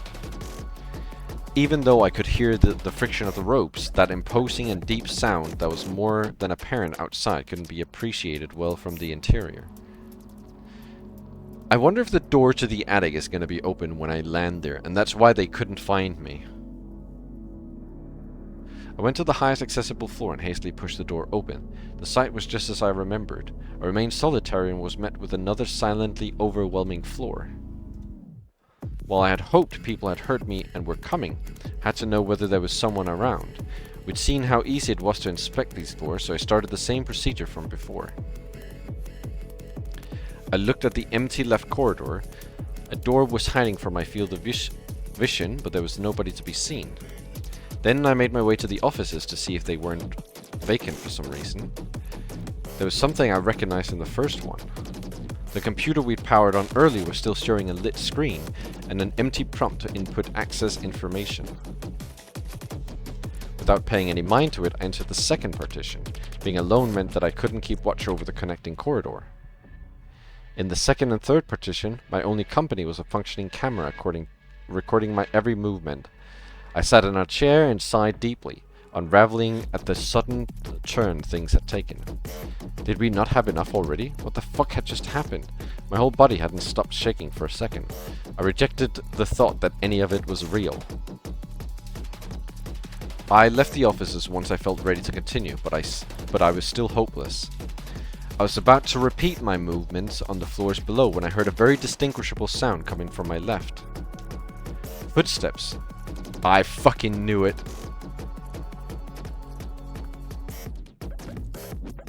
Footsteps, and ones I knew I'd heard many times in the past. I turned around and saw Shiroya coming out of the left corridor.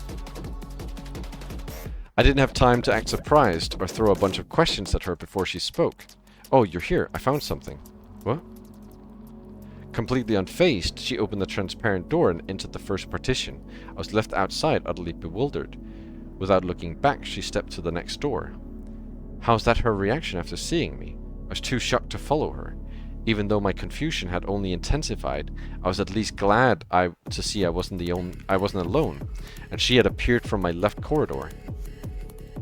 I walked over to it. I knew an extra door was located at the end, so I approached it, wondering if she'd come out of it. But it was still locked, and there was nothing out of the ordinary about it. Trying to decipher what she said, I ran back to the door of the offices and entered them in a desperate manner to attempt to understand. The first partition was empty, so was the second one. A chill ran down my spine when the third one didn't appear any different. I froze for a few seconds, questioning what had happened to me and Shiroya. I recalled teleporting from one place to another. She couldn't have disappeared from the offices, could she? I exited them to look at the other corridor. There was nobody there. Dumbfounded, I went down the stairs. That's where she goes back and gets the other me. And they go look at the door. And now I'm leaving.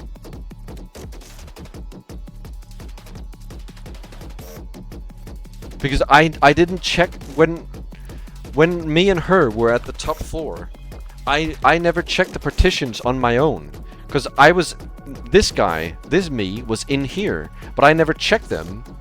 Because we went straight over here. And then when we went over here, I left and went down.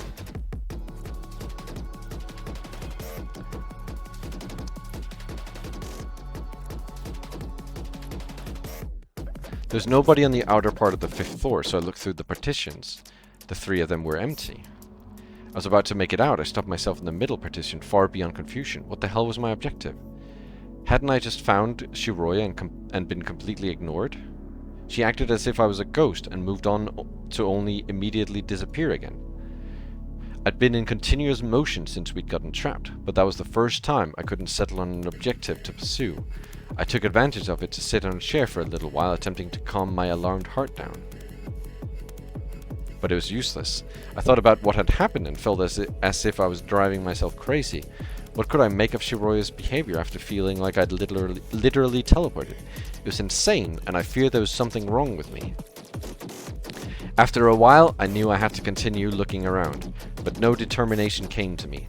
Since I'd already seen Shiroya, everyone else should have been nearby, so I kept moving down the floors. I went to the 4th floor and looked through it. I slowly moved down to the 3rd floor and repeated the same process. I don't know where I got the kept word from. I didn't see any signs of life. I repeated the same inefficient movements on floor 2, and yet again, the results was the same. The crystal floor where my lonely adventure had begun was the one that remained. Surely, anyone would have been able to make it past me while I'd been looking through the offices, so I couldn't even be certain nobody was above me, even less so having spent minutes inside one of them. I should meet people here. I didn't know where to begin, but I quickly spotted an obvious point.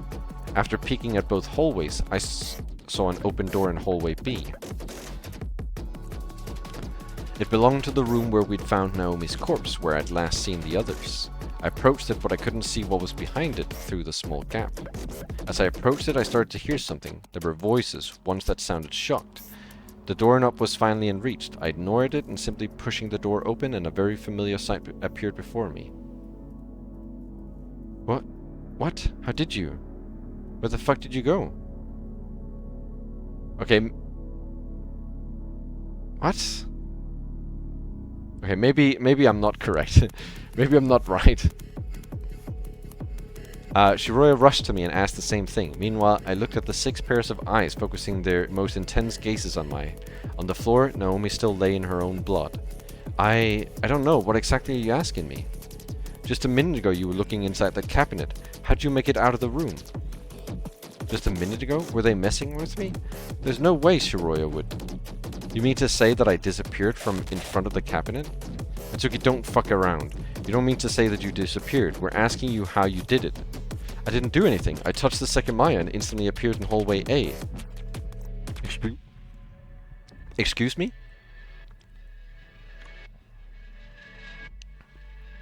We were talking about how you were the true culprit of this murder. You clearly did something to shift our focus. Wait a second though. What's in this cabinet is not the Sekimeiya. Huh? I'm certain it was. I touched it and felt it burn on my fingers. Not the one we saw earlier, at least. Look. He puts his right arm inside the cabinet and removed it, holding an object that looked very similar to the Sekimeiya. Yeah, that's the only thing that was inside. I have no idea how you made it to the hallway. There's nothing else in the cabinet. My eyes were still directed at the Sekimeiya inside his hand. It is no longer glowed at all, and it was grey. I'm telling the truth. What I found in the cabinet looked like the Sekimeiya we'd seen. I saw it glowing in the dark. I had to explain myself, however I could, but I had no concept of what had happened. But this thing doesn't glow. Katai says he doesn't know what it is, even though that means nothing. I'm telling you what I know. The Sekimeiya was never here. Atsuki, let me try to understand what you're saying. You mean that when you touched that thing, you teleported outside? That's what it felt like. Everyone looked skeptical, but they remained quiet. We weren't here by that point yet, though. When I found myself in the lobby, I entered this room and only saw Naomi's body on the floor. I went up to the 6th floor to find you and eventually went back down. That's when I just found you here. I felt strangely uncomfortable while I attempted to explain myself. I sounded crazy, and if I wasn't, they were the ones tricking me. The only explanation was that I'd been knocked out in some way, and they were acting as if it had just happened seconds ago. Isla, still between Erina's arms, looked the least dubious of me, but she still seemed to be trying to process that her friend's prediction hadn't come true. So you want to make us believe that you traveled to the past. That's impressive. To the past? Right, that was the conclusion to draw from what I'd said. Not only teleportation, but time travel too. It was a ridiculous claim if they'd really seen me disappear. Are you hearing him? I bet you all thought he was innocent before seeing his true colors. You can't honestly tell me you believe a word of what he's saying. Then how do you think he escaped from this room? I saw him vanish with my own eyes, and I believe we all did. You told us there's no hidden paths in these rooms. Tell us, Atsuki, how did you do it? There's a security camera here, so your trick has been recorded. Are you going to claim ignorance and state that you traveled to the past? Did I travel to the past? I couldn't have. That's impossible. Even if such a thing were possible, would everything hold up? I have no idea what caused it, but if the others didn't knock me out, I must have teleported in some way. I guess traveling to the past only adds a bit more impossibility to that. At least one thing would begin to make sense if that's what happened. Earlier, when I looked in this room, Naomi was already dead. Didn't Katai say this? That I was on the floor during the time Naomi died? Through normal means, I wouldn't have been able to be on the crystal floor. I was upstairs, and I would have been noticed if I headed down. This would make it possible. It would be absurd to immediately justify Katai's accusations like this, but it would explain why he decided to make such a nonsensical claim in the first place, and it would make a lot of what he said believable. I've seen it countless times.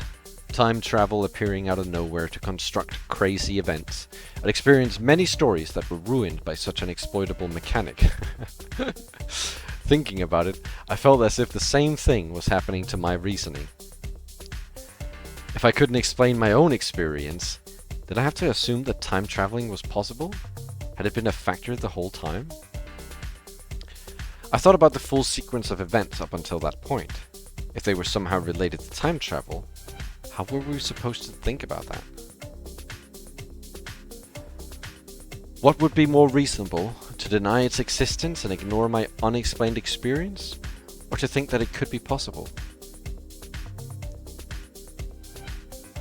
I felt no enthusiasm thinking about either option, so I thought back on the previous few minutes. How would this even work? Whenever time travel comes up, the word paradox is usually thrown all around. Depending on its rules, the way time travel works can greatly differ. One simple type of paradox is the famous going back to the past and preventing your birth. Would you instantly disappear, or would you still live a life in a world where you never existed?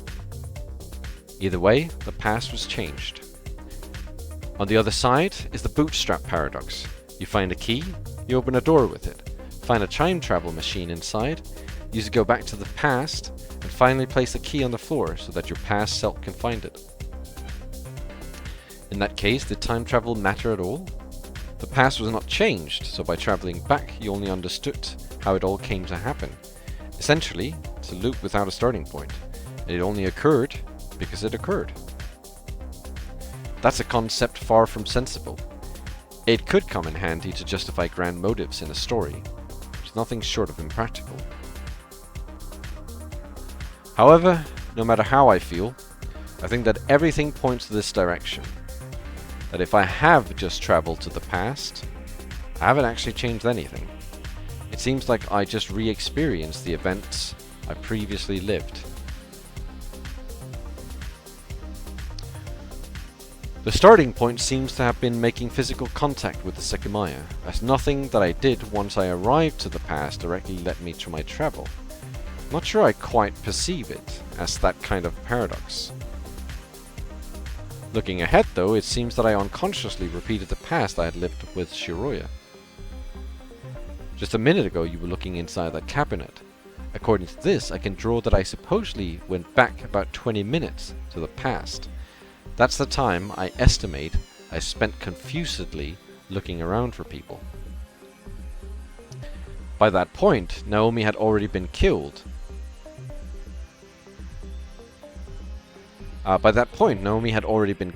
Shortly after, I took the elevator that was on this floor up to the 6th.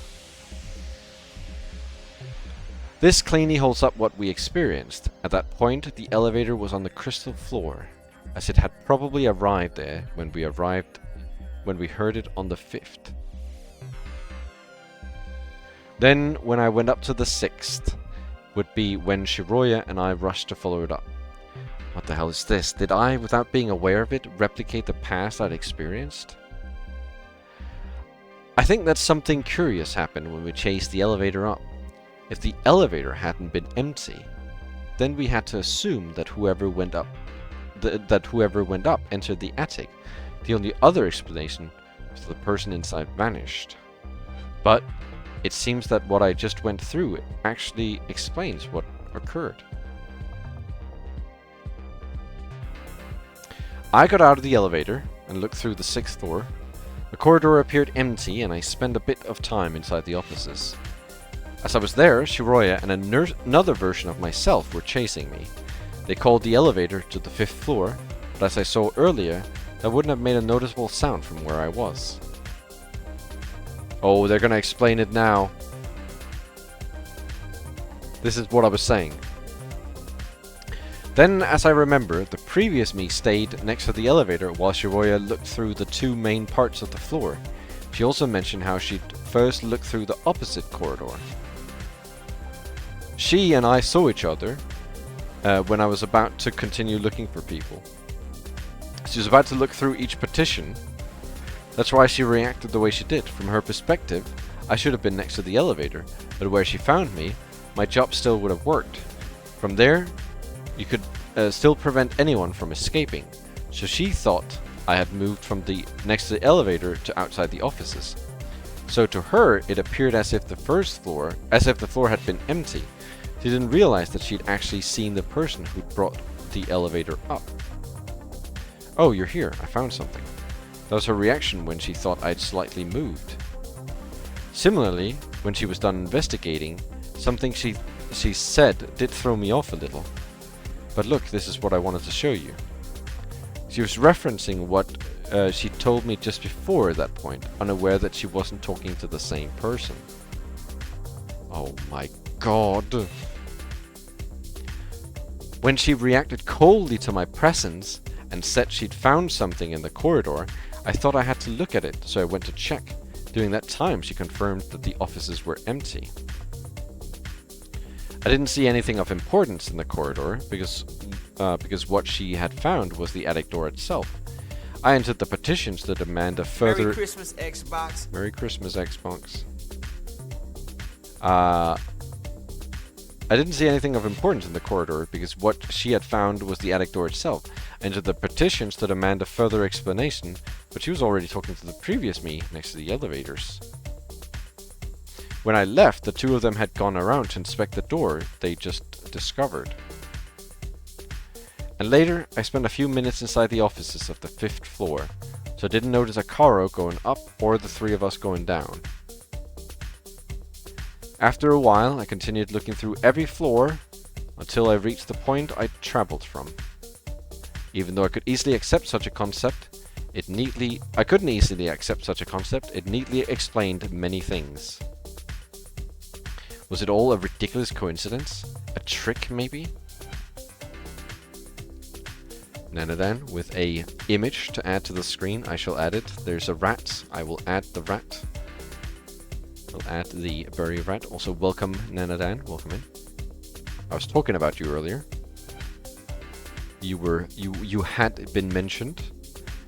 Your name was on my mind and on my tongue. Furry mice. Do you intend to answer? I'd briefly fallen silent. Once I'd thought of this possibility, answers had quickly fallen into place. Something so outlandish certainly sounded impossible under any normal circumstances. The simple fact was that it had happened to me.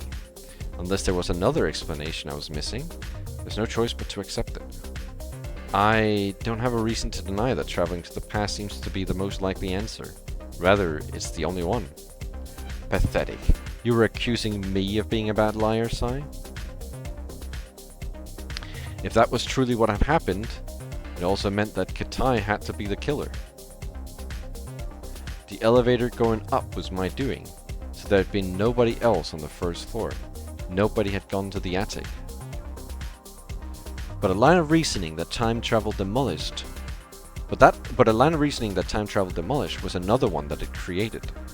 That was the can of worms that thinking about possibilities involving time travel opened. After all, I had randomly teleported to hallway A. Someone could have been on the same floor, killed Naomi before we'd thoroughly investigated it, and then traveled through time to an entirely different place. There's still one thing to keep in mind. The first time the elevator had gone down. It's possible someone had been in the attic before we'd heard it. They could have gone down with the elevator, killed Naomi, and then traveled to the past, back inside the attic, thinking about time possibilities with such uncertain and volatile mechanics was impossible. So, according to you, his claim is as bad as or worse than yours, but yours were all easily disproven. Can you give an alternative to what Atsuki's saying? Are you going to tell me that because I don't know how he made it out of this room, he must have time traveled? For the love of God, Sai, and you were trying to act smart? Well, let me tell you something. If Atsuki didn't time travel, he can't be Naomi's killer. If he did, though, it's still an option. Sai and... Why so serious? Welcome in, Arms. Sai and Shiroya had realized the same thing. I was really there by the time she died. Okay, it might happen to explain what Katai saw Atsuki here. That Katai saw Atsuki here, but it doesn't make it any less insane. Why not? I think it makes sense. What? Don't be crazy. You can't use time travel to explain anything. Why not? I'd say that's a fair question. By the way, it seems Katai was right about something. The Sekimeiya appears to have broken, right? We were all taken aback by that question, but we quickly understood what he meant. It had changed colors to a much less pleasant grey. See, this is all because it was removed from the cabinet. Are you sure it was still white when I saw it? Go ahead and prove that. Did you put it there just want to avoid facing consequences? Shut up, God. This is what Atsuki asked about earlier. It's a function to regulate the cabinet's temperature, is it not? Yes, but it's set to room temperature. It's slightly damaged though, and let's think, out of all of us, who would hide the Sekimeiya in a place that has a cold temperature function? Even when I'm proven innocent, you still insist on suspecting me. This guy was scared out of his mind at his bosses, remember? He would be dumb enough to hide the Sekimeiya here after he told us that story. Do we have to repeat it? The cold function wasn't activated. Who cares about that? It was still hidden here of all places. You'd also be the only one to know about the function of the cabinets, right? What? Didn't Atsuki notice it too? That's why he appeared intrigued by the cabinet while he was being accused, acting as if he'd found the Sekimeiya he hid. I bet he put it here to frame me after I explained the cold rule. That's not at all what happened, and the cameras will eventually prove it. I'm sure they will, but now let's hurry up and put this thing back where it belongs, just in case it's not too late. Yeah, sure, we can try that. Holding the Sekimeiya in his hands, Sai closed the cabinet, which made a metallic sound as if he had locked it automatically. Then he left the room, followed by Katai. Shiroya was still unsure of what to say, and Akuro and Eren both looked at me with uncertainty. We were in front of the event room. I squeezed my eyes shut and rubbed at the bridges of my nose, remembering that someone in the building had actually died. Things were moving too fast. A death moving through time after touching a gem. But it would have been even more dangerous to stop thinking. Before I entered the room, I realized that something else went against the theory that Katai hadn't killed Naomi. Sai was holding the Sekimeiya with his hands. However, I recall feeling a painful burn on my fingers during the split second before I had disappeared from the room. At that moment, the Sekimeiya was glowing white. So if that was still the same object, it meant it had changed colors as soon as I traveled. In other words, it had powered off. So if anyone had consciously vanished from the first floor after killing Naomi, it should have powered off, just like it did when I'd been the one to travel. I couldn't know how it worked, but the fact that I'd seen it glowing might have indicated that nobody had traveled before me, that Katai was the only suspect. Yeah, I gotta recharge the JOI crystal. Like, would I win the Squid Game? I would win the Squid Game. Squid Game! In addition, the Sekimeiya had been inside a locked cabinet. To travel and leave it inside, the culprit must have had to shut it themselves inside and then touch the Sekimeiya. There's another problem though. I didn't think about it until we'd all entered the room. The Sekimeiya made me travel to the past, ignoring how an item with such an obvious power could have made it to a place where they'd let us touch it. Something directly contradicted its power. Earlier, Isla had touched it inside its cabinet, and so had Shiroya. Following that, Sai even took it out of the cabinet while holding it with his hands, and none of them teleported at all. Was I the difference, since I hadn't touched it back then? I couldn't discern whether the differing factor was the person to touch it, or something about the Sekimeiya itself. Maybe it wasn't actually powered off. It could be that Sai couldn't travel. Can I touch it again? Of course, have at it. He handed me the grey gemstone. I felt no burn and I remained where I was. However, I was able to appreciate the smooth surface of the Sekimeiya, which definitely hadn't disappeared with its beautiful white.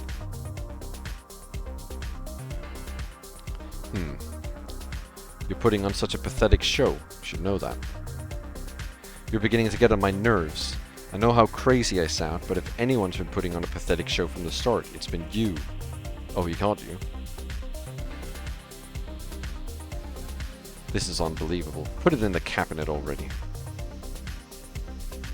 I didn't want to argue further, so I opened the glass covering and placed it inside. The colder temperature became easily noticeable as I left it on top of the cushion. Then I closed it again, and everyone remained staring at the mysterious source of the day's incident. What? Did it change back? It did? Yes, it's white. We all saw it firsthand. Oh god. I think it's about time I need to end. When that happens, you know, and it's about time I need to end. My voice just disappeared for a second. We all saw it firsthand. A couple seconds after I put the Sekimeiya in the cabinet, it regained its old white glow. That's interesting. The temperature brought it back. That's it then. We must not take it out of here until the front door opens. It's clear that will bring us a bunch of issues with Ashia. Yatai, this thing made Atsuki travel through time. Can you shut up for a second about goddamn Ashia? You were right, the coal fixed it. So isn't it strange? According to your story from earlier, the original discoverer of the Sekimeiya realized the coal was needed. If this can send you to the past, they must have certainly touched it and tried all sorts of things to keep it stable. Could they have not noticed that power? What power? Yet this thing will not send you to the past. Something like that is impossible. Didn't we touch it earlier? Isla definitely held it and nothing happened to her. That's true. Why didn't it make me go anywhere? Because it's just a gemstone. Well, it appears to have fixed itself. Shall we test it? I'm beginning to wonder if you process any of what I say. We're not taking this out of here again. Okay, sure thing. Sai's insincere reply left us with a few seconds of silence. Irina was the one to break it. Isn't that a lock? I tilted my head to look at where Irina was pointing. Under the keyhole on the left side of the cabinet there was a small arrow directed to the word unlocked, with locked being right under it. That's just indicating the status of the cabinet, right? Let me see. With a finger I rotated the dial. It didn't appear to move at first, but as soon as I applied a bit of pressure, it gave out and locked itself in place with a click. Did that do it? Sai next to the glass tried to scroll it down. I think so. I did hear a sound coming from you. I attempted to set it back to unlocked, but it was impossible. You must actually need the key for that. So we can lock it manually, but not unlock it again. That's almost fair. Katai, you work here, right? Did you not know about this mechanism with how much you've insisted on keeping the Sekimeiya inside? I didn't. It seems changes were made to the cabinet, as the others don't possess this function. Well, congratulations, you did it. Now we'll have to keep it here for the remainder of the day, and Ashia will be pleased. Since we'd evidently not looked through the cabinet well enough, I inspected it further. Shortly after I noticed something else. There's an outlet behind it, and the cabinet's connected to it. Of course, it's needed for the temperature regulation. Every cabinet with that function has to be connected to a power supply. It had already happened a few times, but once again, the immediate shock of hearing something we couldn't have heard infested the room. From outside, we all distinctly heard the sound of a door closing. And fellas, that's where we'll end off for today. I almost clicked load. That's a good stopping point. Right out on a cliffhanger. Because then people are going to be like, oh no, we got to find out. So people will surely be back for the next stream when I play this. So they can watch even more of me playing this. No, we got to find out. You gotta come back next time if you would like to find out what that door opening sound was and who that could have been. What if someone kills Mike? Then you'll have to figure it out on your own by playing it yourself. But preferably you should watch me play it. Welcome Stove God. Or welcome Vol as well. I forgot to say welcome Vol. Alright guys. I'm gonna quickly look if there's someone to raid, and if there's not, we'll just end and move on with it. I know who I'm raiding, because he's raided me a bunch of times, and I've never raided him. I am raiding Sully. Sully is 2 Ys, not 3. We're raiding Sully. That's correct. Sully is currently just chatting. I don't know what he's doing. I guess we'll find out. It just says just chatting, and I can't see his stream title, so we'll find out. Hopefully he's not ending. But yeah, thank you all guys for dropping by. I will most likely stream again soon. Like I said, I have time off, so I will be able to stream more often. Also, welcome Cow. I'm sorry that you just woke up just in time for the stream ending. But I will most likely stream more often, so you will find that it won't take long before the game can continue and you can get to see more of Mystery Game. But thank you all for dropping by. Thank you all for hanging out. Thank you all for spending time with me. Thank you all for chatting. And this was a good game. I hope that I managed to finish it. And I feel like now is the point that I've been waiting for. Like the point where action starts happening. I have been excited for this point. But yeah. The stream is getting ready, or the raid is getting ready to leave. So I am getting ready to leave as well. Thank you all for dropping by again. And I will see you guys next time. Bye bye, guys.